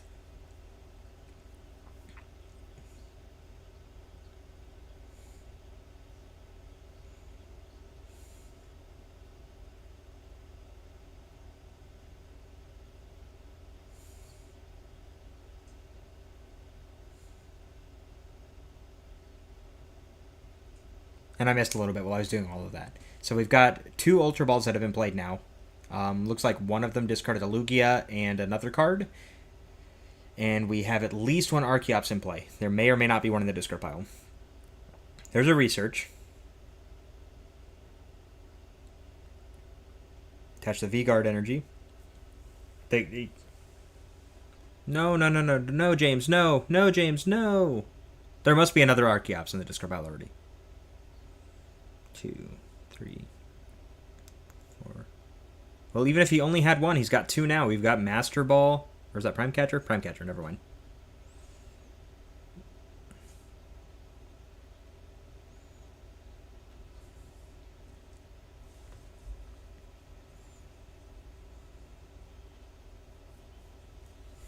There's no way we summonings are for 1 Archeops here.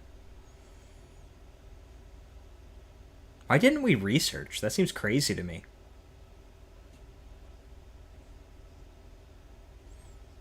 I mean, Lugia should be okay. The only way that Lugia is not okay is if Drew chooses to chase it and Star Chronos it this turn. And if that's the case, then you probably just lose. The other unfortunate thing is now Drew only needs 4 prizes to win this game, so I'm not even sure if it's possible for James to win, honestly. I think if you are James... And then the only way to safeguard yourself, I should say, from that Star Chronos idea, Star Chronos play, is to go ahead and bench the other Lugia. But if you do that, then you still open yourself up to Star Chronos because he gets to boss up the regular Lugia, Star Chronos it, and then gust up the Lugia V-Star and knock it out. I mean, Drew's hand is pretty dead, but James doesn't know that.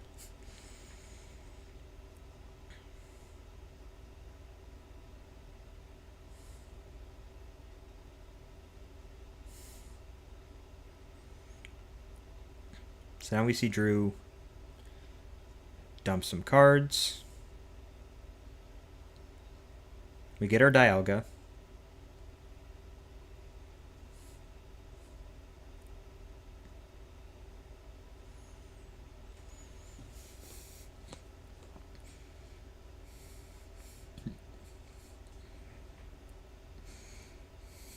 I think Drew might be planning to research here. I mean... Do you need to research if you're Drew? Like, you know your opponent has Archeops in hand, again, and you know he's already played 3 Ultra Balls. So I think, realistically, we should Iono.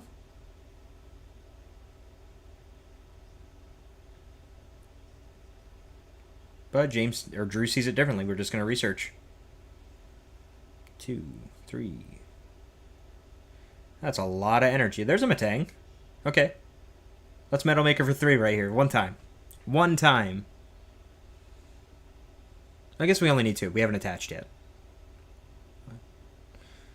Nope. Ooh. And that's still...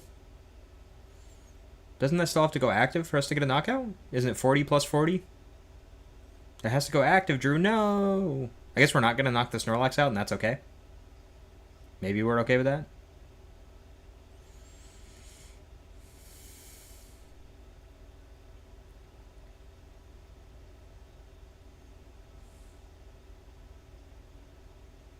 I think you just... So I guess if that's the case, then we'll just attach to the bench and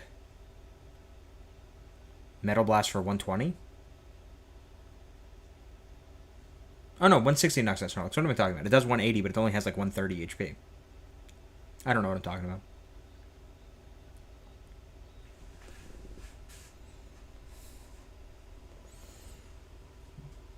So So we Ultra Balled away an Ultra Ball last time?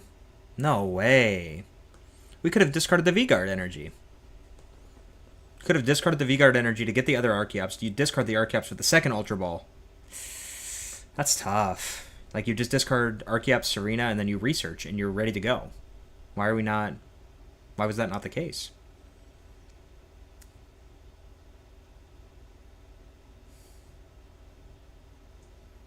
Draws for gift. I mean, we don't have any Minchino set up yet. This is where James is going to have to use this research to discard Archeops. We're going to lose our Prime Catcher. And our Luminions are going to hit the discard pile.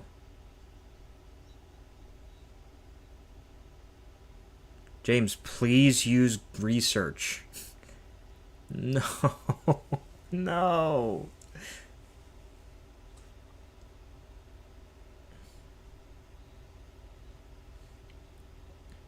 I think James needs to just go to game 2 at this point, unfortunately.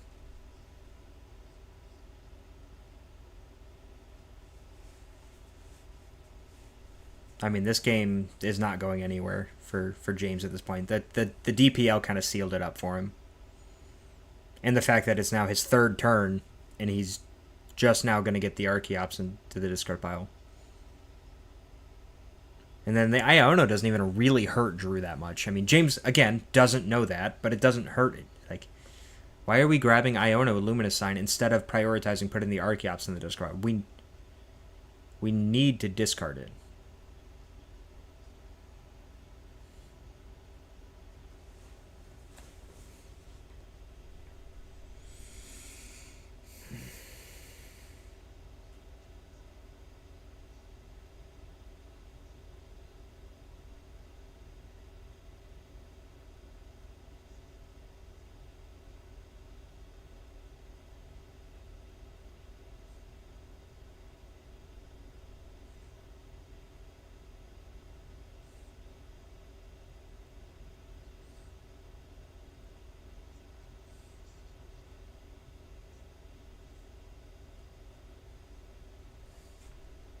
That was a decision.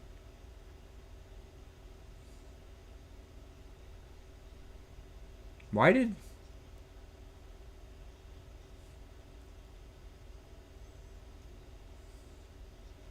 I don't understand why the Luminion is on the board, though.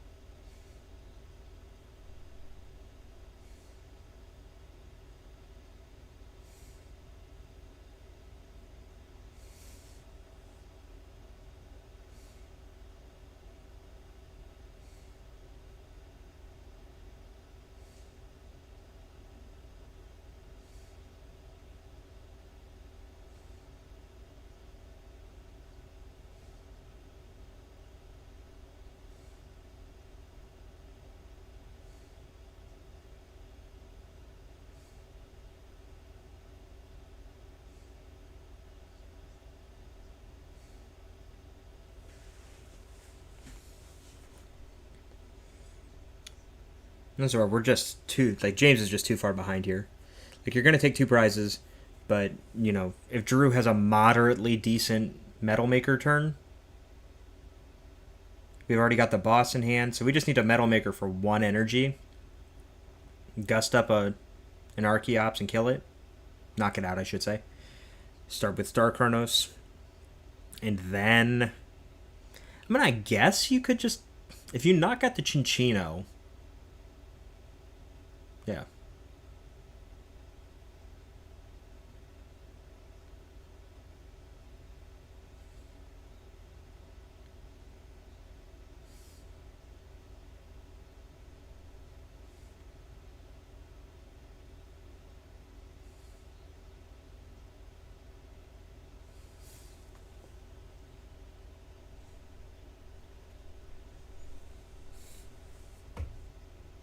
I mean, Drew has not done much this game, and he's still far and away ahead of James, even without the DPL. Like, he's down in prizes right now, but the game's pretty much about to end.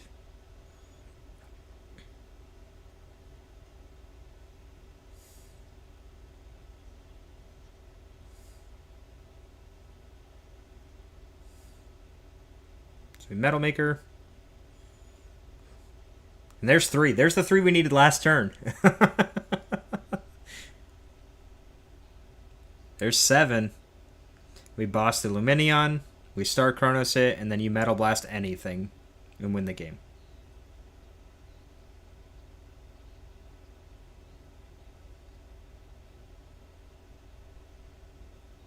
And so we go to game 2. I mean, even without the DPL, honestly, even without the DPL, that's the turn, or the position where Drew gets to boss up an Archeops, knock it out, and then knock out another Archeops. Or even if he can just limit James to only having one Archeops on board, it becomes very difficult for him to win.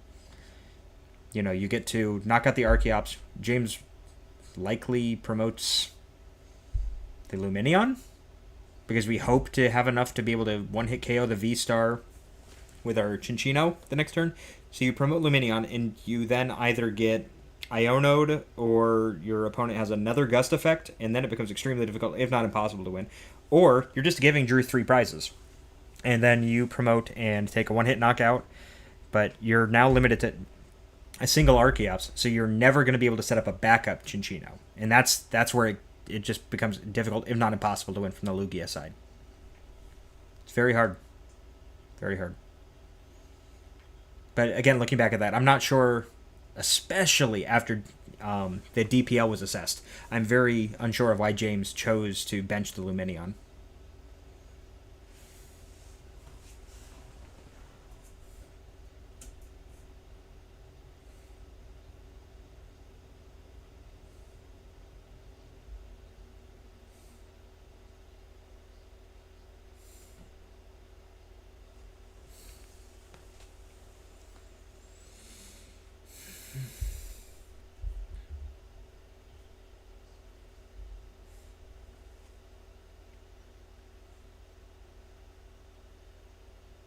And that's Dialga for you, you know. Get big energy, do big damage.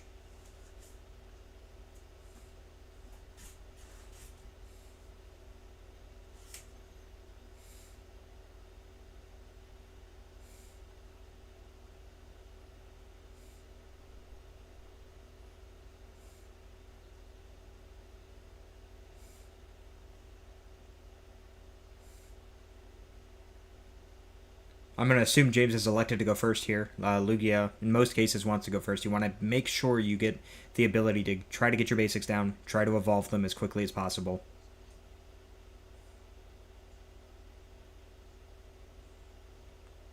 Prizes look much better this time for Drew. And very bad for James. We're going to have a very hard time getting set up. Much better start, though.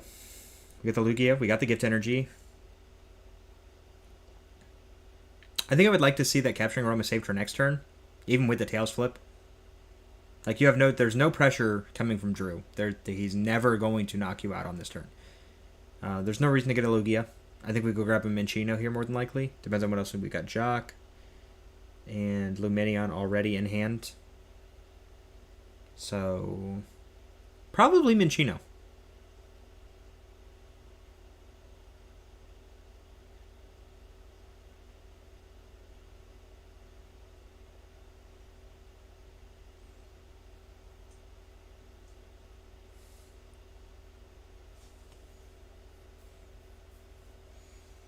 James is concerned that he won't be able to, keep things streamed up and going.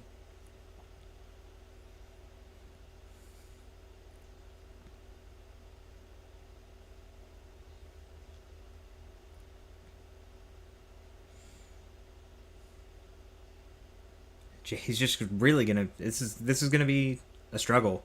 James is probably 2 turns away from a summoning star, unless we just forego the Jacques and research next turn. And, you know, that may be the correct play if we go to Luminous Sign and we see that we are lacking in that Lugia V-Star, and we know that we're going to have to Ultra Ball for it anyway. Maybe the correct play is just to research, discard those extra cards, and dig for what we're looking for. Meanwhile, on Drew's side, we're going to count up some of our more important cards here, namely the energy and what Pokemon are and are not prized.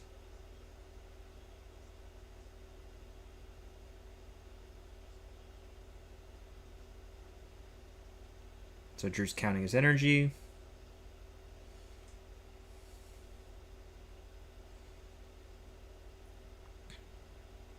I'm going to look through our Pokemon real quick. So we Poffin for 2 Beldum. Just take some note of what we do and don't have prized.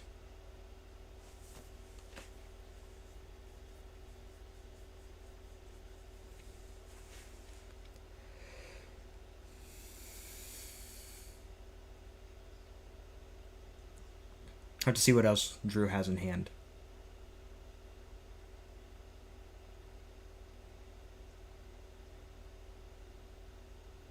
Nest Ball. Dialga. Okay. Wasn't sure if you wanted Dialga or Greninja, but the problem is the reasoning for why you wouldn't want Greninja here are you could potentially whiff your Dialga, and then you're just, again, another turn behind. These are decks that, both of these decks require stage 1s to be successful. And if you can get to a point where you end a turn and you don't have the basic for that stage 1 on the table, you're in a lot of trouble.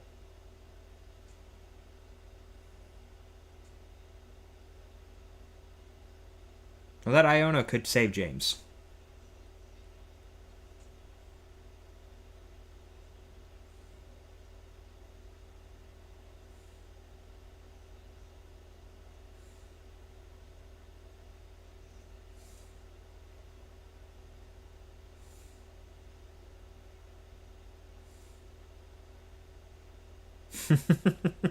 James, make sure he draws the correct number of cards this time. See the Minchino.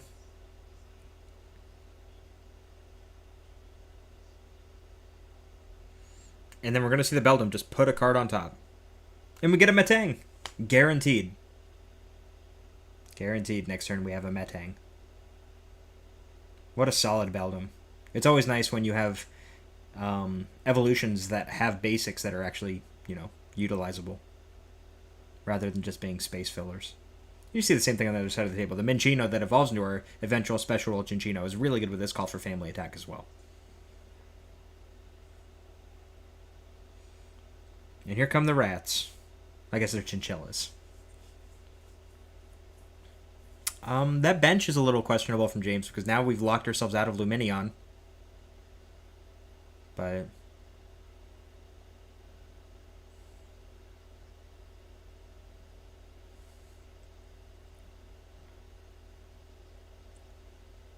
we get our Archeops here, first one.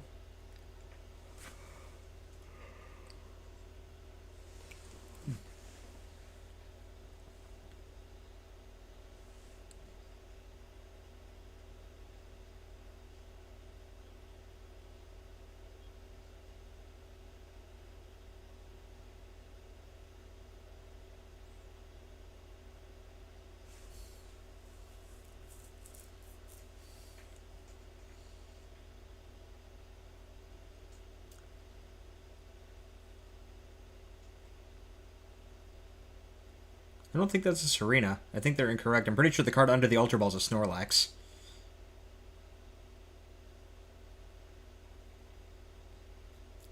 So I think Kyle's confusion here about what was discarded by James is a little off base.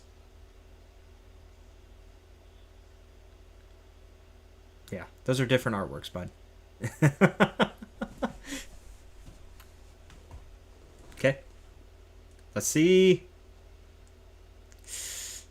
That's an Aroma. Heads flip. We'd read the wind. Ooh, big tails. That is unfortunate. But that's kind of that's the game you play when you play Lugia. You You know, sometimes flip the opposite of what you need to get into a game. We've got our third Lugia in hand.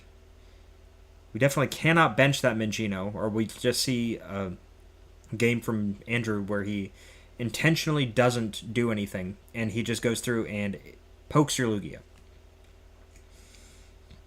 Puts himself in a position where he can actually Star Chronos and go for a 4-prize turn with Star Chronos rather than doing anything else.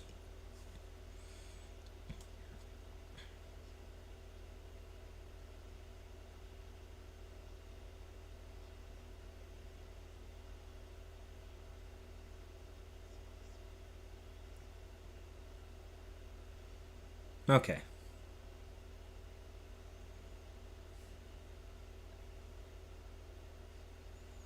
Jeez. What do we get? What do we get? Ultra Ball, Chinchino? What was the third one? Is that an Archeops too? Okay.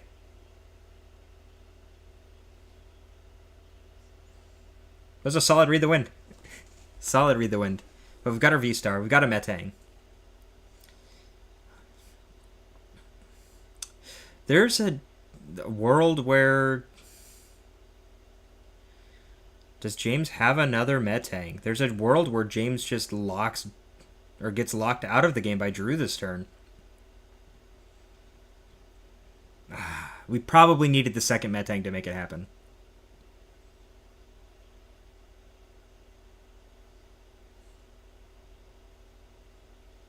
Okay.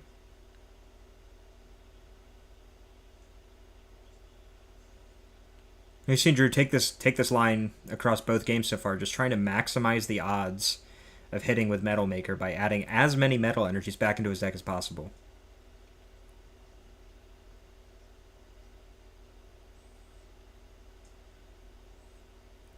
And I mean, when you play as many Super Rods as Drew does, it's probably not the wrong decision by any means. Let's do it. Make that metal.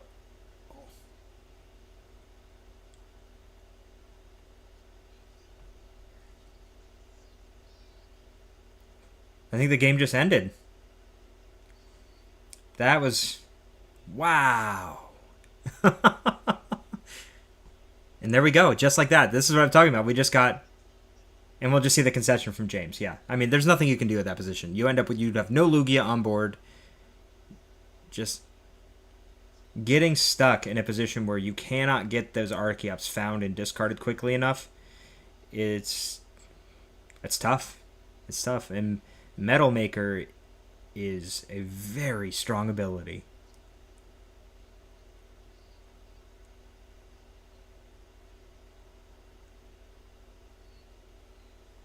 Wow.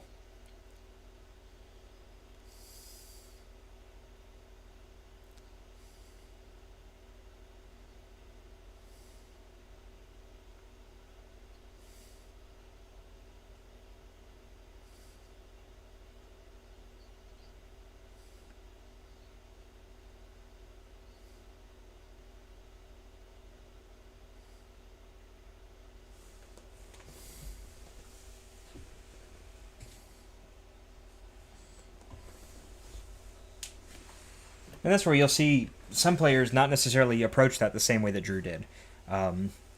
They would have taken the opportunity to get a Greninja instead of one of those 2 Dialgas on the first turn. But goodness.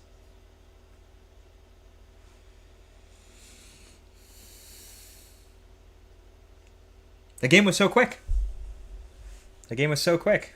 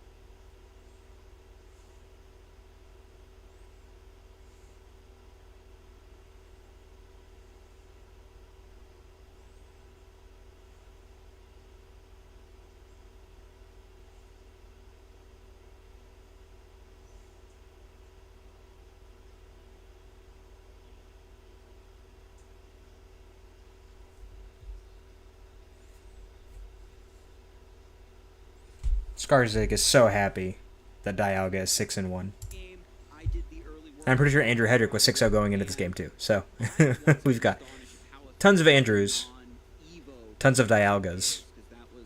It'd be really funny to me if Andrew Mahone was also playing Dialga.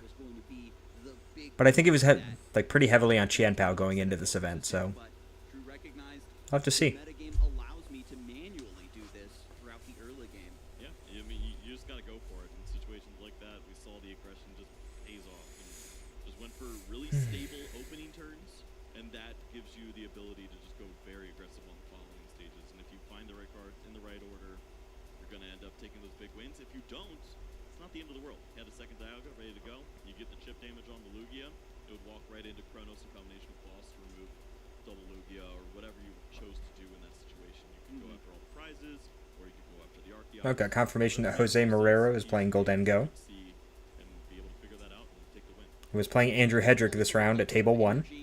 Didn't really matter. Didn't gum up the hand, which was another big issue with Dialga in previous Table 2 looks like it was Gardevoir versus Charizard. pile, plenty of super rods to put those back in if you're forced to research, for example. So you're just kind of working through the deck at your own pace. Not a lot of potential bricking. The biggest sticking point that is starting to show and might come into play once again later on is the Matang. You can see that you can get everything else under the sun, but if you don't got the Matang, your deck's not going anywhere. So that's going to be the ultra ball target that our Dialga V-Star players are going to need to really focus on going forward. Yep, it's the key piece. It's difficult to search out, but when you do find it, it just wins games for you. You gotta have those Beldums down, of course, but we've seen if you have 2 or 3 Matangs in play, you're probably gonna be using Star Chronos. You're probably gonna win games, and it worked out there. I would like to mention we've seen Andrew play some wacky stuff. Wacky stuff. He's played Gengar VMAX before. He was one of the first players on Gyarados VMAX. He's had all sorts of wacky stuff. So this is tamed for him. I know a lot of players go, "Oh, you chose Dialga. What are you thinking?" It's like, this is the most standardized he's gone in a while. He was a big Regigigas player. That's true. Yep. The Regigigas, the B-tier hero deck that you could not, the Regi players refused to swap off of it. But we maybe get to hear a little bit more about his past exploits as well as his experience so far in Indianapolis as we head down to the lounge for his winner's interview. Thank you so much, Skarsgård. I am so happy to be joined here by Drew Kennett, the winner in that last game, now sitting at a 6-1 record here in Indianapolis. Drew, how you feeling after the match? Really good. I mean, it's the toughest matchup of the deck, so I was happy to come with the win. It was a shaky game 1. That's for sure. That was a couple judge calls, some issues happening, but we made it through it, so it was fun. Yeah, it is unfortunate every time we kind of have those long, drawn-out judge calls. Where was your mind at there? Like, does that ever take you out of the game and kind of like... Not really. I was actually advocating for no penalties, trying to get everything downgraded, because he was supposed to draw the 7th card for his turn anyway, so I was like, does this need to happen? If we were sitting out at the tables, no judge would have even been called kind of situation. But we weren't able to de-escalate it at all, so I was just, I don't know, I had my prizes mapped out, I wrote them down, so I didn't forget about those, so that was good. Okay, well, you said that this is kind of a difficult matchup going into it. What was your strategy going into this match once you realized you're playing against Lugia? So the strategy is to KO as many Archeops as I can, as quickly as possible. Okay. Thankfully, he struggled to get the Archeops out. So that made it a lot easier. Saw a little bit of a struggle there for sure. So after that, it's pretty easy if they don't have Archeops. That deck doesn't do anything. Yeah, unfortunately, that is a big downfall for sure. We see some of the games that happened here on the screen. Is there any point in time where you felt shaky at all, or it was just like once you didn't see as many Archeops there? I mean, look how much energy we see on the field there. Dialga is wild to watch. Yes, it's fun. It's every time Dialga wins, it feels like a high library. Exactly. That's how it is, yes. Absolutely. Well, how long have you been playing this deck? Why'd you decide to bring it to Indianapolis? I tested this deck for EUIC. I played it there, and I made day 2. I played in Orlando and got 21st. So now I just am playing it. I love this deck. It's really fun. So we've seen it now. This is the second time on stream. Andrew Hedrick Hedrick piloting it the first time. Are you all working together? Yep. So we are 2 cards different. So very similarly, it's a couple. He changed some cards this morning, and I just kept it as is. So I was pretty going to say, similar. because when I talked to Andrew, he said this is the optimal list. So what do you think He has about 2 that? cards off of the optimal list. So he's close, but not there. I like that. Awesome. How do you decide who you want to work with for an event like this? It's really a matter of who It's a good wants question. to work on the same deck I like. So Love that. I knew they were interested in Dialga, so we decided to talk a little bit about it, and it worked out. Hey, it says right here you're a huge fan of rogue decks. I would say Dialga's pretty rogue. Is that kind of why you've been on the Dialga train? Yeah, I mean, we're putting it on the map. We got to put it on the map. Dialga's out there killing it this tournament, so. Crushing it indeed. Absolutely. What would you say your MVP card is in this deck? Let's see. It's got to be Metang. Say the Serena. What? No, it's Metang. You're trolling. Play a Serena, so I had some draw power. I used it to draw in that last game, so I think Serena, the addition of that's going to be MVP right now. Awesome. Can you give a quick insight to our players who may not be familiar with the deck, how it kind of functions and why you would advocate for someone picking it up and playing it? Yeah, so the deck is very challenging to pilot as a high level. So one, that's a reason to play because it's more enjoyable when you're kind of puzzling and challenging yourself. You learn a lot, right? Exactly. Yeah. And when you are looking at 4 cards every time you use Metang and they go to the bottom, Making mental notes. you know the order of your deck in 4-card increments towards the end of the game. So it's a lot of, if you're going to learn how to play the deck, you should learn how to note take so you know kind of where cards are. I did see you taking a lot of notes there. Yeah, because that is where the powerful effect of the deck really comes from. Yeah. I know. Were you surprised at all by any of your prize cards that you were kind of note-taking when you were prize? Game 1 was a lot of Pokemon, so it was a little scary, yes. It was a little scary, but I found the 1 Dialga V-Star I had, so that was good. Yes, that was really awesome to see for sure. Yep. Sometimes it happens. Do you get a lot of awkward hands, would you say, or awkward prizing that you've seen in this day so far? Not really. Beldum is broken. You get to search your deck for any card and put it on top of your deck as the attack. Yeah. So any awkward hands, I just get to find Iona or research, and I'm playing. Wow, Beldum and Metang, MVPs, huh? Absolutely. Well, it was great getting some of your insight here on Dialga. I'm so happy it's showing up and showing out on stream as well, taking wins. That Absolutely. is super cool to see. Kudos to you to being a huge advocate for the deck. Love to see it. Is there anybody you want to give some shout outs to before we throw it back to our casters? Yeah, shout out to the guys, Gabe Smart and Andrew Hedrick for working on the deck with me. Jesse Parker also, and shout out to my team, Rare Candy. Leonhard out there supporting me and sponsoring me, so I appreciate him. Awesome. Well, thank you so much again, Drew. I hope you have a great rest of your matches. Hopefully you hit everything you want to see and take down and make it far with Dialga. I'm rooting for you. Thank you.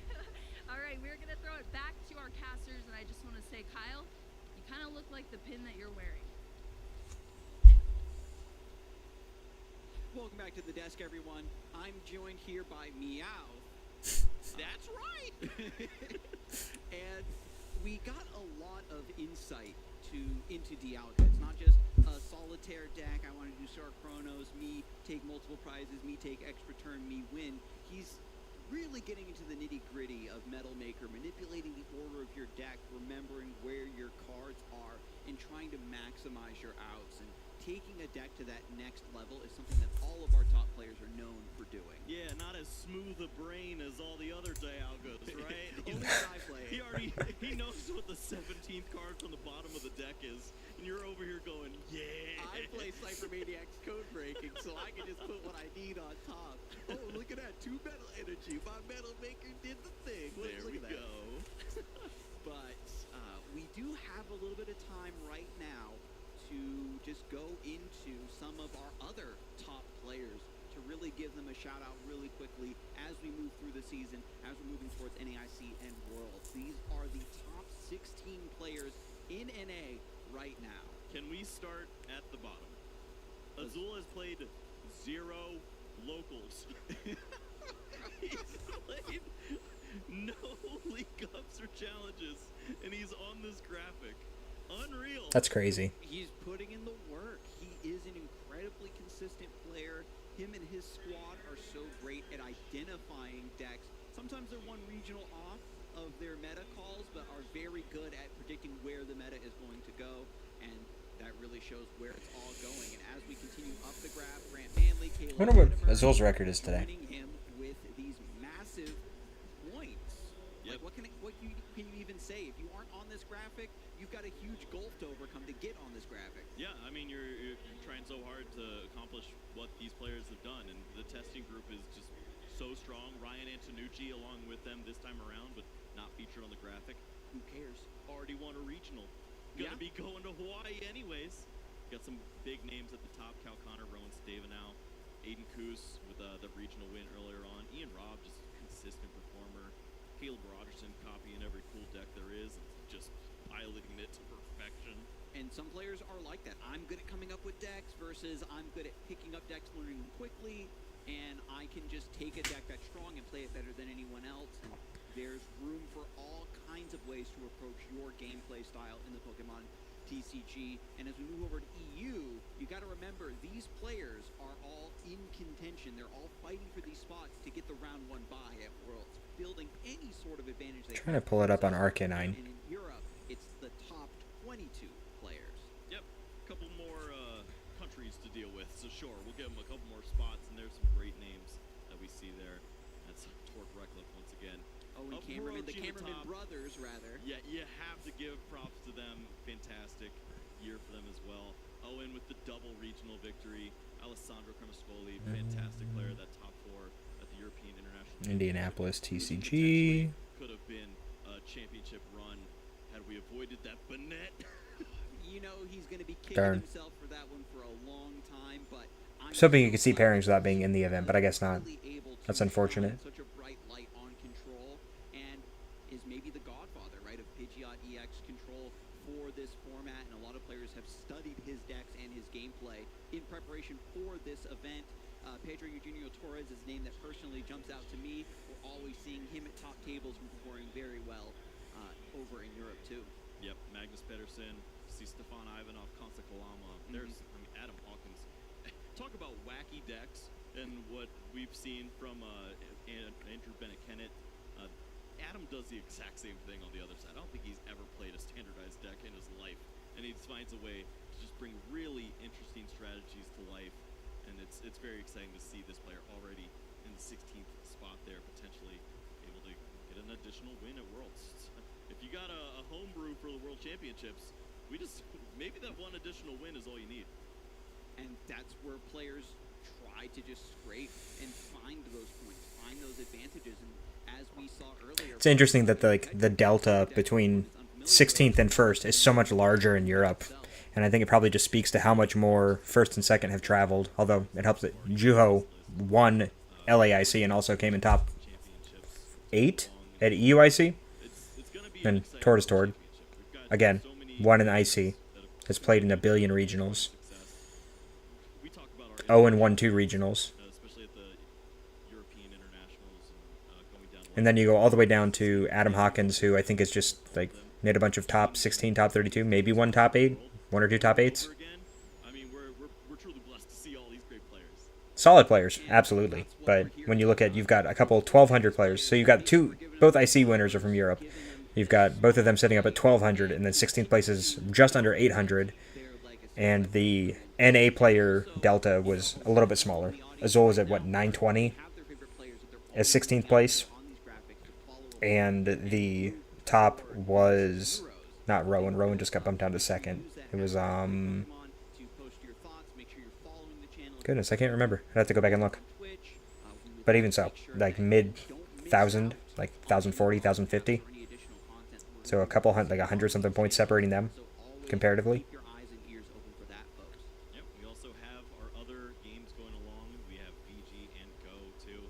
We have some real treats. Of course, both broadcasts have added some additional talent this time around. We've got a 2-time regional champion over on the Go stream recently added, along with Wolf is over on the Go. I hear he's also a 2-time regional champion. He's got a couple of those under his belt, maybe this year alone with those regionals. But some true talent being added to the broadcast. Very excited to see what that's going to look like.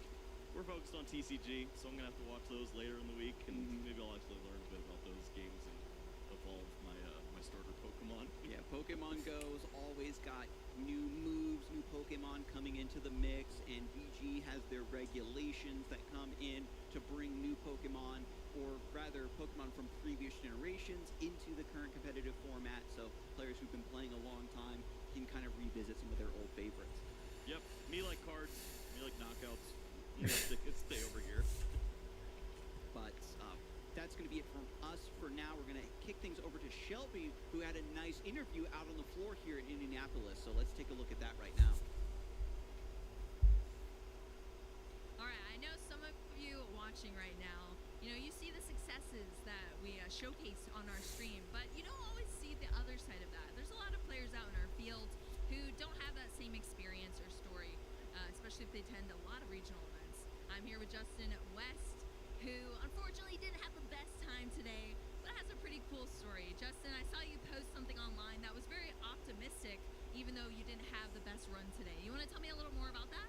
Yeah, so I do attend a lot of regionals, but yeah, the focus is to have fun, right? So brought Lugia today, so I know what I signed up for. It didn't go that well, and Lugia did Lugia things. We ended up going 1-3 drop, but behind us are the side events.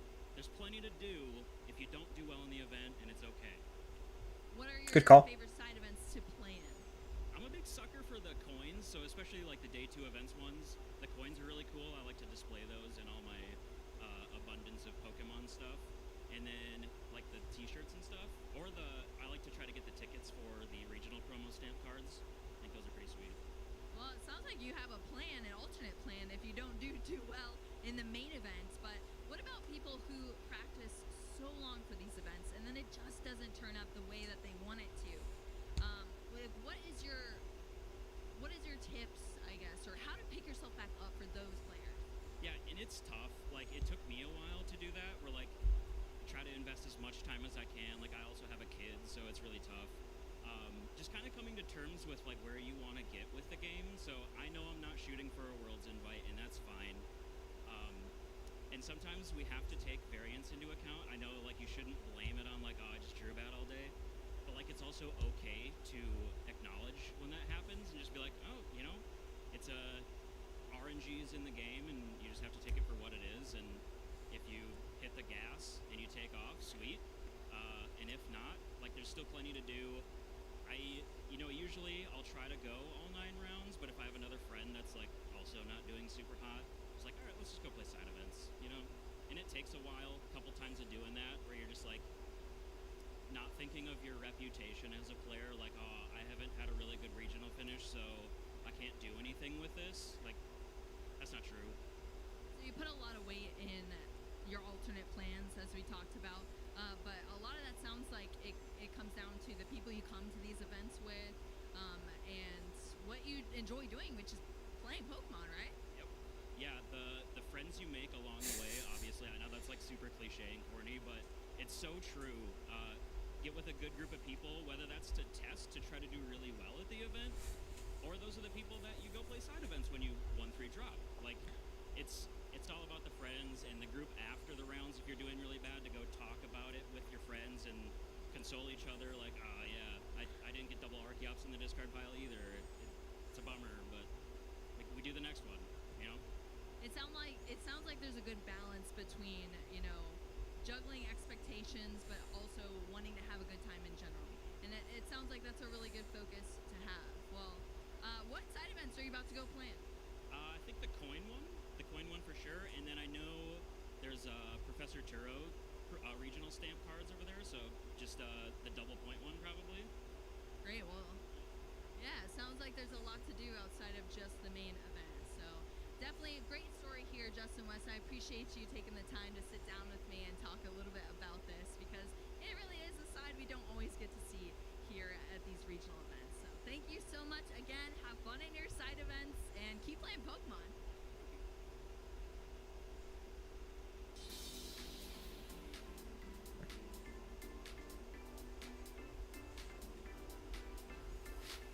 Between tournaments, I make sure that I can get a lot of rest and recover after the tournament, and as well as taking time to do lots of practice. A lot of it really comes down to practice and making sure that I'm knowing what I'm playing is the best I can play for that tournament. It's always good to like look at the meta, see what decks is performing well, play something that doesn't beat the top deck. Right now, Charizard is the best deck, and you want to play something that can beat Charizard. So I would just say play a deck and just kind of make sure you know what you're playing, you're comfortable with it, know your matchups, and don't like last minute switch decks. Between tournaments, I like to hit up friends to scrim, making sure I know my counts. So yeah, all those things help me improve for the next tournament. I continue to practice and test the different matchups, looking at different stats and how everyone's doing in the meta, what's being played. I also find the car rides up to the tournament's a great time to talk strategy with my teammates and prepare to see what matchups we're going to be going against. I guess the best way for me to improve between tournaments is understanding the meta, having a good idea of team composition, what works well with what has good symmetry with each other and against, whatever you can see between other opponents. I think that's one of the best ways in order to improve, between tournament and tournament. I'm going to do our Continuing battle, regular round check to see if we don't have any new limitless results. those things. I mainly end up We don't. asking my brother what I should do because he's helped me out a lot for the past few years, through juniors, through seniors. Basically, my whole family plays, so it's just repetition, picking every Pokemon that you can, that you know is going to be used, and just practice every day. Fans, you're joined by myself, Shea Burton, Freya, and the lovely Nico as well, who is an IC champion. So I thought it'd be a good idea to pick your brains, good sir, about how we can all do better at ICs. So let's zoom out from the event. Let's pretend you're a month away from an international championship. What's going through your head? So a month ago is like a pretty good time frame because that's usually where we try to I don't know why there's an audio delay on this clip. time in a week for an IC. For the IC, What if I click this button? It's like maybe the start of the format, something like that. But with ICs, there's like completely different things, right? I mean, now OCIC is gone, so that part is not really happening anymore. But it's like we usually had one IC that starts with a new format, one IC that has a format that has already been going on for a long time, which was usually This desync is really bugging me. since last year. We have one IC that starts with a completely new rotation, and then NAIC once again is usually like a new set heading us into worlds as well. So yeah, it can vary a lot. Like for the first kind, like for LAIC for example, just looking at the new set, trying to figure out okay what's good. Especially nowadays, keeping track on like online results and Japanese results because Japan has the same format as us, but like months before. Online results already happen like as soon as the set hits live, for example.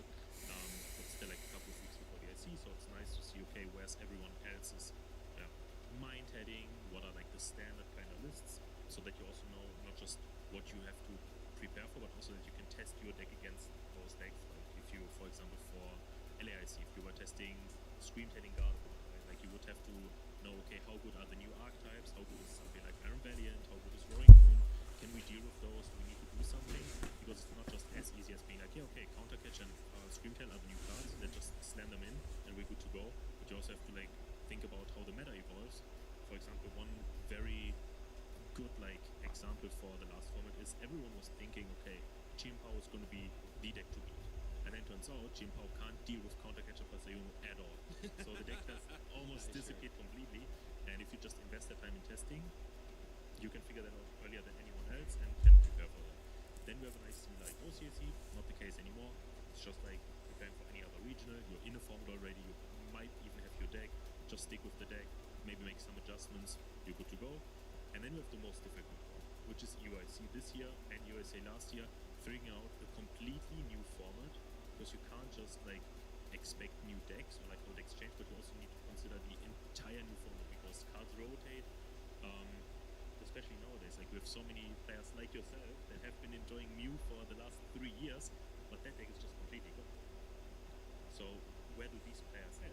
Right? Like how does the format change? Like where do players like adjust to, because you don't really have the knowledge from prior tournaments. For example, now you can be like, okay, in EU, Gardevoir and Mew are like very popular, so if an IC was happening next week, we could expect about the same meta as we're expecting for Dortmund regions, right? But with rotation, everything is going to be completely like changed. Decks will look completely different. I mean, we saw it last year. Alex won with like relatively unexpected deck, because he was just able to counter all of the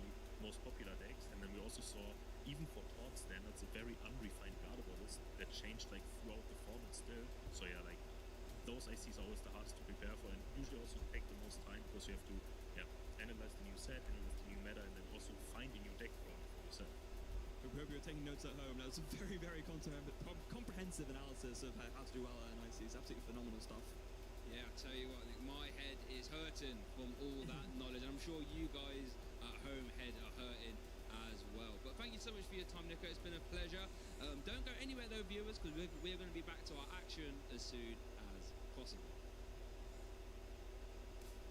That was nice. And welcome back to the broadcast, everyone. Adam Watson here once more in Indiana, and we have another round of Pokemon imminently coming for you beautiful folks at home to witness. I'm joined on the desk by Kyle Sablehouse, and we're going to be breaking down this next round of Swiss. These players are just trucking right along, Kyle. Interesting to me that they're doing these like back-to-back, like keep the same caster pairing on the desk for 2 rounds in a row.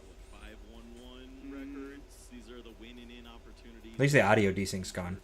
Potential to lock up that day 2 berth and potentially add a little bit to that in round 9. I mean, when you're playing a tournament like this, every match point counts. For sure. Now For sure. players need to start making these very tricky decisions around how lucky do you feel for your Swiss rounds and your resistance. Am I going to ID to get day 2? Do I want to just try to go for that win and get as many points as possible? You already know the answer to that. Play your games, win, and if you lose, go play a side event tomorrow. You'll be fine. You've got to risk it for the biscuit, as they say. Yeah, there were, I would say, an obscene amount of IDs at the previous tournament in Orlando. It led to a lot of players being in day 2, and one single loss means that you're not going to be able to make it into the top 8 at that point. There's just too many players. You can't have that. It's a lot of work, and I'd rather just fight for the points early. And I just got word we do have some standings, so we can now see a list of the players who are going to be making this important decision. Even Heggy. Oh, Jose lost. That's disappointing.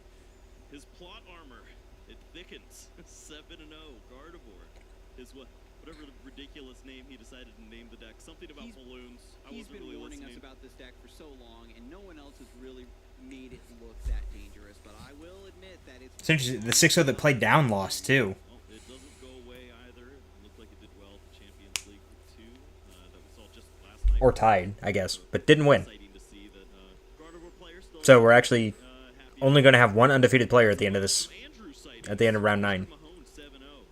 Hedrick as well 7-0, and Reagan Retzloff there at 6-0-1. So we got what? Gardevoir. Andrew's either playing Dialga or Chien-Pao, I think.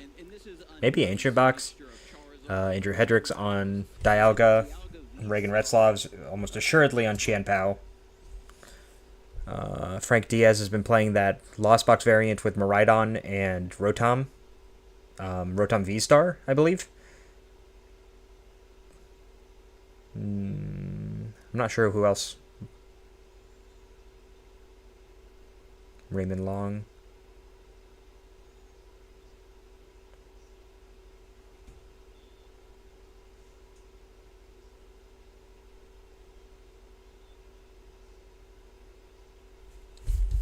So this is one of the matchups, rather, that is supposed to be unfavorable for Charizard. But, you know, at the end of the day, it all comes down to, can Lugia do what it needs to do or not? 2 Poffins prize for Raymond is pretty tough. Some people play 3, some people play 4. I think currently 4 is more common. Just maximize consistency, but still half of those being prized. And then they're also not very good prizes to take often.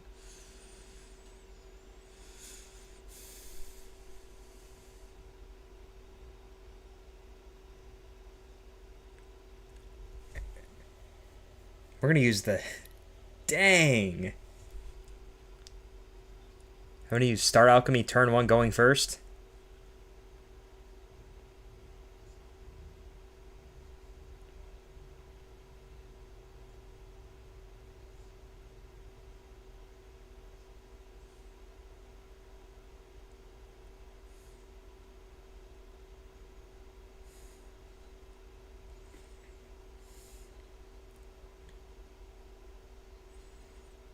Yeah, I mean, ideally you don't use Star Alchemy here on turn 1, but when your hand's not good enough and you really think you need to set up, you need to set up. So we'll see him grab a Buddy Buddy Poffin here. Make some notes real quick. Check his prizes. There's nothing super crazy over there.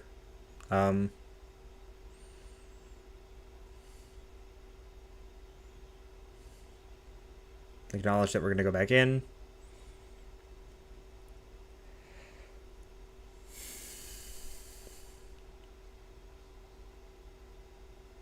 Get the Pidgey.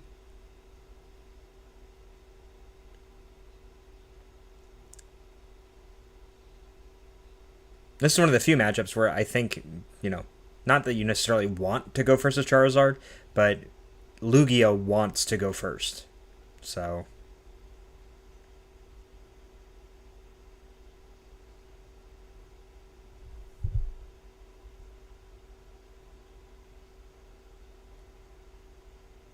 what are we going back in for now, Raymond?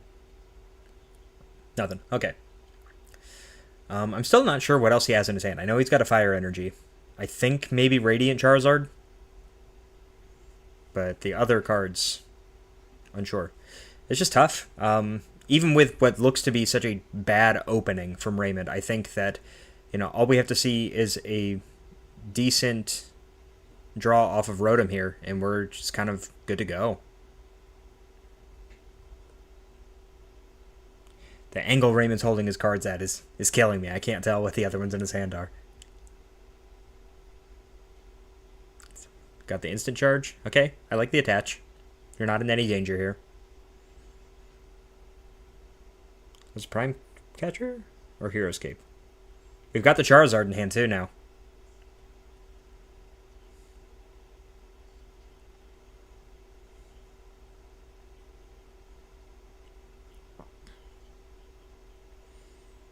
Now Jake's going to go through, do the same thing.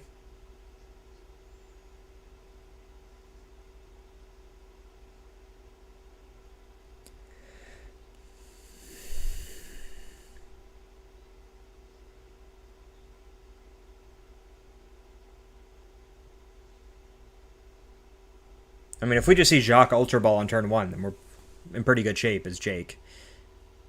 Like, the Charizard deck does not have a way to knock out Lugia on turn 2.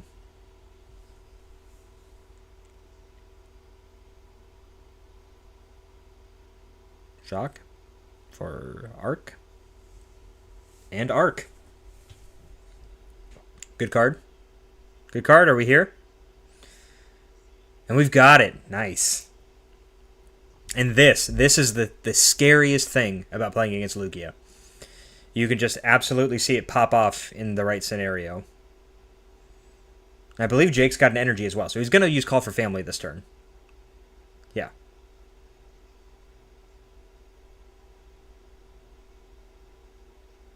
You grab the V-Star, you either know that you're going to play an Iono, or you force your opponent to play an Iono. And then you're going to Call for Family. We get a Lugia, we get a backup Minccino, and we're set. You're ready for next turn.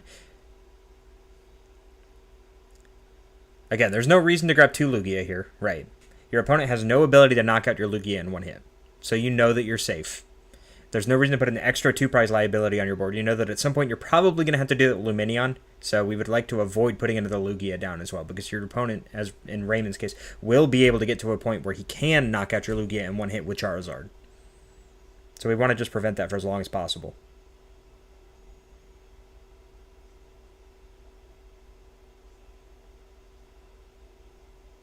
Pidgeot? Goodness. Oh, we're going to see both decks pop off, so let's see who wins when that's the case. Some of what it may come down to is how well Jake can stream Cinchinos. Not what it may. What it will come down to is how well Jake can stream Cinchinos. And this is going to be a little bit similar to the Dialga game, where at some point it may be correct for Raymond to take the line of gusting up and killing an Archeops. Might be this turn, to be honest with you.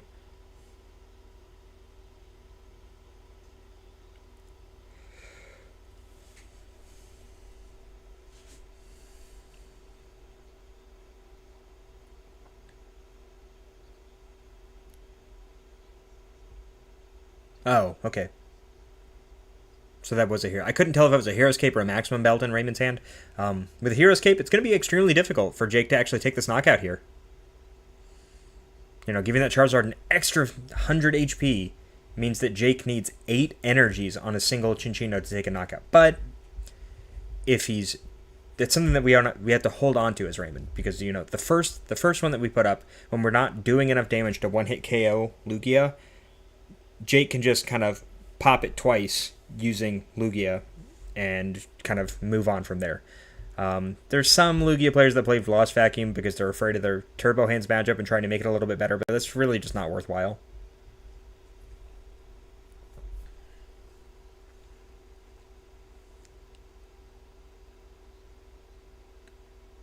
But the big thing for Raymond here is, can he continue to stream attackers?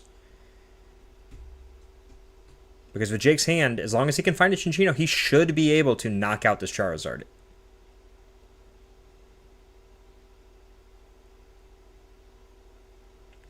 No, we're just going to cape. Interesting.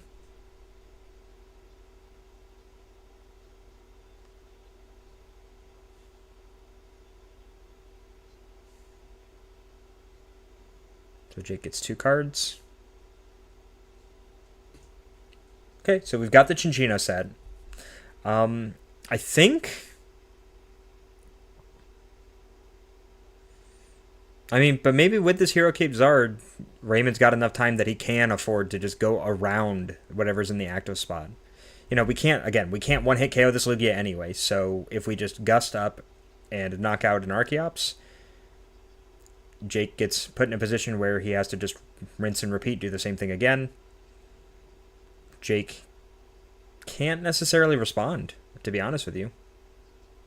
Confirms that it's Hero's Cape. Because the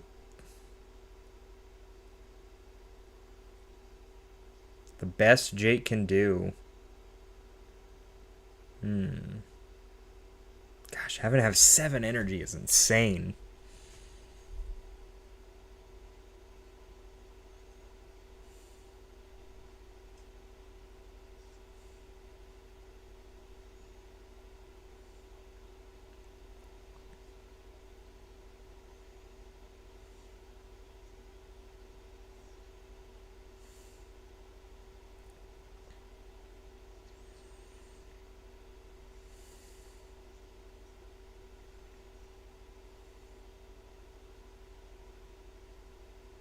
I'm wondering...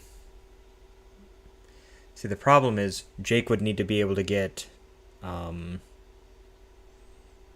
Minccino on the bench. I don't think he has the ability to do that this turn.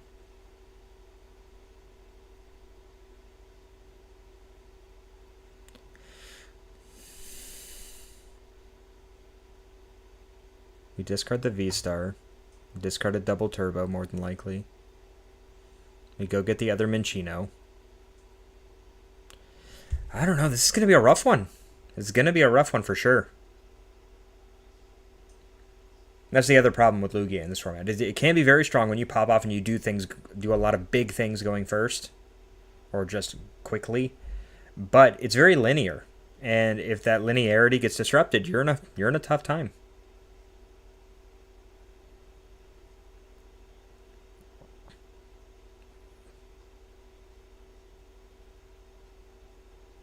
Yeah, I mean, you'd have to see... We have to see Jake what? Okay. We're going to take our knockout here. We still need another Minccino, though.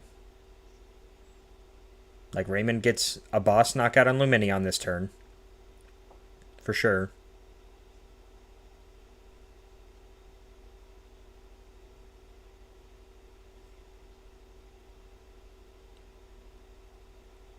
Not having the ability to get another Minccino in play is really going to be rough.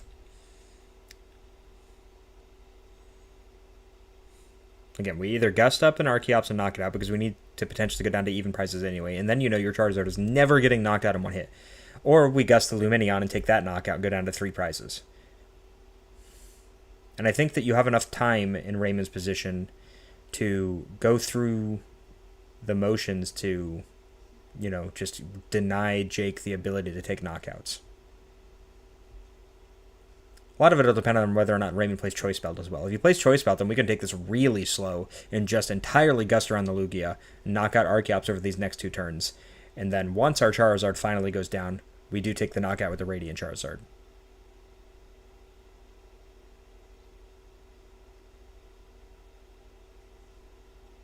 We've got Defiance Band too.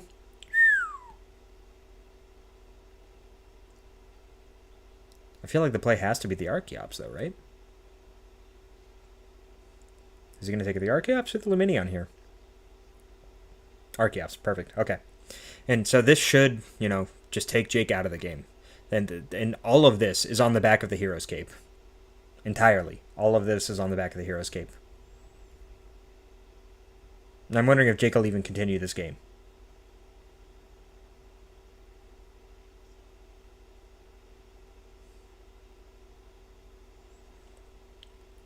His whole hand is just energy. Oh my gosh.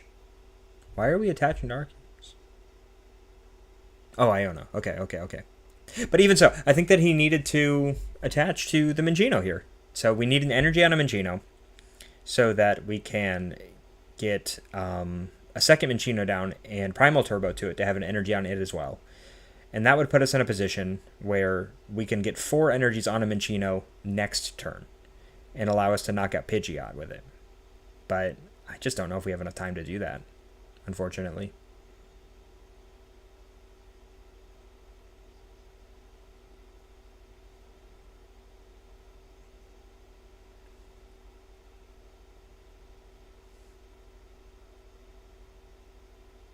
We'll put a gift on one of our Chinchinos. Just 2. Okay.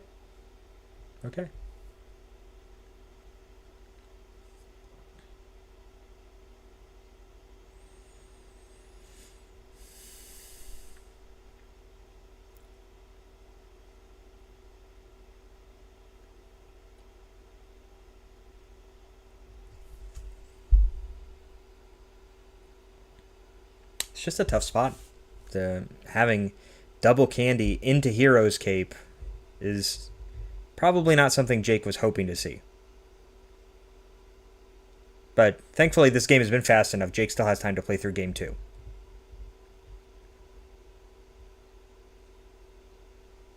Both of these decks, when they set up, are efficient. They're quick.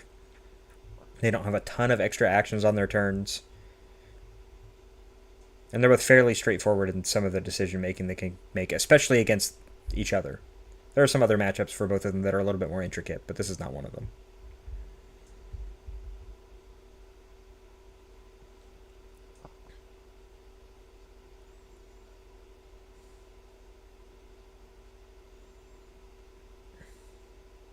Another candy.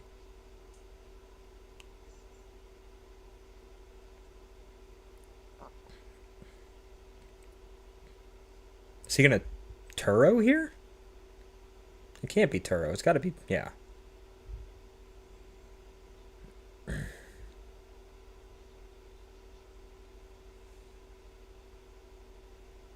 Because Raymond should still have another boss for next turn to deny the Chinchino.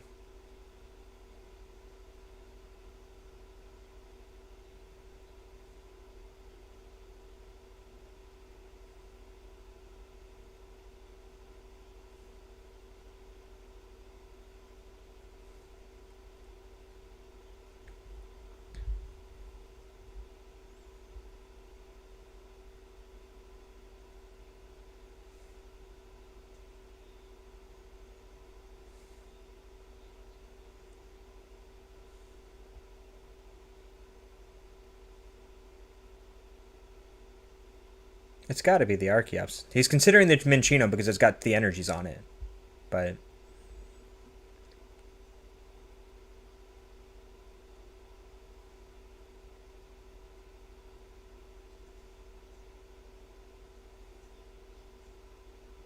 it's like, are we trying to go fast or are we trying to just end the game?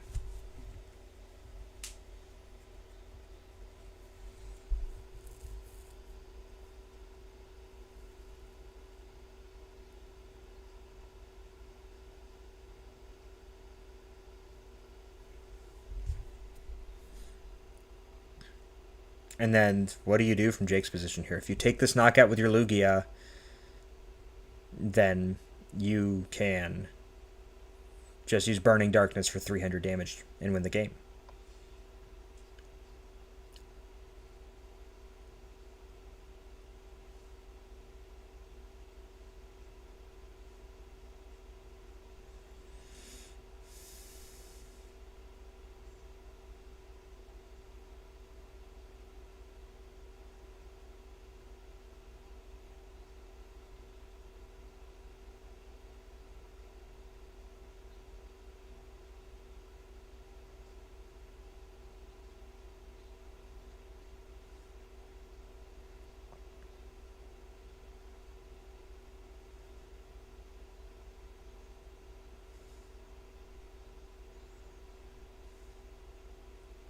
Hunt to see what else Jake thinks he can do in this position.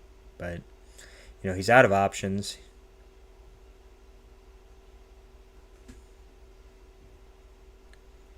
So 200. That's the problem, is even with a single attachment, you just can't do anything.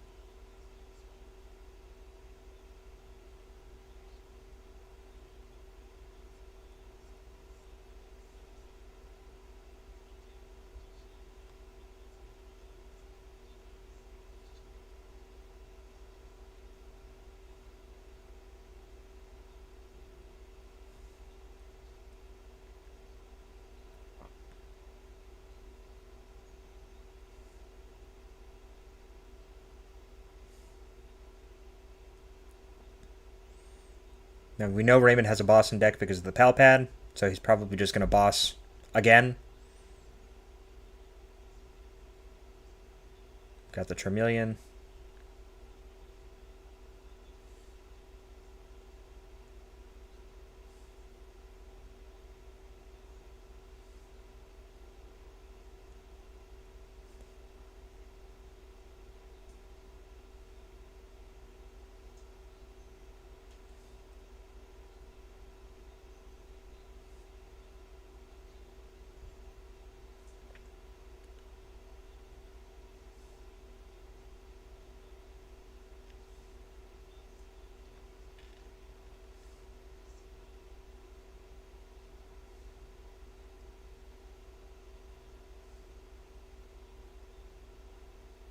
I'm not sure why Jake is still playing this game, unless he's hoping for a tie, maybe? Or maybe Jake just believes you should never scoop a game. I mean, that's respectable. If he thinks that you should just play it out no matter what. Nobody can never tell you that you have to scoop, so we'll head over to game 2.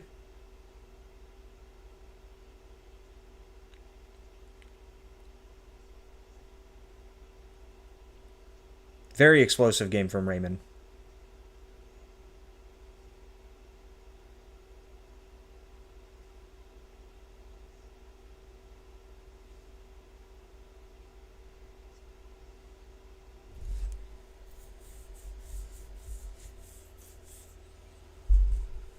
See if Jake can change anything this time. A lot of it's probably going to depend on how quickly can Raymond find that Hero's Cape. But I have to assume that Jake's going to go first this game as well. And I think if the situations had been reversed, Jake would have been much better off.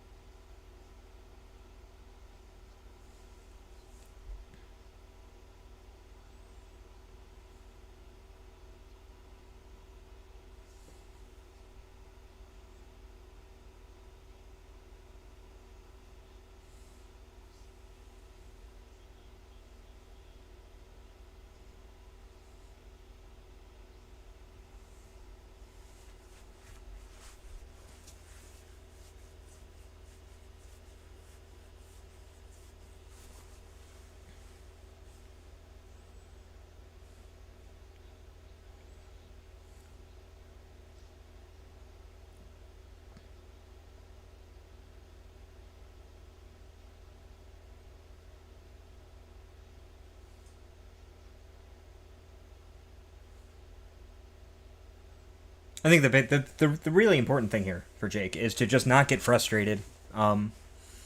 Like, if this is, the way that you can lose this matchup, playing it into a Heroes Cave list, there's not really much you can do.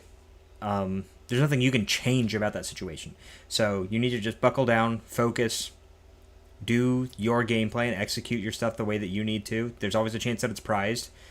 These prizes are not super great for either player. Having 2 Archeops prizes is really difficult for Jake, and having 2 Candy prizes is really difficult for Raymond. So, with that, Raymond's start is much less likely to be as explosive as it was. If he still hits double Candy on turn 2, more power to him. Also opened with Radiant Charizard, and Jake chose to let Raymond go first. And this is the thought process, I guess, is that, players have to consider when they're playing a game what they want and also what their opponent wants. And Jake knows that from Raymond's perspective, he wants to go second a lot of times because he wants access to Arven to guarantee that he can go find Buddy Buddy Poffin and these powerful item cards to get his bench set up. And you hope that by forcing them to go first that they just don't open with those cards and they can't do anything about it. But unfortunately, Raymond started with Pidgey and a Buddy Buddy Poffin. And we'll have to see.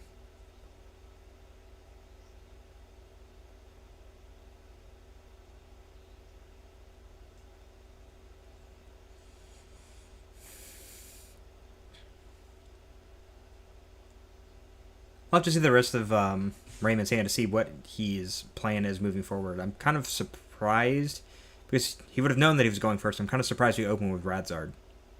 That's something that we're going to have to Turo to move unless maybe Raymond plays a switch. Unlikely, but maybe.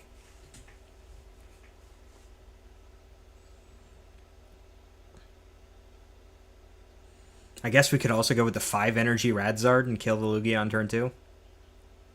But he says no. Or we see double Candy, double Charizard for 5 energy.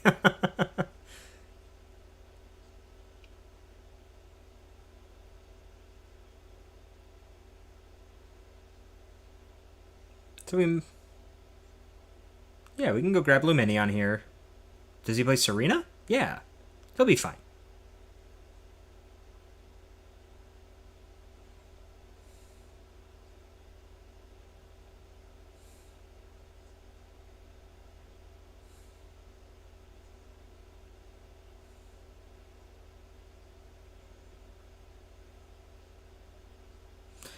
I feel like we're going to have to discard... We're going to have to discard 2 V-Stars if we really want to do something here.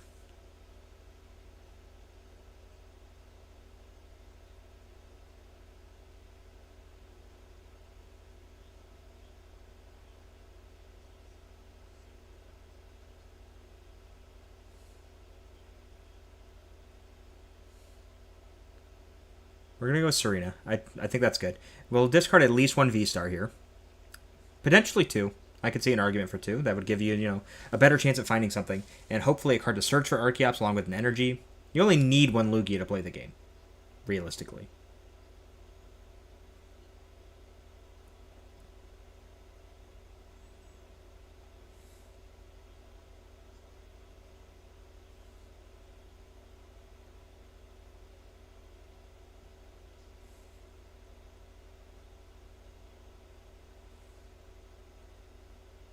We hit...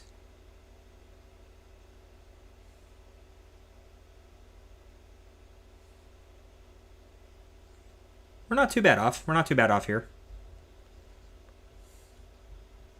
We just pass over. Not being able to, forcibly put the second Archeops in the discard pile is a little difficult, but we'll get past that. Unfortunately, having Lumineon on the bench is definitely a liability for this game.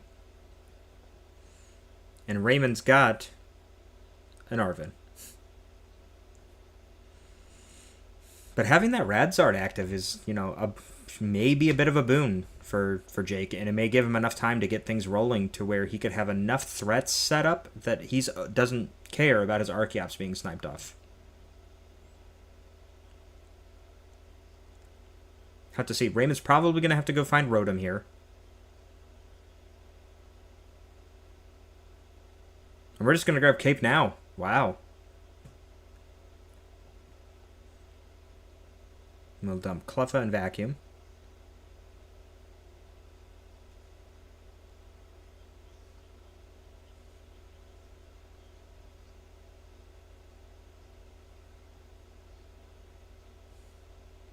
And we still found a candy. Wow. 2 prized, and we still get a candy on turn 2. Didn't even have to Arven for it.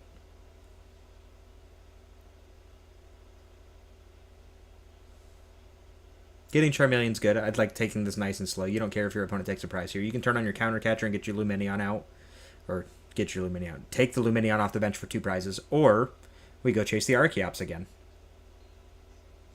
And now, unfortunately, with the way that Jake set his board up, he doesn't have the option to do anything next turn beyond put 1 Minccino down. Load a bunch of energy on it and hope that it doesn't get gusted up.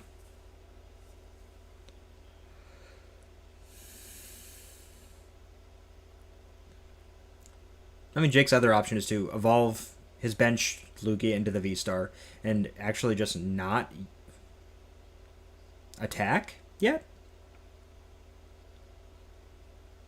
Again, not ideal, but...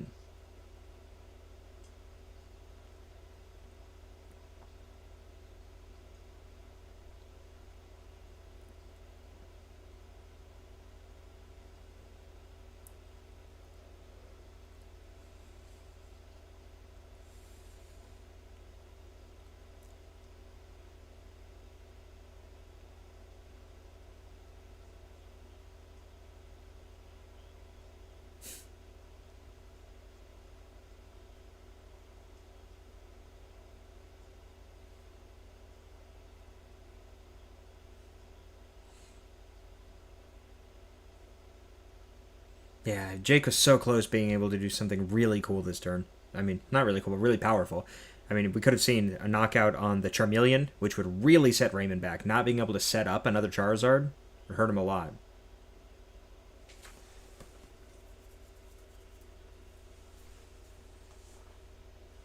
Mm-hmm.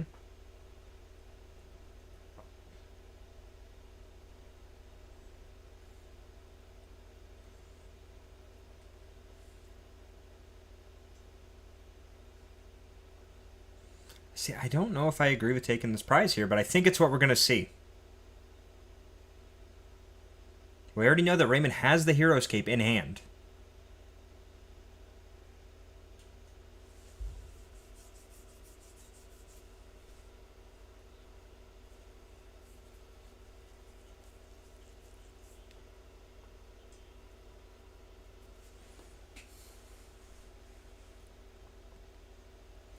We go for another one.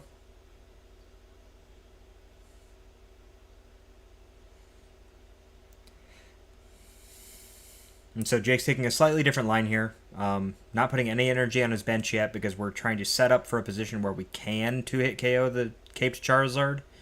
But Raymond doesn't have to put the Cape down. I still think it's almost correct for Jake in that position to just pass.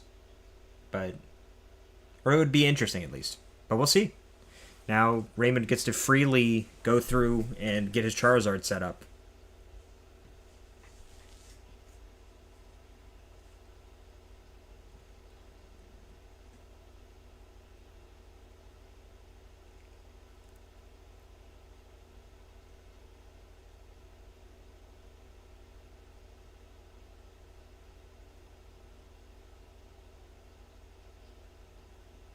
No, Jake is not as bad off this time as he was last time. Actually, we're probably going to lose an Archeops this turn, but Jake's Lugia is already powered this time, and that's a pretty big difference.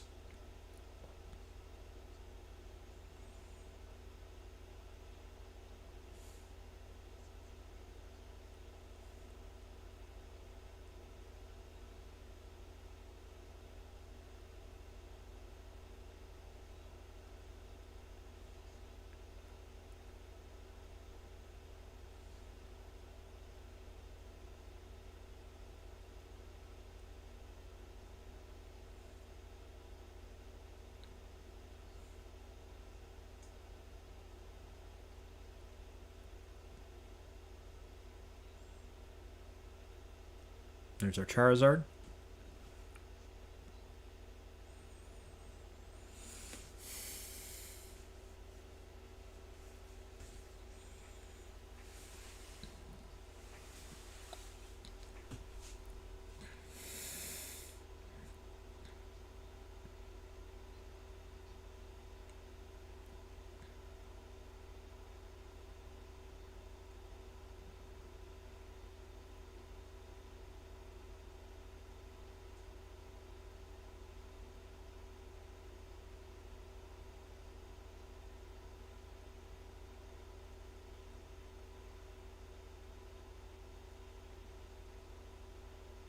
You just kind of really had to hope, as Jake, that Raymond would miss a beat somewhere. But turn 2 Pidgeot is just very difficult to compete with. With the Arvim, get the Forest Sealstone. And Raymond is just kind of set. We know the Forest Sealstone is safe to play. We're going to use it too. Interesting. What are we grabbing here? Are we getting another Charizard setup? Do we have the cards to do that?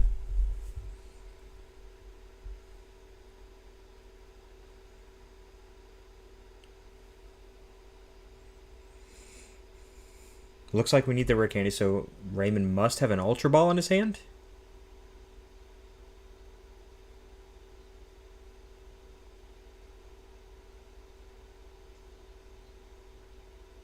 Poffin.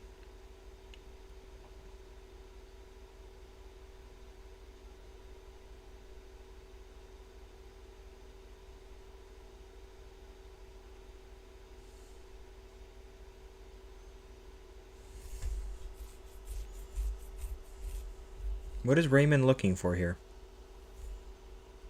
We've got the counter catcher on the Archeops. Are we going to Poffin for Bidoof? Is that what we're looking for? We're just trying to keep our board as stable as possible? Okay.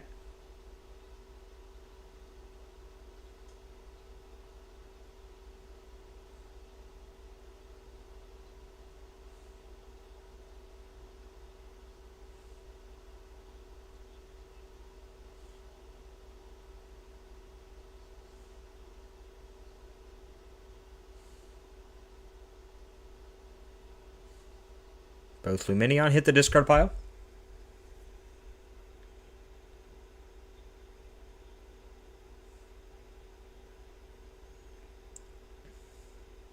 Then we'll Burning Darkness and knock out the Archeops.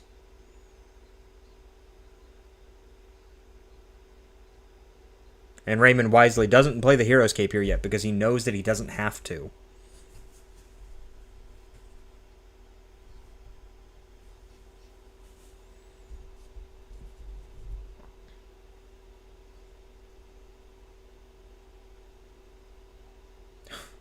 And this is a position where Jake probably wanted the tails. We're going to go look for the Luminion for the boss.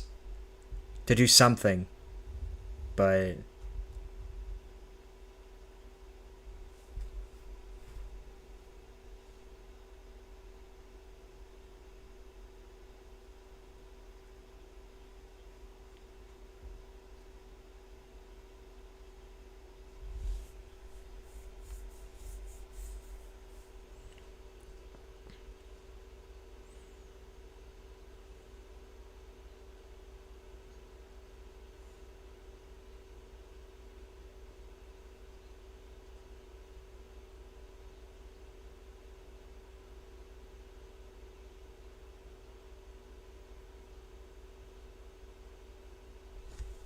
Okay.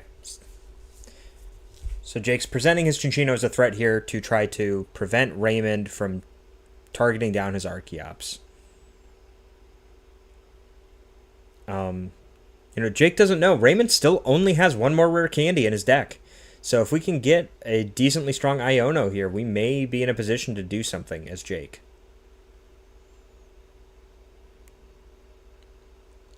And, but he drew the last rare candy too. Wow.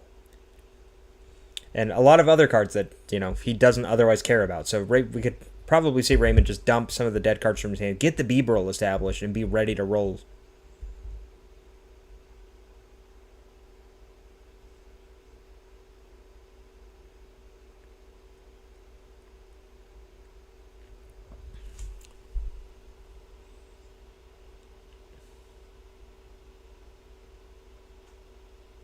Now Raymond has the cards in hand that he knows he needs to follow this up for his next turn. So I think that we're likely to just see that Archeops go down again, and Raymond's doing some mental math here, trying to figure out how much damage is this Cinccino going to do to me. And he knows, the Charizard is already damaged. We're not super concerned otherwise.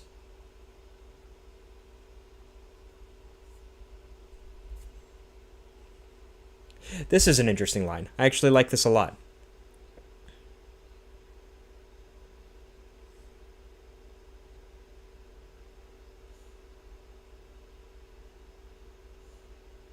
We have Raymond setting up his Pidgeot to be able to knock out the Chinchino when it comes active.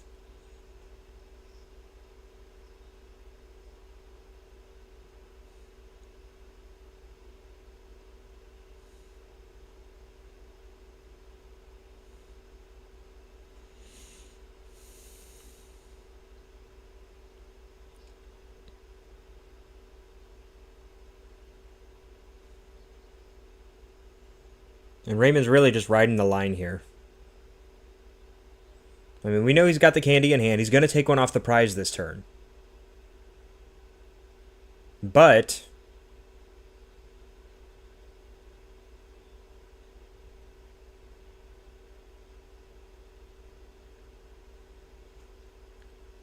Jake is so close to almost being stabilized, but I think that it's just going to be slightly out of reach for him.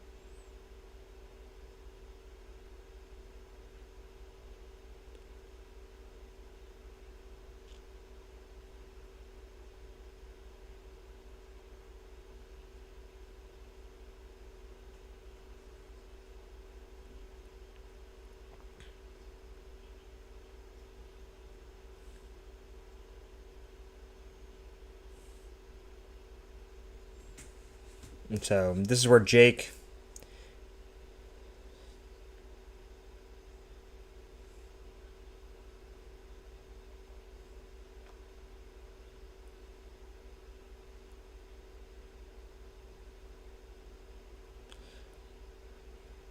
What does Jake do here?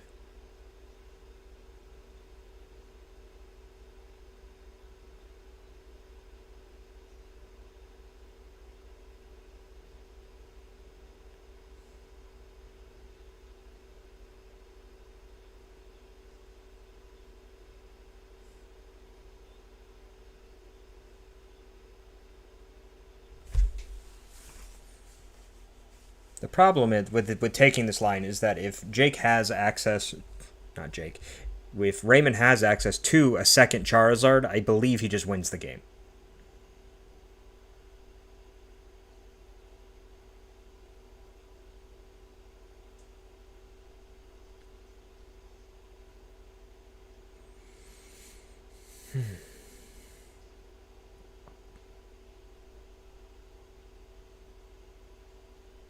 Okay.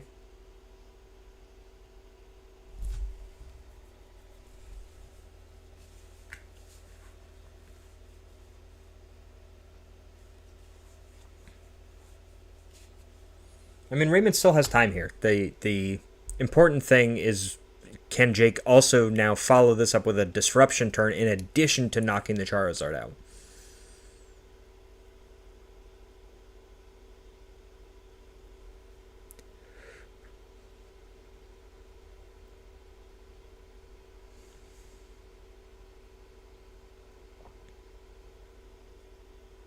So we're going to super out for just the Luminion.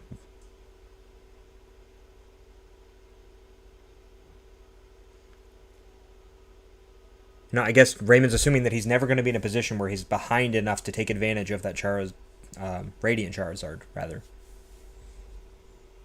Another Charmander. But that's enough time that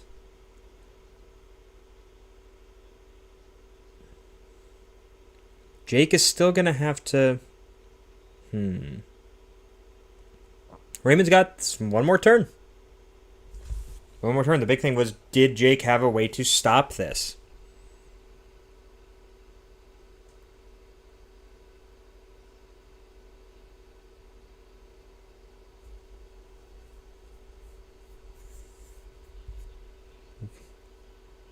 I don't think there's anything else Jake's looking for. I don't know if there's anything else Jake can do besides just attach energy and attack.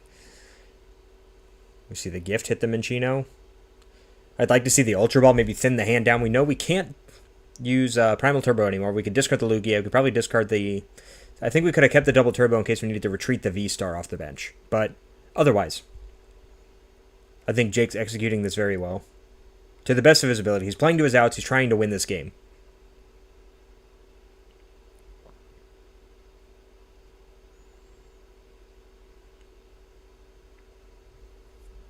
Jake put Raymond in a slightly awkward position by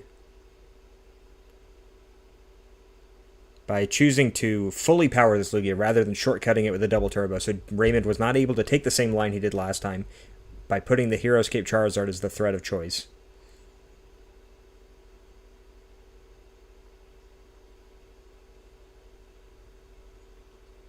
And there's the boss, and this is what could lose Jake the game, because we didn't hold a double turbo last turn. I don't believe he had another one in hand, so we'll have to see what he can do to get out of this.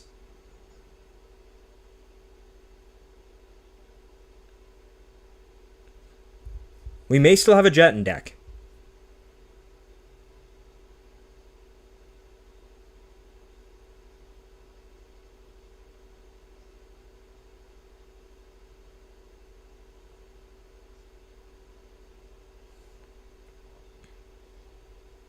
So we've got a double turbo, 2 double turbos, and a Jet.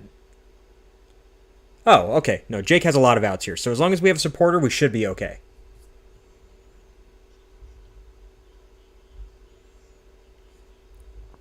And so Raymond chose to be overly aggressive, and it looks like he may have overreached here in this game.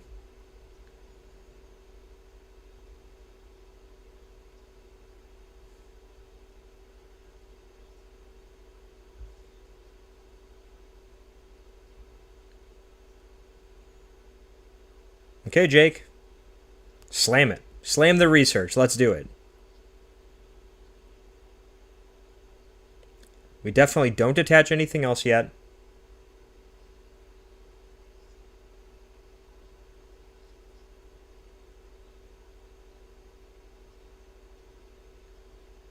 What is Jake doing?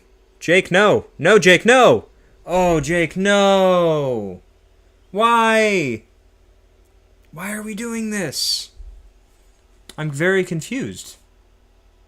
We needed double turbo or Jet, and we just won the game on the spot. There's the retreat. There's the Jet. There's the retreat.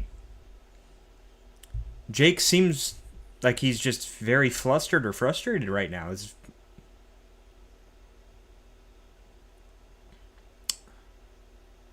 That's so odd. Now, I believe he still has a boss. I believe he drew a boss with that. So it really shouldn't matter at the end of the day. But... oh, no, he didn't.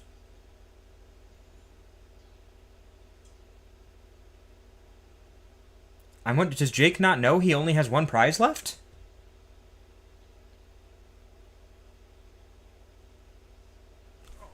No, stop benching Pokemon, Jake. Jake, stop. Please.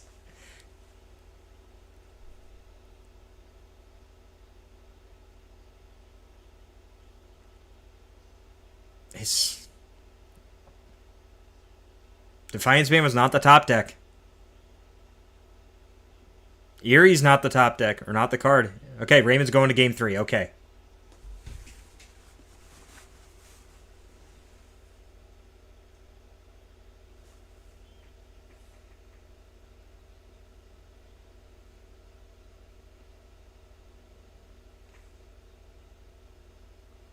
Wow.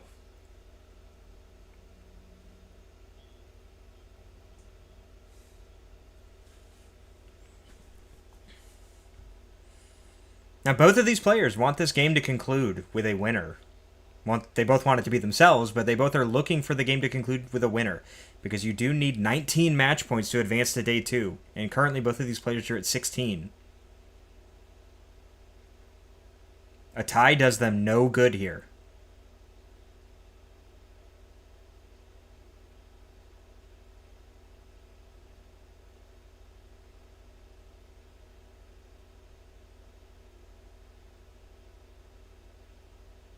And unless one of them has an absolutely absurd start and the other one dead draws, I don't necessarily see this game concluding, but we'll have to see. We should be setting up very shortly.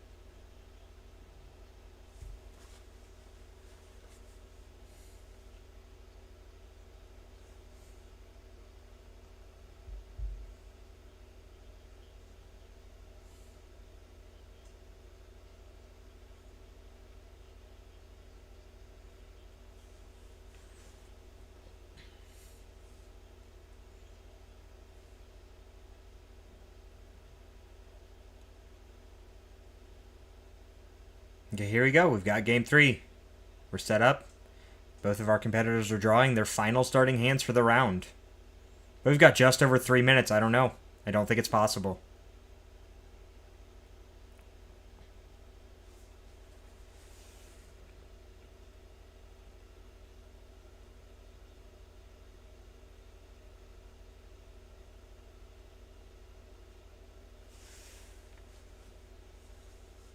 B-Burl's prize. Sealstone prize is actually pretty big for Raymond.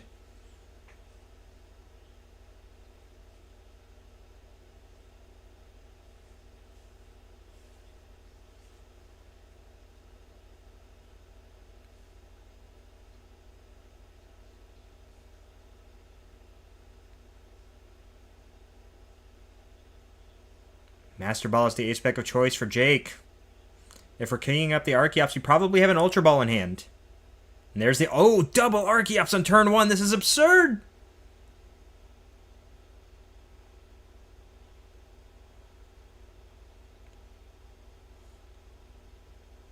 Here we go. On turn 1. This is what Jake was looking for all series. You get the V-Star. He's got the research for next turn. You bench the Minchino and you rock it.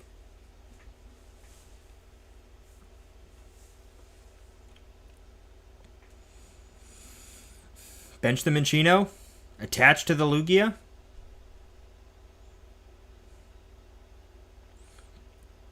We'll be able to get into a position where even with one Archeops, we could potentially get enough setup on the Minchino to make it a big enough threat that Raymond can't ignore it. This looks like it's going to be a very difficult thing for Raymond to overcome.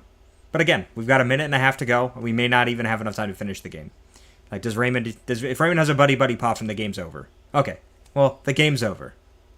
Both players can probably put their cards away now. Very unlikely for this not to be the case, but... Oh, Raymond's got the Arvin as well. I mean...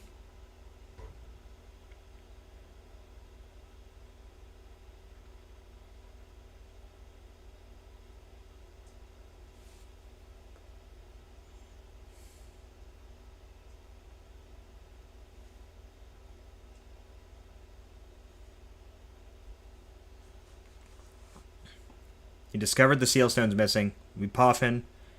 We grab the Pidgey. We probably grab a third Charmander because we know B-Burl's prized.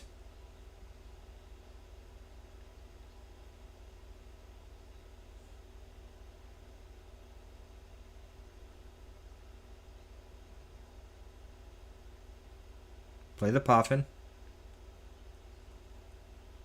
Get the Pidgey. Not having Sealstone, though, this is probably one of the biggest chances that Jake has had to really, like, blow the game open. Play the Devo just to get it out of hand, and we'll Grasping draw for 5?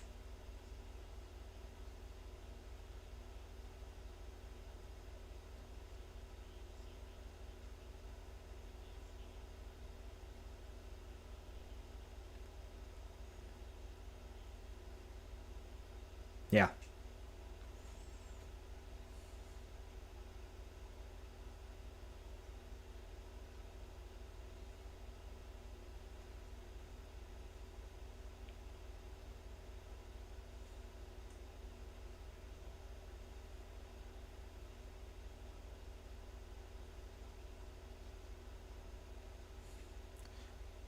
It's a bit of a sequencing error from Jake. I think he should have Summoning Starred and you go ahead and use the Primal Turbo first, make the odds higher that you hit more Minchinos and Chinchinos, but... You know, that's fine. Collapse Stadium doesn't really do anything. We probably lose our Charmander. That's fine.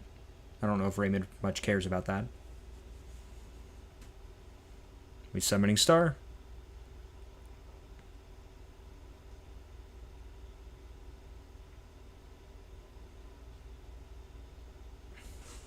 Now, that being said, this position puts us to where Raymond could technically Defiance Band, and thanks to Excited Heart, attack with Combustion Blast from Radiant Charizard this turn. And it's a bit unconventional, but it's also extremely risky, especially given that Raymond already discarded the Fire Energy.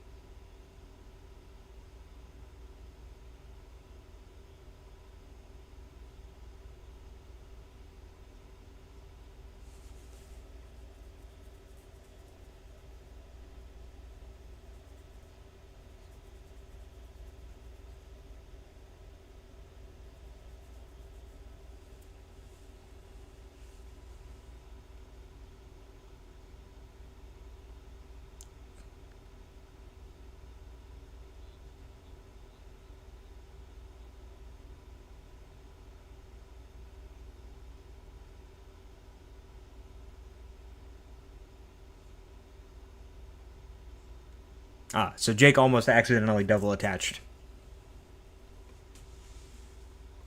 That's fine. I'm not sure why this Archeops has 3 energy on it, but...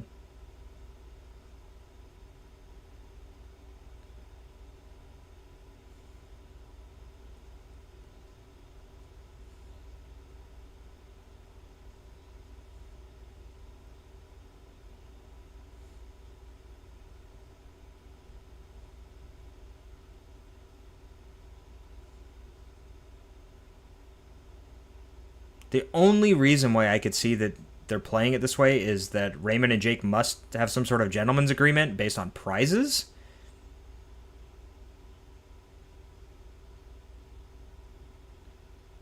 And they're trading. He's trying to trade 1 for 1, and then put himself in a position where Raymond's Chars. I don't know about this. This is definitely not a winning line of play by any means.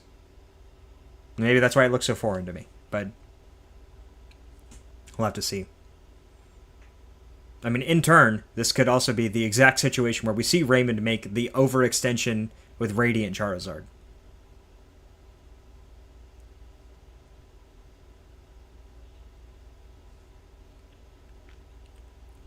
Plus, if Raymond can respond by countercatchering or bossing up the Chinchino, then I don't think that there's anything Jake can do.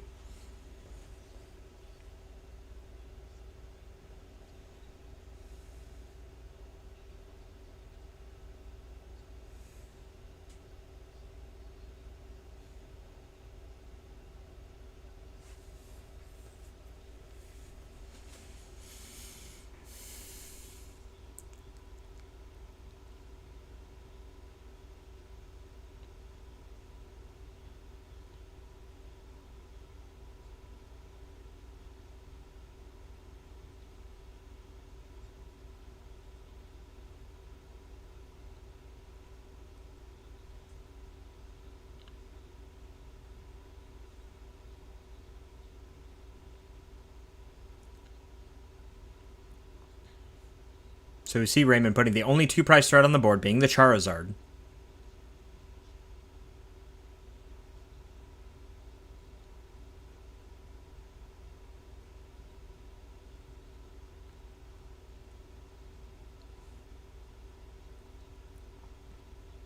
You can see the nerves on both of these players as they both really want the win in this game.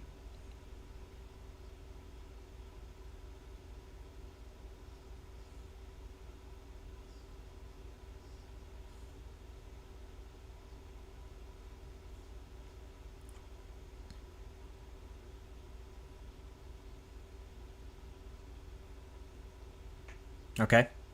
So I think what Raymond's attempting to do here is set up for the long con and go for a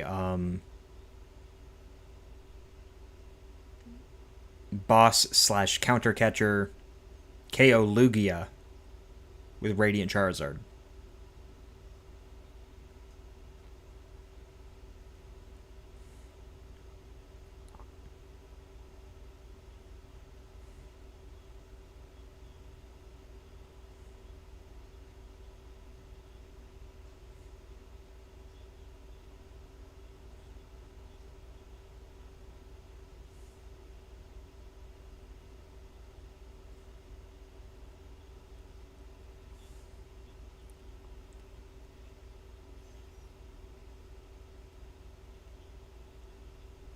So the question here from Raymond is, do I countercatch the Minchino or the Chinchino? And with the Hero's Cape, you probably don't have to.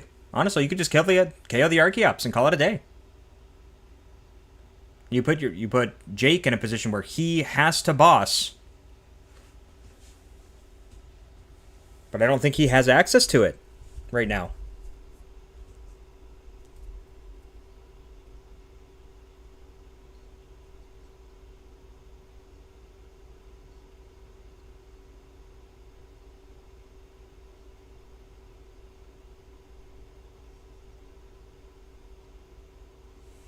We get the gift energy to draw 1, I believe.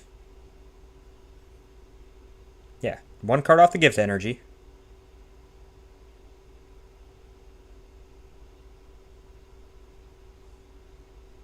Was it a boss?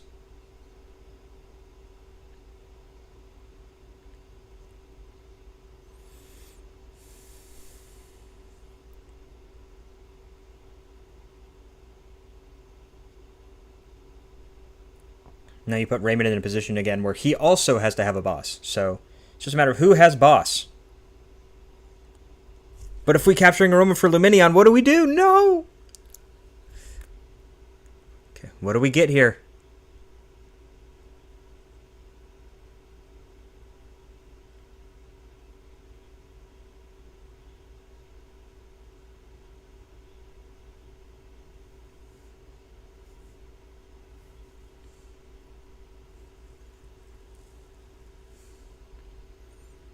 This is either the winning or losing play.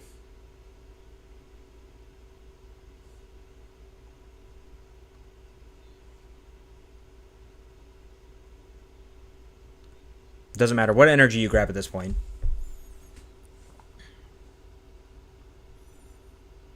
Mm-hmm.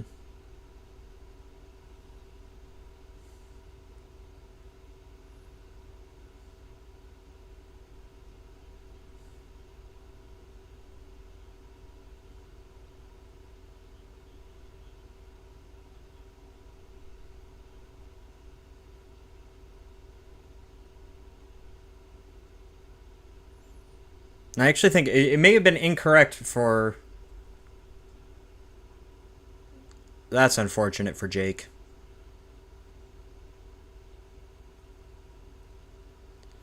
I actually think...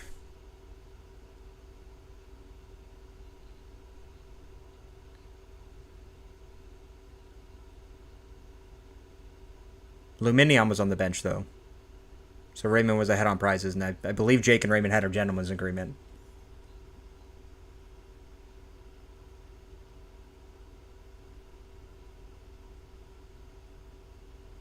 Wow. I don't think Raymond had the boss in hand. I'm wondering if Jake couldn't have just... I mean, I guess neither of them wanted a tie, so he was just playing to either I win or you win. He could have forced a tie, but I guess that just wasn't what he was trying to do. So Jake will be angling for a win in the last round, and Raymond is secured day 2.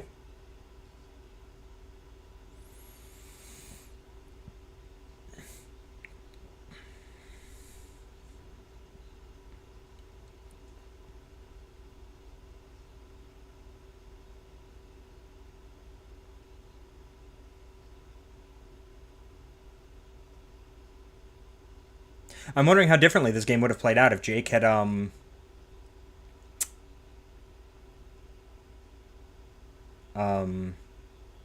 finished game 2 more quickly.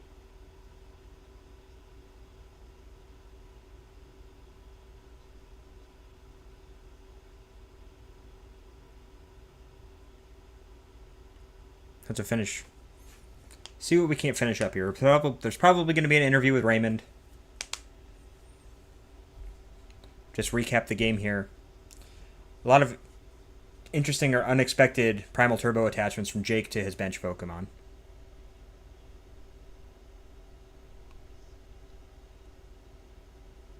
The KO on the Pidgeot was huge in game 2. And afterwards, Raymond just was not able to keep things going. It's really like Pidgeot is the lifeblood of this deck. Charizard is a threat. It's a major, massive threat. But at the end of the day, if you can keep that Pidgeot off the board, a lot of times the Charizard player will run out of gas. And that's the reason why we've seen all of these Charizard decks start to slot into Bibarel. It kind of... Pidgeot's the glue, and Bibarel just kind of is the delivery boy that kind of gets you over the line sometimes. And it's the reason why, we saw the initial City League results from Japan that showed a lot of these Charizard Bibarel decks that would... pop off, and they were a huge part of the results. But, as we've seen things evolve in the Western meta, that's never been the case. The Pidgeot decks have always risen to the top because it is just so much stronger to be able to grab a card of your choice whenever you want to, regardless of your hand size, rather than hoping that you top deck it when you draw 2 to 3 cards off of Bibarel. Now, Bibarel can also be equally impactful, and that's why they're choosing to include both. If you can have both, why not have both?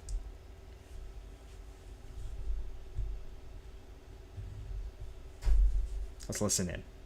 Heroes Cape. Raymond was flying around back and forth, going in the deck, trying to find the resources to keep up. I mean, a lot of things had to go wrong in game 2 to not find those resources, but Jake just stuck to his guns and was able to find just enough to get a game 3 out of it. Yep. And with one more round, you know, there is still that opportunity to get into day 2. Jake still has a shot. Jake still has a shot for sure. Unfortunately, Lugia could do Lugia things and just totally draw dead. It was, I mean, we've seen 2 Dialgas, we've seen 2 Lugias. These are decks that we were expecting to be at the highest level, but definitely we thought they'd be in the mix. Don't know if it's indicative of how the tournament is going as a whole, but it's certainly been interesting to see, and I'm sure we'll have another great deck lined up for our conclusion in round 9 to see which player will make it through. Hopefully we'll get a win there to see a 19-pointer, which, what, there's going to be 250 players in day 2? What's it going to look like this time, Skarzik? 250 players fighting tooth and nail. It's just going to be a big pile of optimal Pokemon play. But there is one other thing that we need to sort out. The next round of our community poll. The best tool card in this format. Previously, Well, we can open and shut this one. and Choice Belt is taking the win over Defiance Best. What do you think about that one? I agree. Seems pretty good. I mean, Choice Belt has shown that it's just a very useful card, regardless of the fact that, yeah, we're playing into EXs now. It can be so pivotal to maybe a Charizard into a control deck, just having that opportunity to remove the Rotom. It's just put a lot of pressure on it. So I think it still has a good opportunity. Maybe we just haven't seen very much of the Defiant Fest just yet. But we're going to be taking a look at Forest Sealstone against TM Evolution. I think you should be on the Evolution. I love TM Evolution. I think that the ability to get those Pokemon in play immediately allows you to jump out ahead of your opponent, especially in this current format. We've seen on stream especially how slow the early game can be. So if you get your stage 1 Pokemon engines ready to go, then you are taking advantage of those abilities sooner, and it's just a great card you can search out with Arven and use in the early game very consistently. And versus Forest Sealstone, which is very difficult to use optimally because Lumineon V and Rotom V are kind of the only wielders of that in the current format. Yeah, I mean, it's a debate of, do you want to go fast or do you want to go slow? I want to go fast, Ricky Bobby. We're going as fast as we can out here. And I think that you see that in the decks that are able to use the Forest Sealstone, it is so pivotal to their strategy. Having that Arven to search that out and to find those initial resources. Team Evolution does nothing if you don't have Buddy Buddy Pumpkin. What are you doing? You gotta find that. You gotta find all these basic Pokemon and get the ball rolling. Yeah, we saw Arven for the Buddy Buddy Pop in the Evolution. How did you find that Arven? Did you have a Lumineon? Because I did. You got me there, Kyle. You got me there. I mean, we've seen TM Evolution in some decks, but I don't think it hasn't made its way onto the stream that often. But there were early iterations of New Age Gardevoir that thought that this was going to be the new way to just load up these Kirlias, start drawing all the cards again, fall in love, and see 12 cards, and you're right back to Torkoreclip in the finals of the World Championship. Yeah, I mean, but it doesn't work. It wasn't happening. Dialga players, they thought it was going to work, and then Andrew Kennett just shows you this great way to go about it without it. And I gotta still give him his recognition there to say that we think that this might be core, this might be a staple for the deck, but I don't need it. I'm gonna innovate even further, and hopefully our audience at home will continue to innovate. And don't forget to vote and give us your thoughts on, is it going to be Forest Sealstone or Technical Machine Evolution? And also, you can vote on our next community choice match for round 9 of Swiss to bring it all home. So we're going to go to a quick break, give you a chance to rest up and place your votes. And when we come back, we're going to reap those benefits and bring it all home. So see you then. Welcome in, everybody. I am sitting here with Nick and Dustin, and I have been told they're on a very interesting journey throughout this entire 2024 season. Nick, do you want to tell me a little bit more about that? Yeah, so Dustin and I have been racing for play points this whole season, and for those of you who don't know, a play point you get for participating in a tournament. Depending on the type of tournament, you'll get more play points. For example, a regional, you'll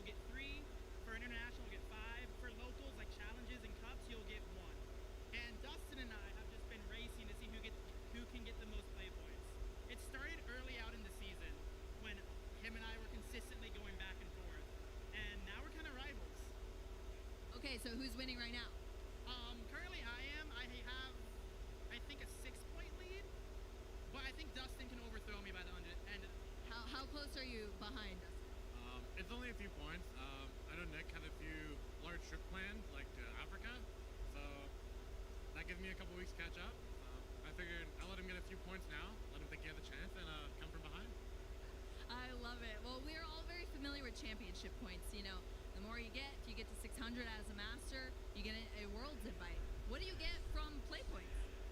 At the moment, there's nothing. There used to be something for play points. They used to give the top players a promo card, and it seems like they're trying to make them relevant again by letting the masters under 18 get early access to NAIC registration. But at the moment, there's nothing really. Just a leaderboard there that has no purpose, so we decided to make it have a purpose. I love that. So, Dustin, y'all are competing for who can get the most play points. You've already said there's really nothing awarded to you, so what was the enticing reason to compete for play points and have fun playing Pokemon? Well, when I started gathering play points, I was just showing up to like league challenges, league cups. I'm still relatively new to the game, so I was trying to learn. I live in the GTA, so there's plenty of talent all over the place, and the best way to pick up on a lot of that was just play games with them. And once Nick kind of made a deal with it that we were going to try and fight for who was going to be first, then that just kept the drive going to defeat my op. The competition began. That is awesome. Well, where has this journey taken you? What are some of the lessons you've learned along the way? What are some of the places that you've been? For me personally, I've been traveling a whole lot. Like I did Pokemon full time, so it's been a whole lot of traveling to event to event to event. This past week, I went from Iowa to Toronto, then Rochester to DC, and now to Indianapolis. And I'm just trying to get as many play points as possible. But Wow. sometimes I can't hit them all. Dustin has a lot of locals in his area, so it makes it a bit difficult to catch up. So you're traveling to more of the larger events, and Dustin is locals all day, huh? That is awesome. So why would you encourage someone to do what you all are doing? Like, what are some awesome experiences you've had from doing this journey? That's a great question. Pokemon, the more you learn. So it's more about like trying to get the experience and trying to meet new people for me personally, and it just has been a blast. Like the whole experience has allowed me to accelerate my skill because I've only been playing for about a year and a half, and I feel like I've learned so much, and now I'm super close to an invite due to all the events I've been to and all the mistakes I've learned along the way. That is incredible. And I heard you're kind of setting a new high score in play points. Yeah, the high score I think was set by Caleb Gedimer in 2018 with 154. I'm currently at 152, so I'm about to break that. I think I should end the season with about 170 plus. Wow, well that is a huge feat. Congratulations to both of you all. This is a very unique journey, and you're doing it really out of just wanting to play Pokemon, and that is so wholesome. I love to see it. Is there any quick shout outs y'all want to give before we sign off and get back to the Pokemon action? Yeah, I'd like to shout out Kayfabe Cards and the Shuffle Squad. Thank you. I'd like to shout out all my friends in the GTA who helped me learn to play the game, and Kensington Games for helping me do this journey. Awesome. Thank you all so much for the interview. I appreciate it. You guys should log in and check how many play points you have, and maybe you can jump on this journey next season as well. Thank you so much. Back to the Pokemon action.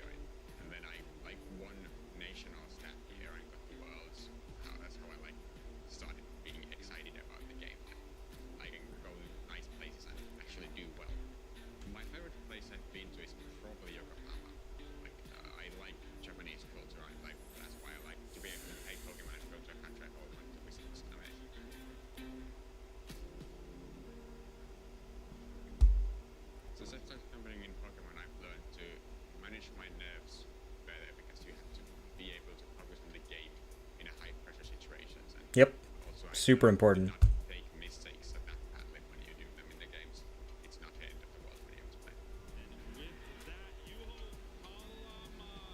So my favorite moment in Pokemon history is probably when Mega Audino won Worlds. Mega Audino EX is your 2016 World Champion. I was there and the fact that everybody shouted or cheering for the Mega Audino player, the feeling was so amazing.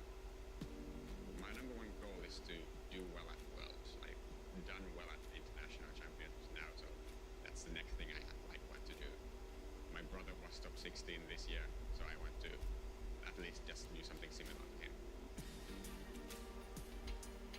The fact that I have fun while playing and that I can achieve something noteworthy while playing is what drives me to play Pokemon competitively.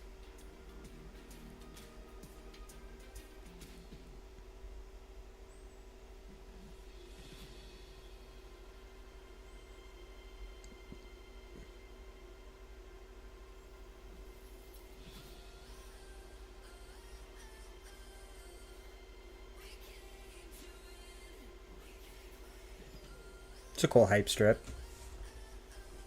I'm excited to be there in a few weeks. Gosh, I can't believe that that's a real statement. It's a month away.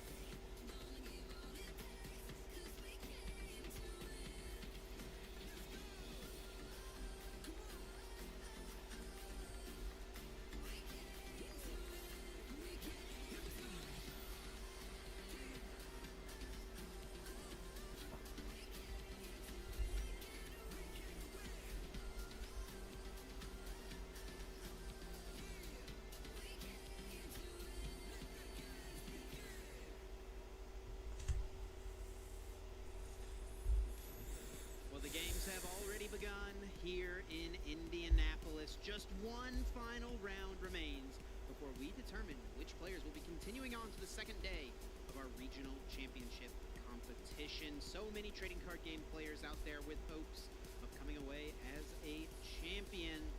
Ultimately, it will only be one person wearing the medal at the end of this event. Well over 2,500 players entered, and we're going to whittle it down to quite a bit less than that here in this last Swiss round. My name is Chip Ritchie, joined here by Pablo Tablemon Mesa. We're going to be taking you through Swiss round 9. And yeah, this is what it's all about. You know, last chance to keep... Last one. Let's finish it up. Earn just a couple more match points to make their day tomorrow a bit easier, but for a lot of players, it's winning in time. Last chance to get into day 2, otherwise your tournament run is over. If your day's over for today, there's plenty of Pokemon action happening tomorrow. I know there's so many different side events that you can participate in, whether your day's over today or you're just joining in us tomorrow. I think there's plenty of Pokemon to go around here, Chip. Yeah, without a doubt, there's tons of side events, some GLC. I know there's another retro event happening tomorrow as well. Lots of opportunities and ways to enjoy the Pokemon TCG, more so than just the main event itself. And that's what I love about these regional championships these days. It feels more like a celebration of Pokemon than even just one single tournament. Yeah, I remember back in 2006, right, the retro tournament, it was just like a small area, right, nothing compared to what we have today. I mean, tournament, maybe a couple side events going, but that was pretty much it. And now it really feels like every aspect of Pokemon is happening at the same time. Yeah, I mean, we have side events happening that are larger than old regional championships used to be back then, right? I think at NAIC last year there was like 300 players in the GLC side event. Oh, wow. I mean, that's a whole massive tournament in and of itself. That's bigger than some regionals we've had this season, too. Yeah, in different parts of the world. Let me ask you a question, Chip, all right? This is like when you go through a job interview and whatnot, there's some mental gymnastics. Okay, I'm ready. How many Pokemon cards do you think are in this room right now? Oh my gosh. Well, I mean, each player, 2,500 plus, has 60 cards in their deck at minimum, right? At minimum. People have trade binders, right?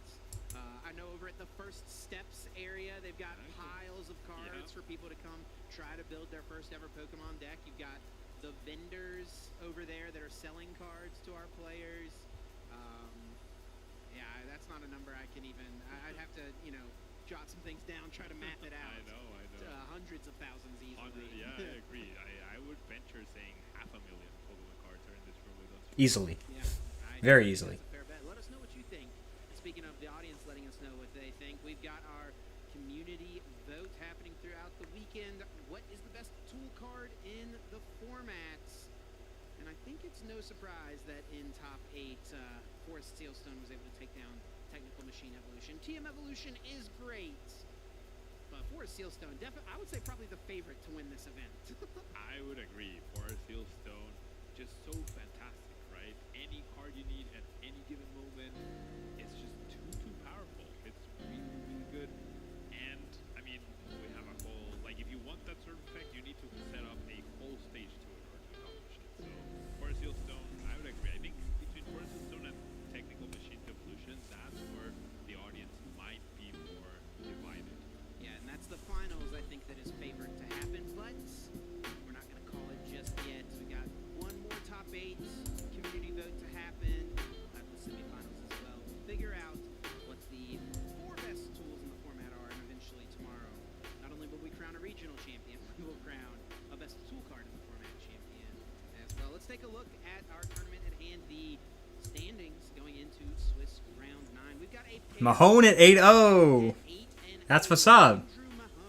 Good for him. And Andrew Hedrick's still undefeated. Wow. I imagine the two of them might ID in this round. I mean, it depends on the matchup. Andrew earlier on in the day playing his Origin form Dialga V-Star, and I think on paper I would probably favor Dialga a little bit in that matchup, but I actually I think they just said what he was playing. I missed it. Dang it. able to defeat a player using Origin form Dialga, so anything can happen. Yeah, I think a big thing in that matchup is whoever goes first. We're going to scoot back just a little bit. I want to find out. What he's playing. Cards are. Stone, I would. Buckety vote to happen in the format of Andrew Mahone with his Chien. It is Champao. Okay. Up there, we have Mike Meal, Ethan Heggie, Kieran Mara as well, Caleb Rogerson. I know you're a big fan of him as well. Yeah, Caleb's a player from my area. I've known him since he was a junior division player, so it's always really cool. And both Andrew Mahone and Andrew Hedrick are just, 4 wins away from being locked for top 8. In day 1 of these Masters. So I could also see the argument for both of them to just play this game out. Just his second year in the Masters division. Hasn't really converted as many of those into top 8s as I think he would want, or I think that he knows he is capable of. But yet again, 7-1, an excellent start. Grant Shin, another great player there. The CEO of Chien Pao, many would say, showing that deck is still really strong. And looking at this list, we recognize a lot of the players, but there's a bunch of them that are actually playing Chien Pao, a deck that seems like it's dominating this event. Yeah, we've talked about how Charizard is at the center stage. Yeah, I mean, with Charizard's a quarter of the room, Champao that pops off quick is very good against it. If you prize mana fee, that's a problem. If your Charizard gets one shot, that's a problem. And this is just the top 16 players. There are going to be a couple hundred players in day 2, most likely here at this. Yeah, we should see, what, like 240, 250? Put themselves in the best position thus far. They've all already lost. Maybe a little bit more than that, maybe like 270? And every match point you get. I think it's actually possible to not get top 256 and still make day 2 now. Now, speaking of match points, Chip, if future Chip finds himself in a situation where he's 6-2, going into the last round, what do you think future Chip would do at that point? Well, I think it depends on what future Chip is playing, what he's playing against. But, if I don't know what I'm playing up against, it's such a tough call. It's really easy to sit back and say, I want to go for the win. Get a win in this round, put myself in a better spot to win the whole event, to make top 8. But when you're in that situation, when you're sitting at 6-2, it feels really tempting to just take a tie, chill a little bit to end the night, and then play some more Pokemon in the next day tomorrow. I will say, in a regional championships a long time ago, in Greensboro back in 2018, I think it was, maybe it was 2019, I ID'd the last round at 6-2 and 2. This was before events were quite as large as they are now, so it was a little bit more commonplace to just ID the last round. I did think about playing it. That discussion was still prevalent at the time. I chose to take the ID, and then in the next day, I had an okay day, but ended up losing a couple matches, and I finished bubbling at 33rd. So right under the 32nd place player, meaning I walked away with no money and 18 packs as opposed to a booster box and at the time $250. So maybe a future chip would remember past chips, poor experience, and just go for the win. Yeah, I agree. I think there's many factors that go into it, but overall, if you want to have the best chance at getting into the prizes, the big prizes, you want to play it out. But I think there's also a big like mental threshold that you can like bypass, especially if it's your first time making it into Big Two. It's like you're able to get that check mark, get past that threshold, and then you get to play a little bit more confidently, if you will, in future events. So there's definitely merit to both, but with the sizes this tournament are growing into, it's really harder and harder to justify, which begs the question. If it is your main goal to win, right? Yes, Yeah, yes. for some players, it's like they just want to play more Pokemon tomorrow. They also, some people just want to get top 64 to give themselves a better shot at their invite. So everyone's situation is there's also Yep. I mean, nice thing, when you're playing in an event like this, you can kind of set your goal for yourself. You'll see,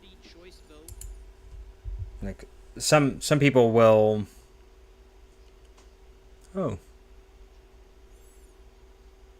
Ooh, I really hope people pick Ryan and Sam. That's the one that I would want to watch.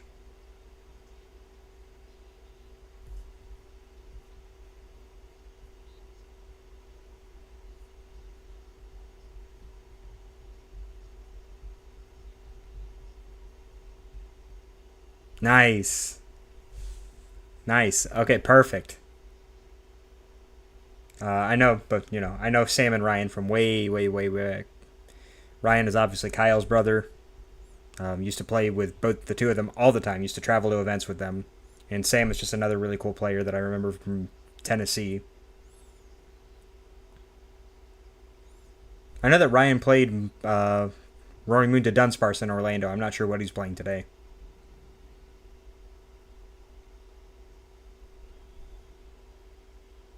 Looks like he's playing Control.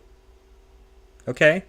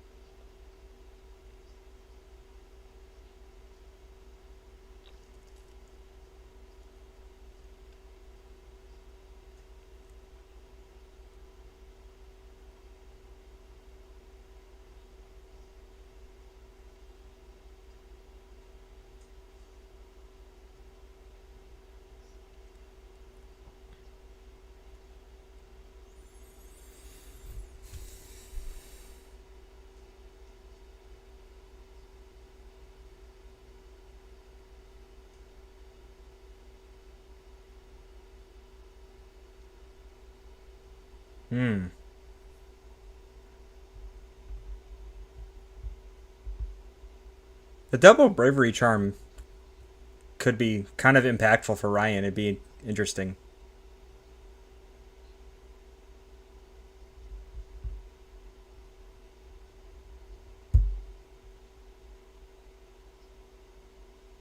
Most of the other things don't really matter, to be honest. The key thing is that Ryan's deck is likely going to try to take prizes at some point, but is not likely to start taking prizes early, so he won't have access to the cards that are prized for quite a while.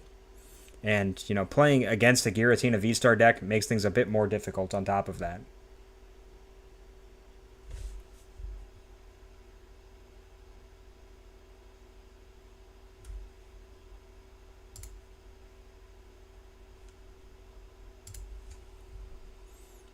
And terrible opener for Sam as well.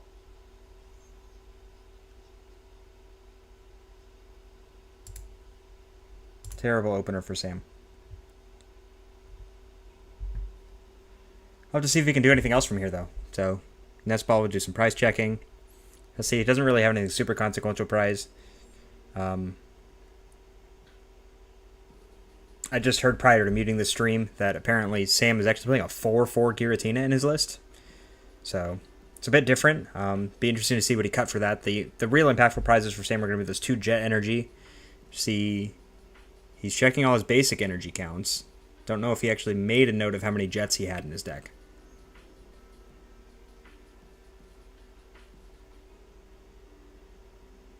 So we'll grab a Giratina. If Sam knows that Ryan is playing control, then we may see him just turn around and not bench Comfey. So Ryan has something he can trap even less.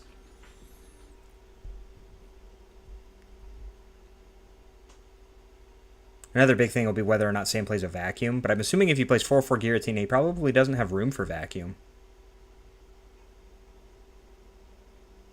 I think Sam's big concern was that he wanted to ensure that he has access to Giratina, kind of throughout the game, regardless of whether or not he has to Lost Zone a copy or 2, which, can often be the case. Just try to simplify things a little bit.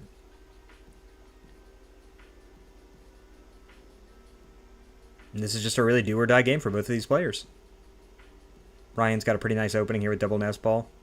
I'm not even going to claim to be an expert on this Pidgeot control deck, but Ryan's obviously going to look to see what cards he has prized. A lot of the cards in this deck are one-ofs, particularly the Pokemon. Aside from the 202 Pidgeot line. So he sees he's got the Mawile, he's got the Bouffalon, he's got the Noivern. Noivern's not particularly impactful here because of Giratina. So the big thing is more than likely going to be some Bouffalon shenanigans paired up with Airy and or other disruption cards.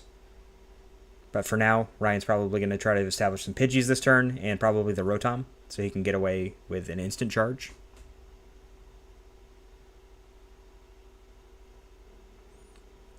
And I expect to see both of these players having a good time up in the cameras up on the top. I know that they know each other. They've known each other for a long time. And, Ryan for sure likes to make jokes when he's at the table.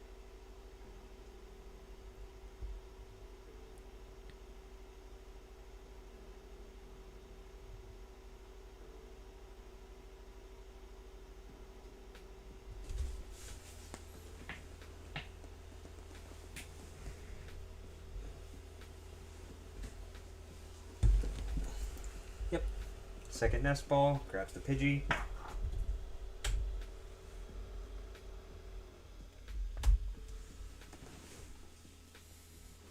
Wish I'd realized earlier that was running all day.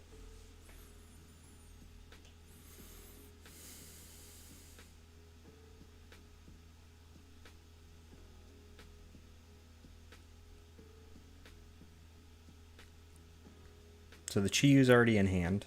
Noibat was already in hand. I was going to say, I didn't see it in the prizes. Switch being the other card. So it looks like Ryan does actually not play a Snorlax. The only way he's going to lock an active is through Mawile. So the really important things for Ryan here are going to just be, what can we mill with Chiyu?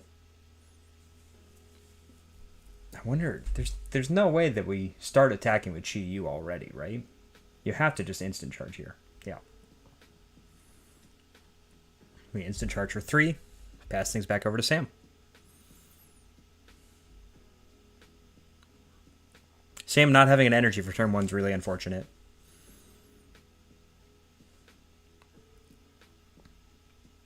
But we'll probably just open with Colress, try to get our Lost Zone established. Double Super Rod. Was that 3 Super Rods? It's at least 2.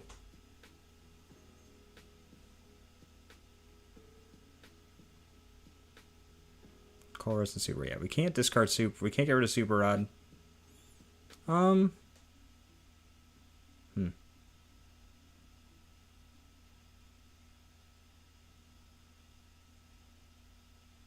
Greninja is a little late. Get our conceal cards going.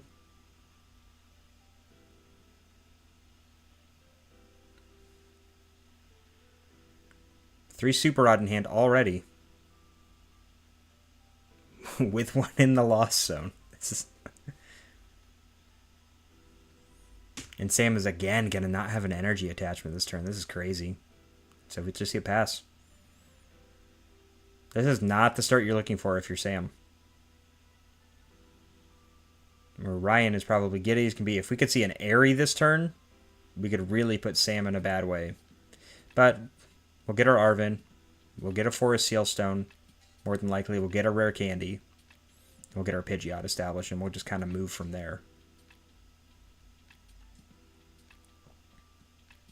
The tricky thing is going to be just kind of the nitty-gritty in-between turns here for Ryan.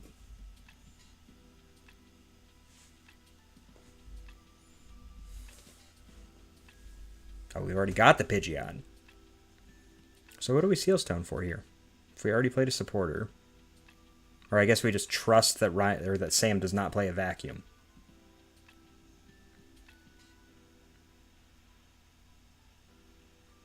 I mean, Sam has so many cards in his hand. There's got to be a point within the next 2 turns that Ryan plays an Airy. And that's just got to be, I mean, that's what we're aiming for at the end of the day.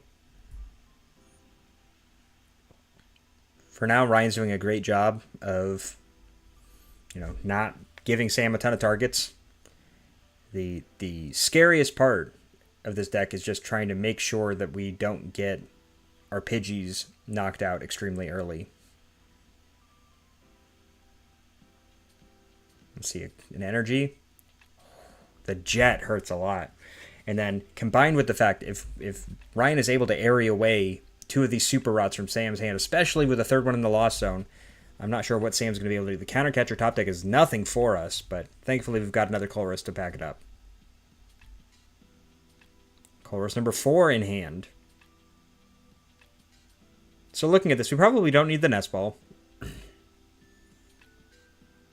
think we have to keep the energy. We know that every single energy is going to be important here.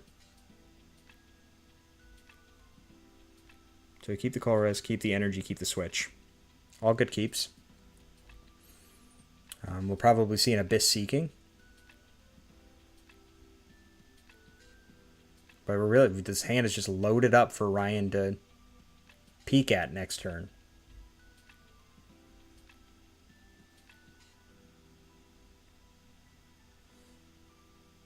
Sam is threatening the loss, or lost impact, potentially.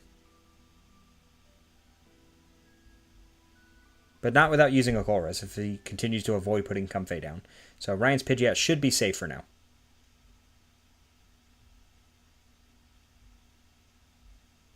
Ideally, I assume in this matchup, as Sam, you're looking to just Abyss Seeking repeatedly at the start of the game and then move on from there once you've established everything. And instead, he's had to pass for 2 turns, so he's definitely behind where he would like to be in his game plan.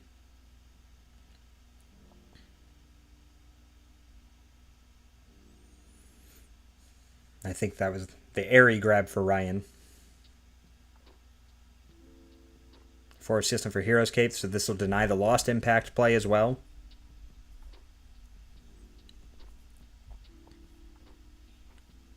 And as Ryan, you're okay with going down on prizes here. Your goal is to run Sam out of energy at some point. So if you can force him to evolve his active into a V-Star as well.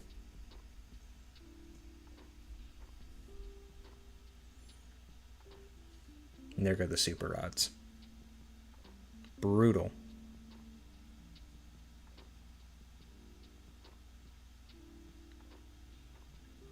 Absolutely brutal.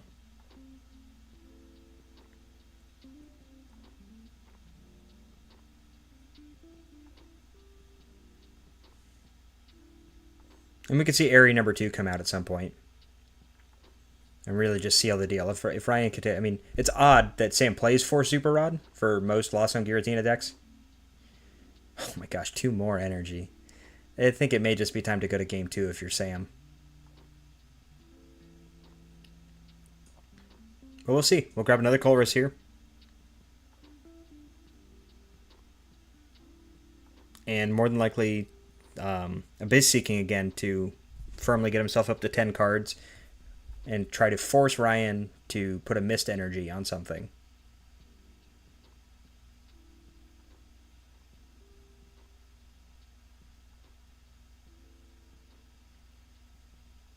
Sam making some really interesting list choices here. I know we've seen 2 Iono now, which means he's probably foregone Roxanne. Mm-hmm.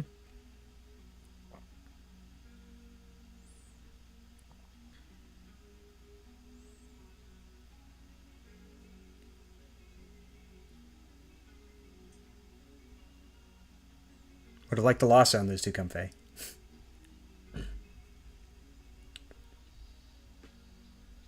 Yeah, as a resource, I mean, Ryan has successfully milled 4 energy. Sam's discarded 2 for concealed cards. He's got 1 in the lost zone. So that's 6. 1 is attached.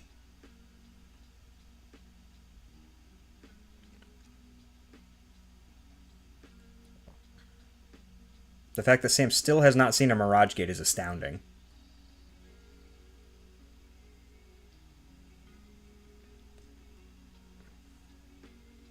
Three Iono. As Sam, I wonder what we're looking for at this point. Do we bench the other Comfey?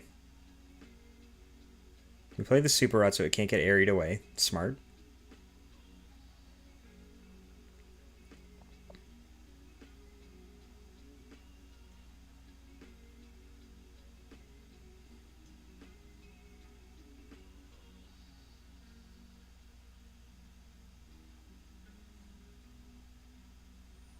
So Ryan knows now Sam's out of Super Rod for the entire game. So whatever energy are gone are gone. So this is where Ryan can really punish him with the Bouffalante plays. The Bouffalante's not incredibly easy to set up. It's got to typically be done with Thornton, but...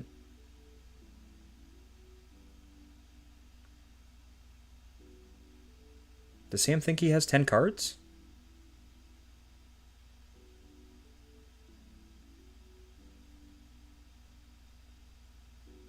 No, Sam, no, you've only got 9.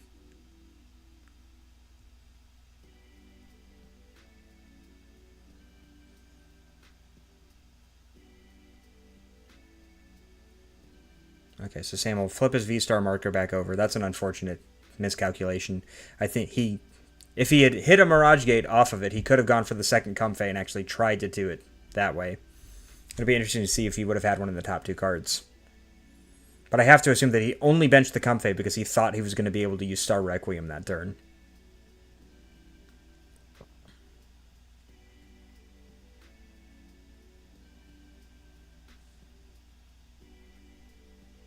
So now Ryan gets to pretty freely go to find the Mawile. And unfortunately for Sam, I mean, I think he has another couple of switch cards in his deck. But he's got 2 Jet energy in his discard pile at this point, and he's also got 2 Jet energy in his prizes. So, outside of finding the switches themselves, Sam has no switch outs for what this Mawile does if it locks things active. But there's Ryan sizing up the Bouffalante, knows that that's going to be the win con, running Sam out of energy. Where for Sam, he's looking to Star Requiem, this Chi-Yu, Lost Impact the Pidgeot, and Lost Impact the Rotom, and hopefully win the game that way. Now, obviously, Ryan's not just going to let him do that, but so Sam is looking to have as his path to victory.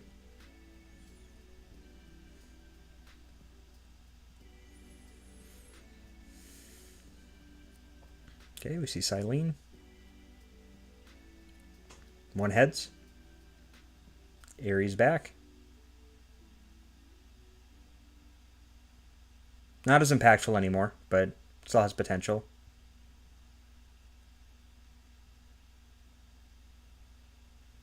And we'll see 2 more come off. Another energy. Oh my goodness.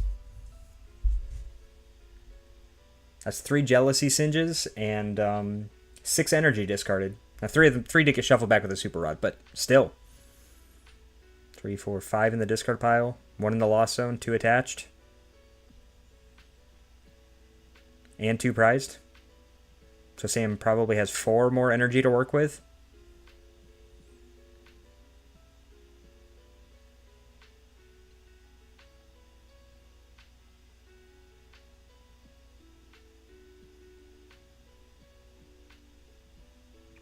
Now we should see I believe, an attachment, a boss, and a KO on the Pidgeot this turn. And then it'll all depend on whether or not Ryan has the DTE to power the Bouffalont for next turn.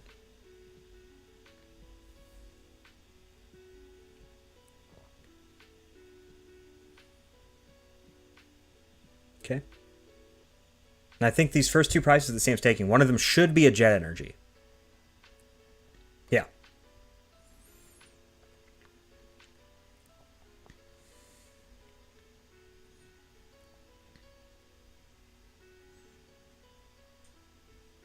So Ryan knew his top deck was going to be Airy. He knows he does not have the double turbo.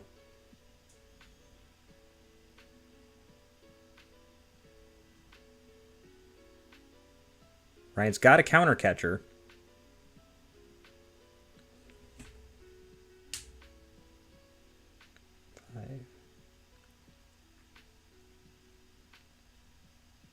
Gets Thornton. We have the ability to swap that Rotom out of play. That's kind of a big deal.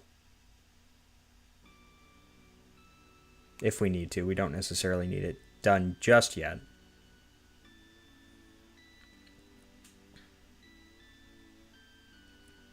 Airy. There goes the Mirage Gate. So he knows he's got the Jet Energy already.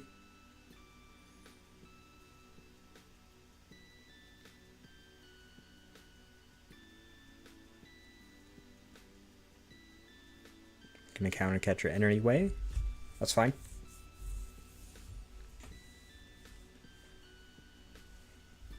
And Jealousy Singe. No, instant charge. Okay, I respect that. The Grass Energy top deck from Sam is huge.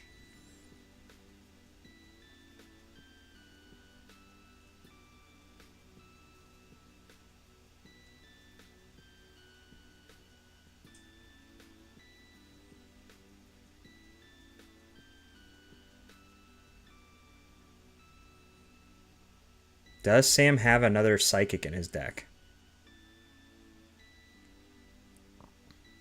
Prime Catcher. Psychic?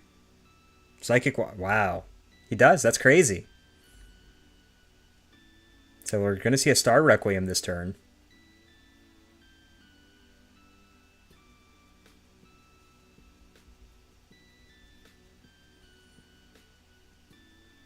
Now, the scary thing for Sam is we're going to see, well, we might see a Lost Headbutt from Ryan come in and put another Grass Energy into his Lost Zone.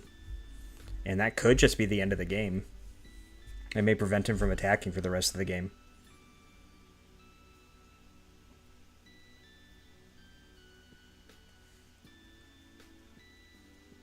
And the Iono.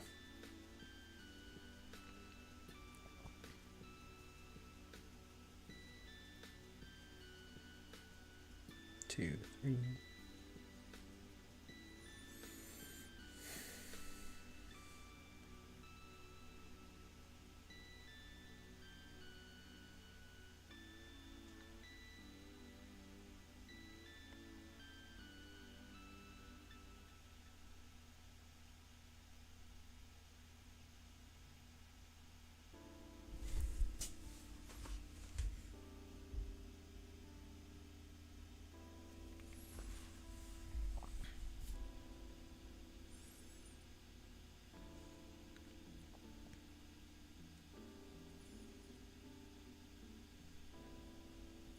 Now, Sam should not have a way to power up another Giratina V base to shred this Mimikyu. I also don't think he has enough energy to Moonlight Shuriken either. So if Ryan just pennies up the Rotom, I think he's okay. And he can probably run Sam out of cards.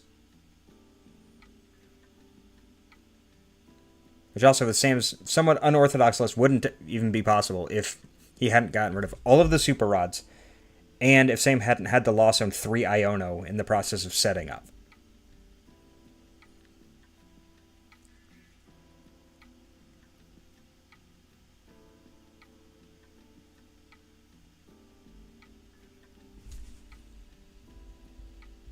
Ryan's really thinking through what he wants to do here.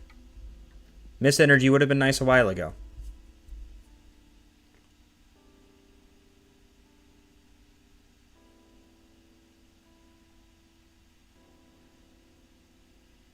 Okay.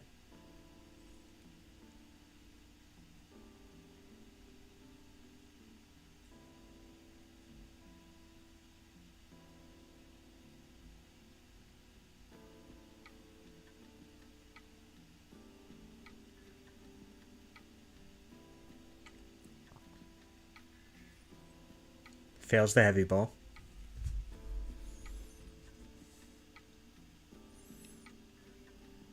And really just needs to decide, is it worth keeping this Rotom on the board? If Sam has a boss this next turn and the Rotom is on the board, the game ends. If he doesn't, Ryan gets another turn and the instant charge is worthwhile. Or we just penny and it doesn't matter if he has the boss. And there we go. There's the penny.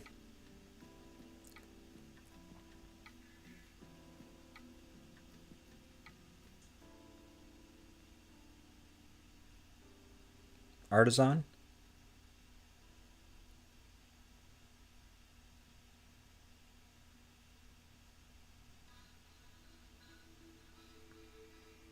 We'll be able to Artisan more than once here, so getting Pidgey is fine.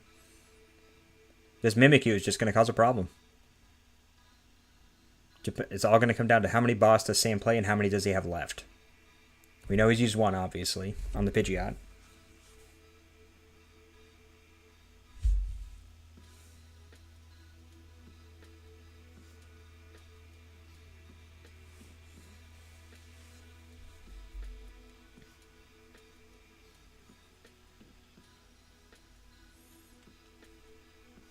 It's interesting because, like I said before, Sam's list is definitely unorthodox compared to a lot of traditional Giratina lists. You would see most of the time 0 copies of Iono, let alone having 4. So Ryan may be in a position where he doesn't necessarily know what to expect Sam to play at this point. He doesn't necessarily know if Sam's going to play what would be considered the traditional energy counts for this deck. And little does he know in this position, Sam has no energy left. He has nothing he can do if Ryan simply counter catchers something and leaves this Mimikyu active. Sam does not have the ability to KO the Mimikyu. Sam knows now he doesn't have the means to gust around the Mimikyu. So I think if you're in Sam's position, he's probably going to eventually just pass and see if he can't force Ryan to deck out. But, you know, Sam is much more likely to do so first. Ryan has access to Palpad Silene loops and does not have, just doesn't have the capability to take enough prizes to win this game because he's going to have to Lost Impact at some point.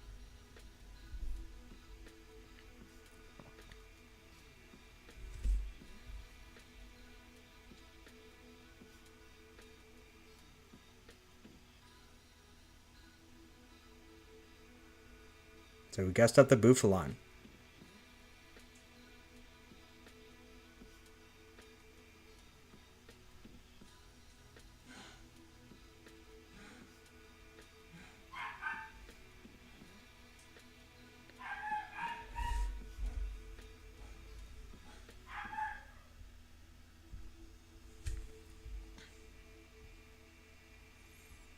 But this should be the last prize Sam can take this game.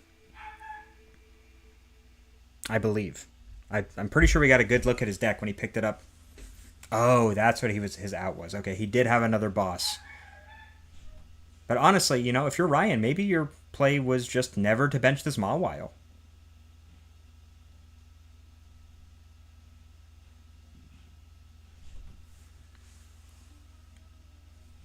Again, this is where Ryan's confusion is going to come in.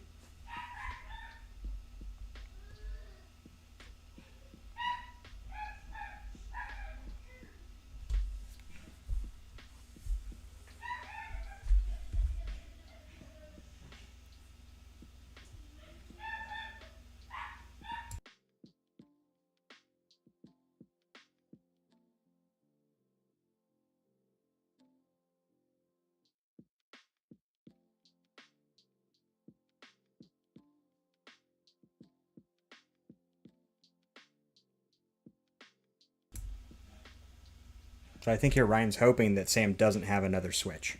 I mean, we know all of the jet energies are accounted for.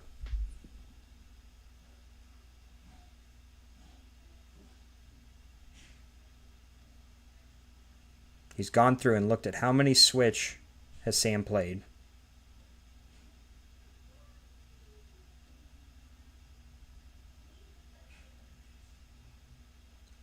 It's just a difficult situation. If Sam has the switch, the game ends. And there it is. And so we'll move on to game 2. It's really interesting. Just Sam did not have another out to winning the game if Ryan went to lone Mimikyu. But I think armed with that knowledge going into game 2, Ryan can actually formulate a game plan to where he can win the game.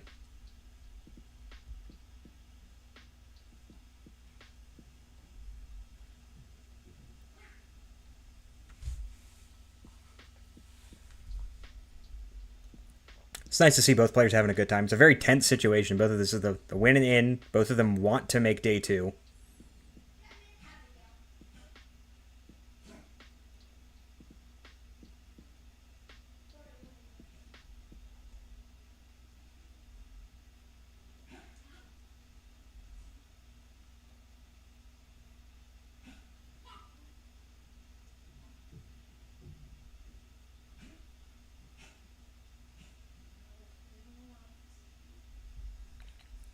See a quick replay of this game.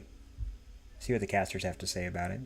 And I think this speaks volumes as to how powerful Giratina is and how good of a matchup it has against Control. It just has all the tool cards, right? Single price Pokemon to deal with Mimikyu. So many switches. Bypassing effects, so many switching cards. A self-sustaining attack that you can use with your attacker that's very safe. So it's just a recipe for disaster for Control, really. We'll see if Ryan can make some adjustments here. Try to find a way to win here in this last game. This second to last game. He's hoping at least, right? Get a win here in game 2, send it to game 3. But with the amount of time remaining, I have to think it's pretty unlikely. There's Kyle out in the crowd. that he's going to be able to fight back here. We see brother Kyle Sablehouse watching along in the audience. Not a fan of how game number 1 went. Let's see if Ryan can fight back here for game 2 and hope to force a game 3. Yep, 21 minutes left on the clock. I think as a Control player, like playing 3 games is very rare, right? So being down 1 game, I don't think. I'd have to imagine that these two have some sort of agreement so that both of them don't just get locked out of day 2. Prize cards look fine for Ryan. 2 Super Rod could be bad for Sam. And that boss. He plays 4 copies of that card, so no biggie. No big deal. No big deal at all. Okay, let's get into game 2. No bad opening's not very good for Ryan. We'll see that move to the bench and probably Thorntoned away eventually.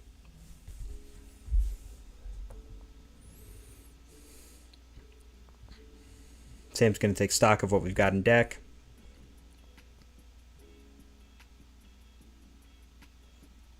No Iron Leaves to get stuck on the active this time, so opening Giratina is great. Having 4 copies of it in your deck really opens you up to be able to do that more consistently.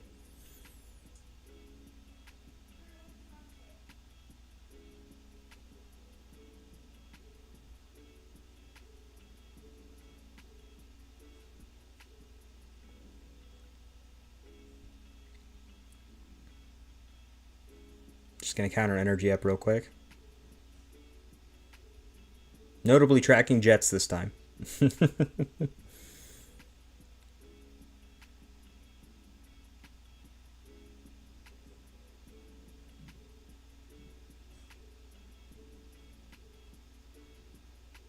a little surprised that Ryan caped the Chi-Yu instead of the Pidgeot in game 1.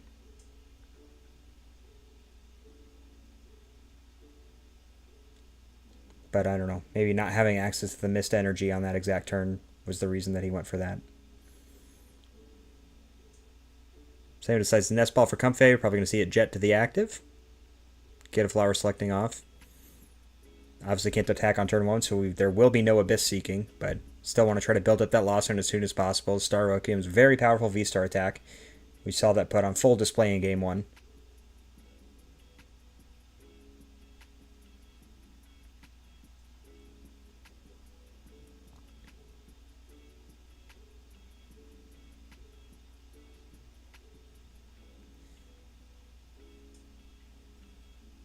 And Sam's got 2 Super Rod in hand again somehow. I don't know how he does it. That V-Star goes straight to the Lost Zone. We have 3 more of those. Why do we need him?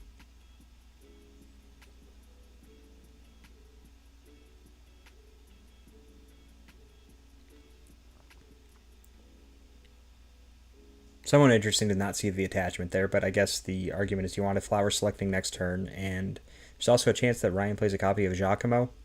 Hasn't really been in favor in these control decks recently, but it's potentially there. Ryan plays the heavy ball, gets knowledge of his prize cards. Notably doesn't take anything from them, because there was nothing available. We have a Pidgey, Nest Ball for the Rotom.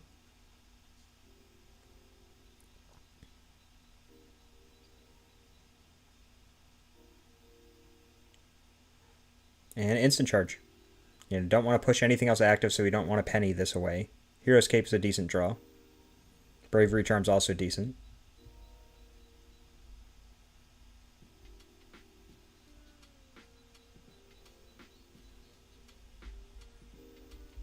This is where the Greninja probably comes back out. Solid grab.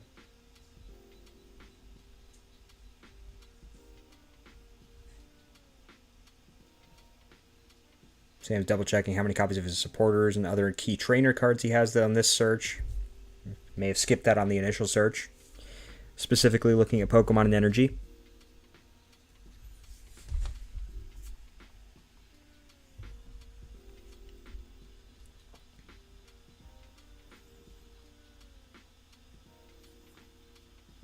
I don't know, I'm just struggling to see how Ryan's going to be able to pull this out in enough time to be able to get into a third game, to get into a solid enough position where Sam would acknowledge that he's winning. Because for a decent chunk of that first game, it looked like Ryan was winning. And then Sam just got to go attack, attack, attack, attack. And end of the game from there.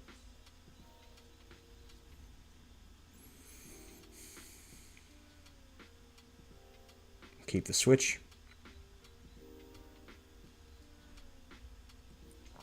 So I think notably Sam appears to only be playing 3 gas energy. So just always need to keep track of those cards. Lose an Artisan. For another switch. Erie's going to come up huge again in this game. If Ryan is able to time it well. But otherwise we'll probably just see an Abyss Seeking here. Go up to 6 cards in the Lost Zone.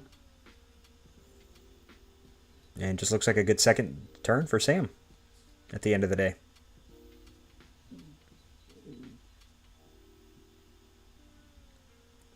Very easy decision on the first card. Second card also not too bad.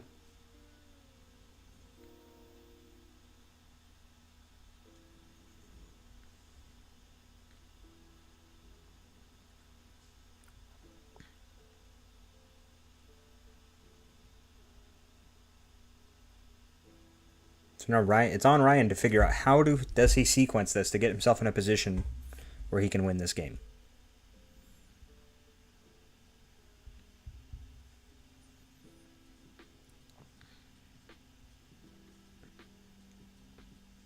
Acknowledges that Boss probably isn't the supporter that he wants to play this turn.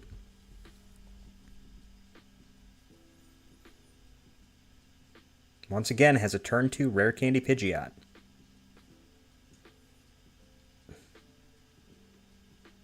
I think he wants to Pokegear before we decide what to quick search for. See if we can't find the supporter off the quick search, and then Pokegear for a different card.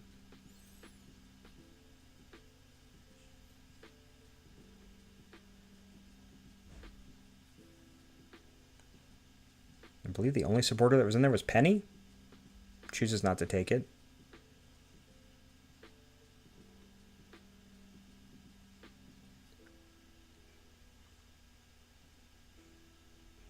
Other options some of these control decks implement, similar vein to the Buffalant, are things like Cloth EX.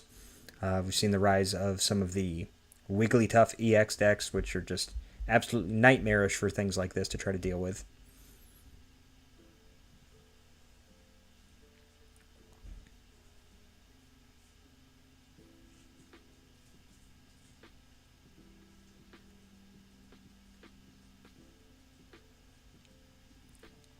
Ryan again is going to come out the gate swinging with his Eerie.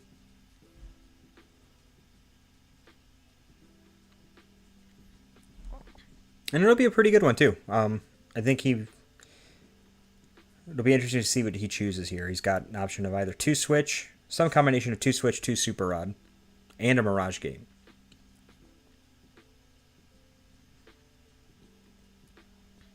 Oh, 2 Mirage Gate, even.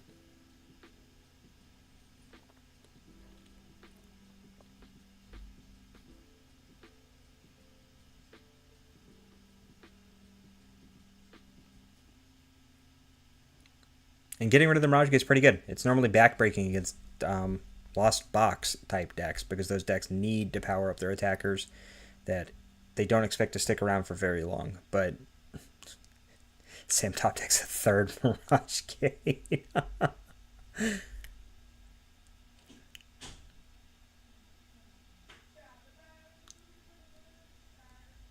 So see a switch to the Comfey.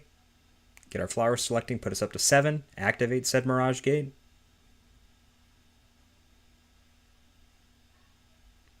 What do you Lost Zone here, Sam? Can you afford to put another energy in the Lost Zone? Knowing that you're going to put 2 in this turn if you lost Impact. And he determines the answer is no. Says, I don't need Colress this turn.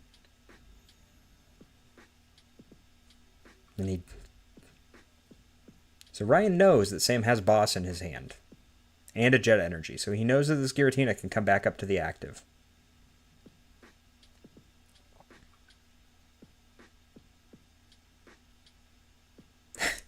And Ryan looks a bit bamboozled now. He says, I just got rid of 2 of those. What are you doing with another one?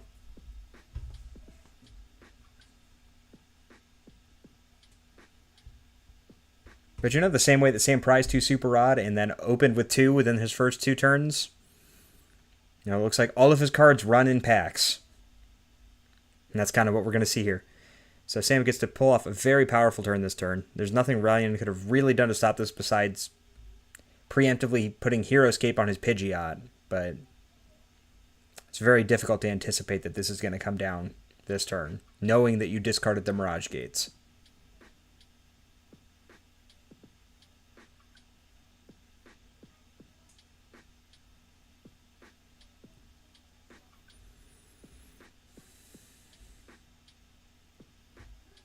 We get the V-Star. We get the Boss. We get the Jet Energy. And we're sending the Pidgeot to the Lost Zone. Well, the energies are going to the Lost Zone. Pidgeot's going to the discard pile.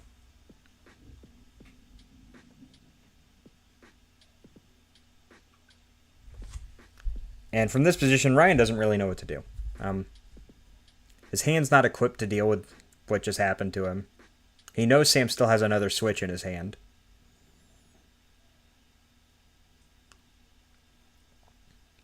He also knows, though, that Sam just put a Colress in his Lost Zone, so he may not have another Colress available. Or he assumes that Sam saw 2 Colress and, you know, made the easy decision to put one of them in the Lost Zone.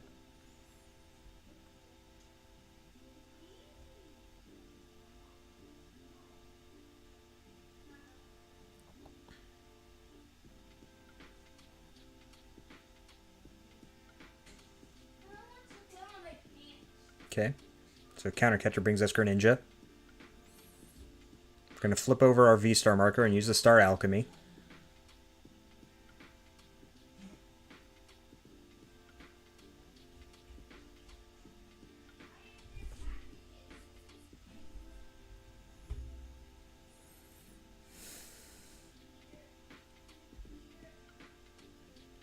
If you Arvin here, what item do you take?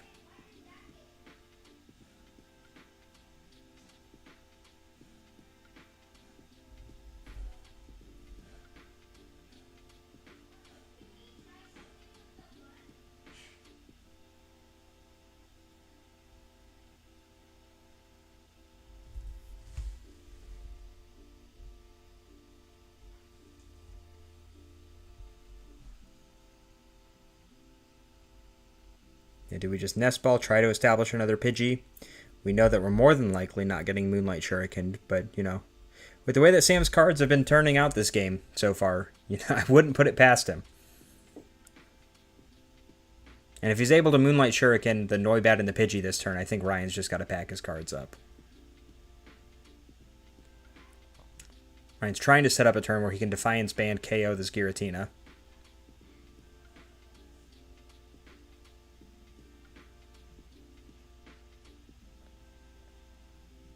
Then he instant charges.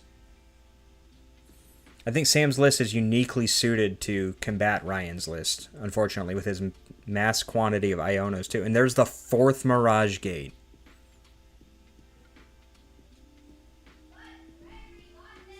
So as Sam, I think we're looking for a concealed cards to find a water energy. There it goes. Does he find it? No, not this time. Not this time.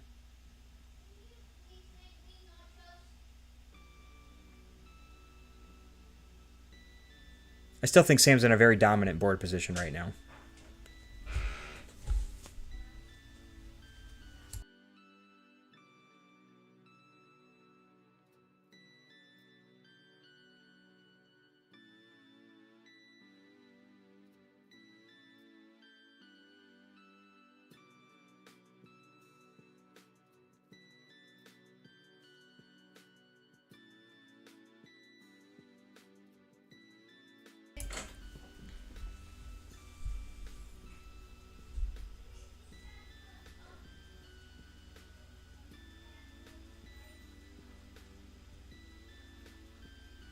I guess you could also make the argument that Sam could go for a Lost Mine play this turn.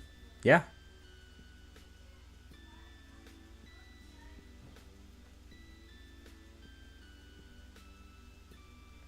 That would be equally bad for Ryan. I mean, Sam has the Switch. He has the Psychic.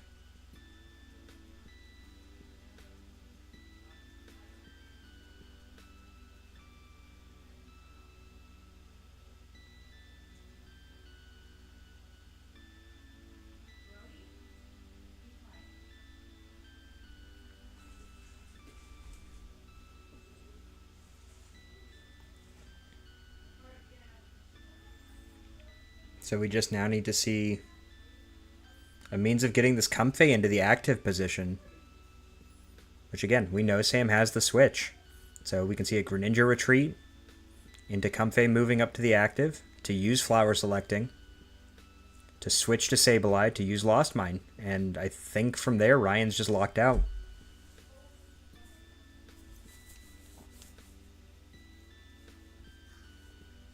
I mean, Sam's pretty tapped out on resources from here. He's lost all of his Mirage Gates. He's got a bunch of energy gone, but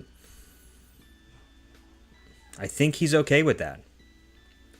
As long as he just keeps some Jet energies available or keeps some Switch cards around, he doesn't mind.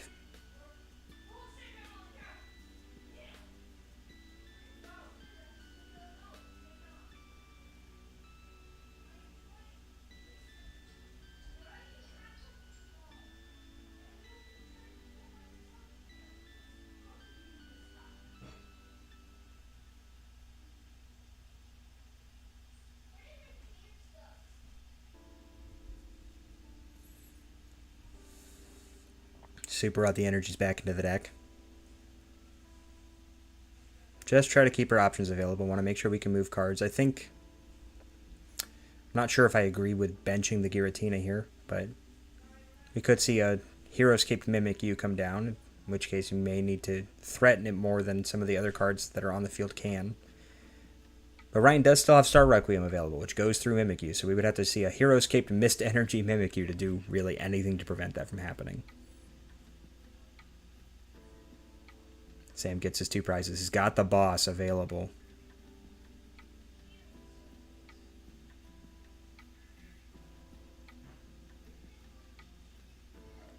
I think there was some confusion as to whether or not Sam had already attached for turn, but we have confirmation from both players that the energy's on the Greninja and the Sableye from the Mirage Gate. The attached return went to the Giratina. Everything's above board. It's all good.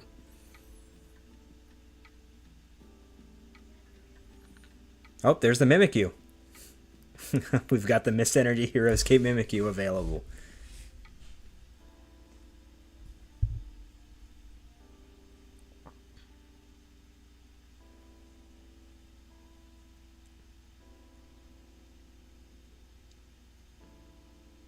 But to do that, Ryan has to penny up this Rotom this turn.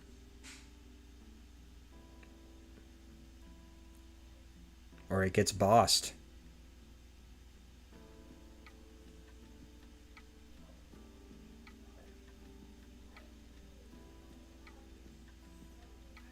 Now, Sam's in no hurry to do anything about the Mimikyu. He can just go after the Charizard on the bench, try to force Penny out of Ryan. Because there's the first one. This is just a long, slow attrition war at this point where Ryan is hoping to force Sam into a position where he cannot shred twice in a row to win the game. No, what are we doing?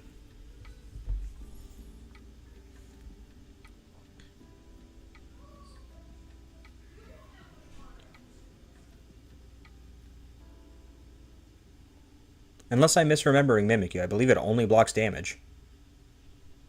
So he should be able to Star Requiem here to knock it out.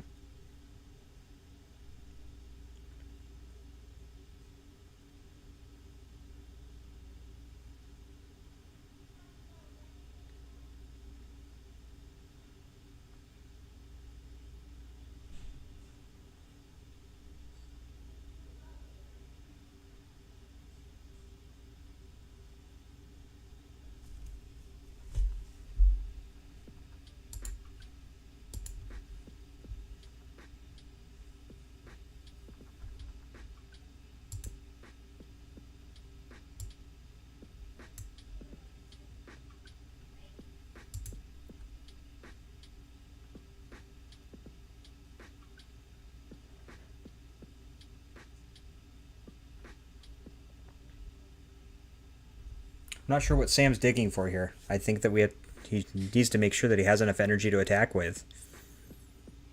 But he just puts 12 counters. Tells Ryan it's his turn. And with only a minute and a half left, there's no way that Ryan can get into a position to win this game. I think that the writing's kind of on the wall here. And he's just trying to keep himself above water.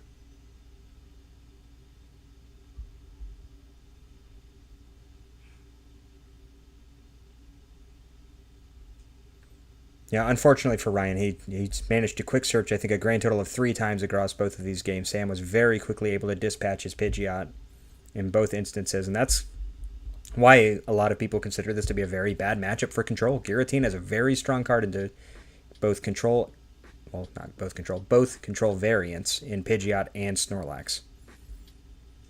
Has a lot of switch outs. It has big damage. It has an instant knockout attack button.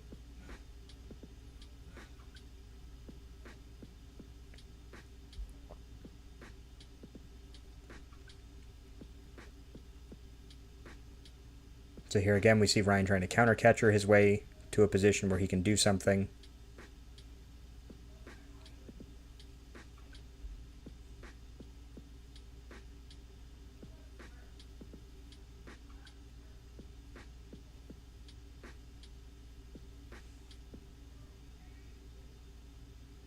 Sam draws his card. We've got 10 seconds left on the clock.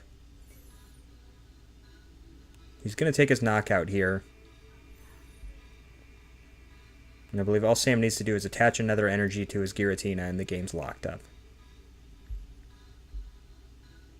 So time has now been called, and there's the concession.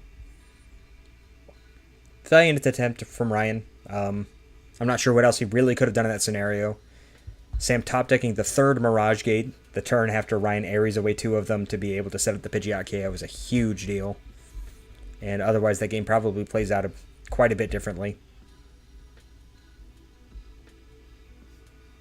And again, a lot of this can also be attributed to a bit of the unorthodox deck building that Sam displayed here. And it put him in a position to win a game that a more traditionalist may not have been able to win. It was more straightforward, less teched out, and it really showed off for him today. But this has been fun. Hopefully we'll be able to do it again sometime. I've been Curry. Check out the Camp Legend Network, YouTube channel, and Discord. Links to both of those should be in the description of this stream if you check it out. And I'll talk to you later. See ya.